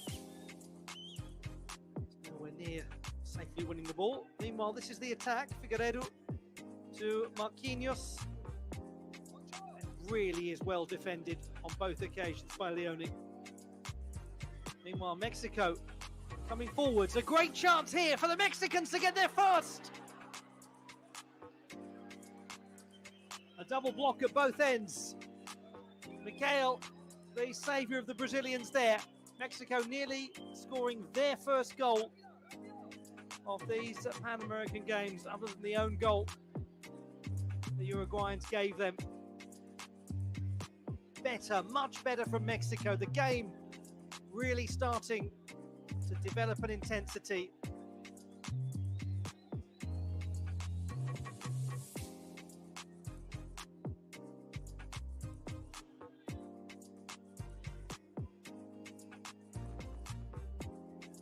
Leone.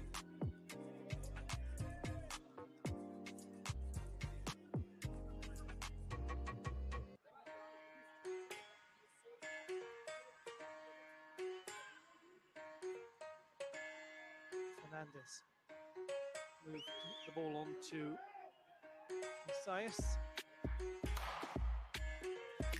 Lira. Monroy.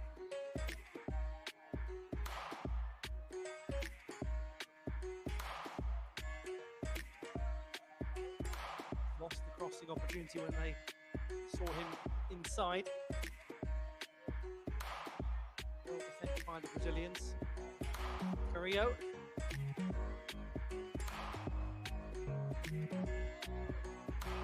Yes, very nicely done by Isaias. Crowd loving it. Rare to see one of the Brazilian players made a fool of like that. It's an absolute paradise for a television director, this place.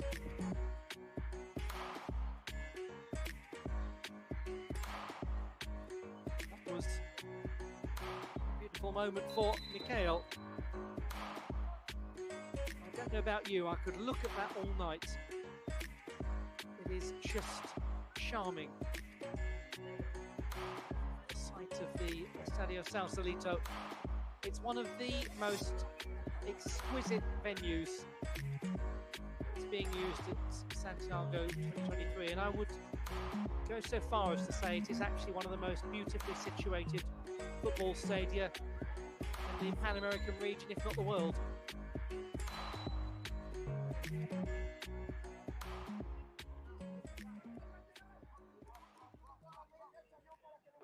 The sun is beginning to set in Viña del Mar, just coming towards 8:30 local time. One of the quirks of a football competition at a multi-sport games is it often isn't actually held in the host city, so we use the term in Santiago somewhat metaphorically about the two football stadia, in Viña del Mar and the other, the Elias Figueroa in Valparaiso, which is almost 80 miles northwest of Santiago.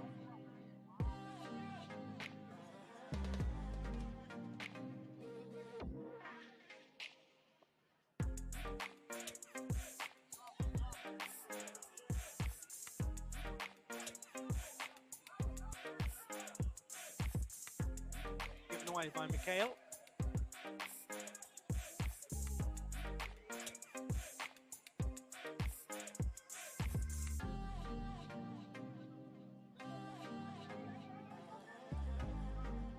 Thumbs up in appreciation from Monroy as we have a look at Amon Menezes. Started his playing career at Cruzeiro. Doesn't have many players from that club in the team today, but he had a successful spell at Vasco da Gama. Miranda plays in that team, as does Figueiredo. He also played for clubs like Fluminense, Botafogo, Atlético Paranense.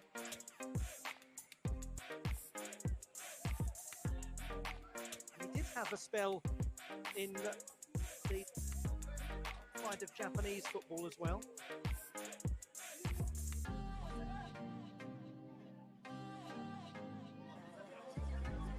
Played for Tokyo Verdy in the J-League, the team that was the original star turn in Japanese football. They've now fallen massively from grace.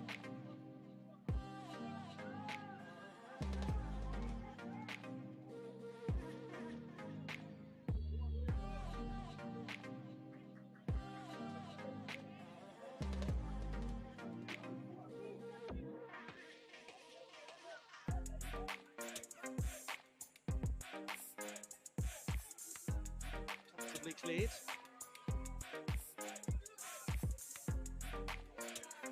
Rather wasted there by the Mexicans.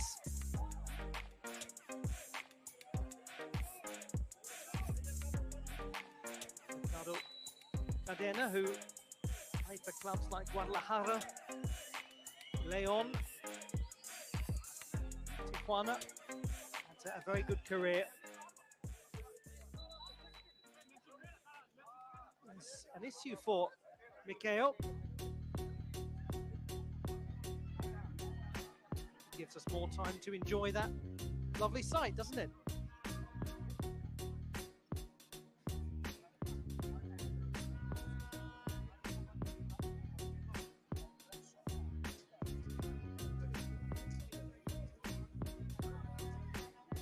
It is the home of Everton Football Club. The Everton of Viña del Mar, inspired by the Everton of Merseyside.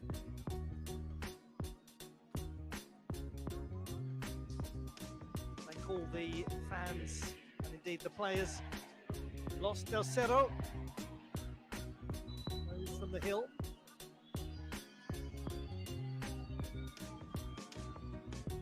Miguel has something that we don't get to see very often. He has a very special shirt under his jersey with a photo of his very dear friend Bernardo, who died in the appalling Flamengo training ground fire in 2019. They played together at the Club Trieste when they were youngsters.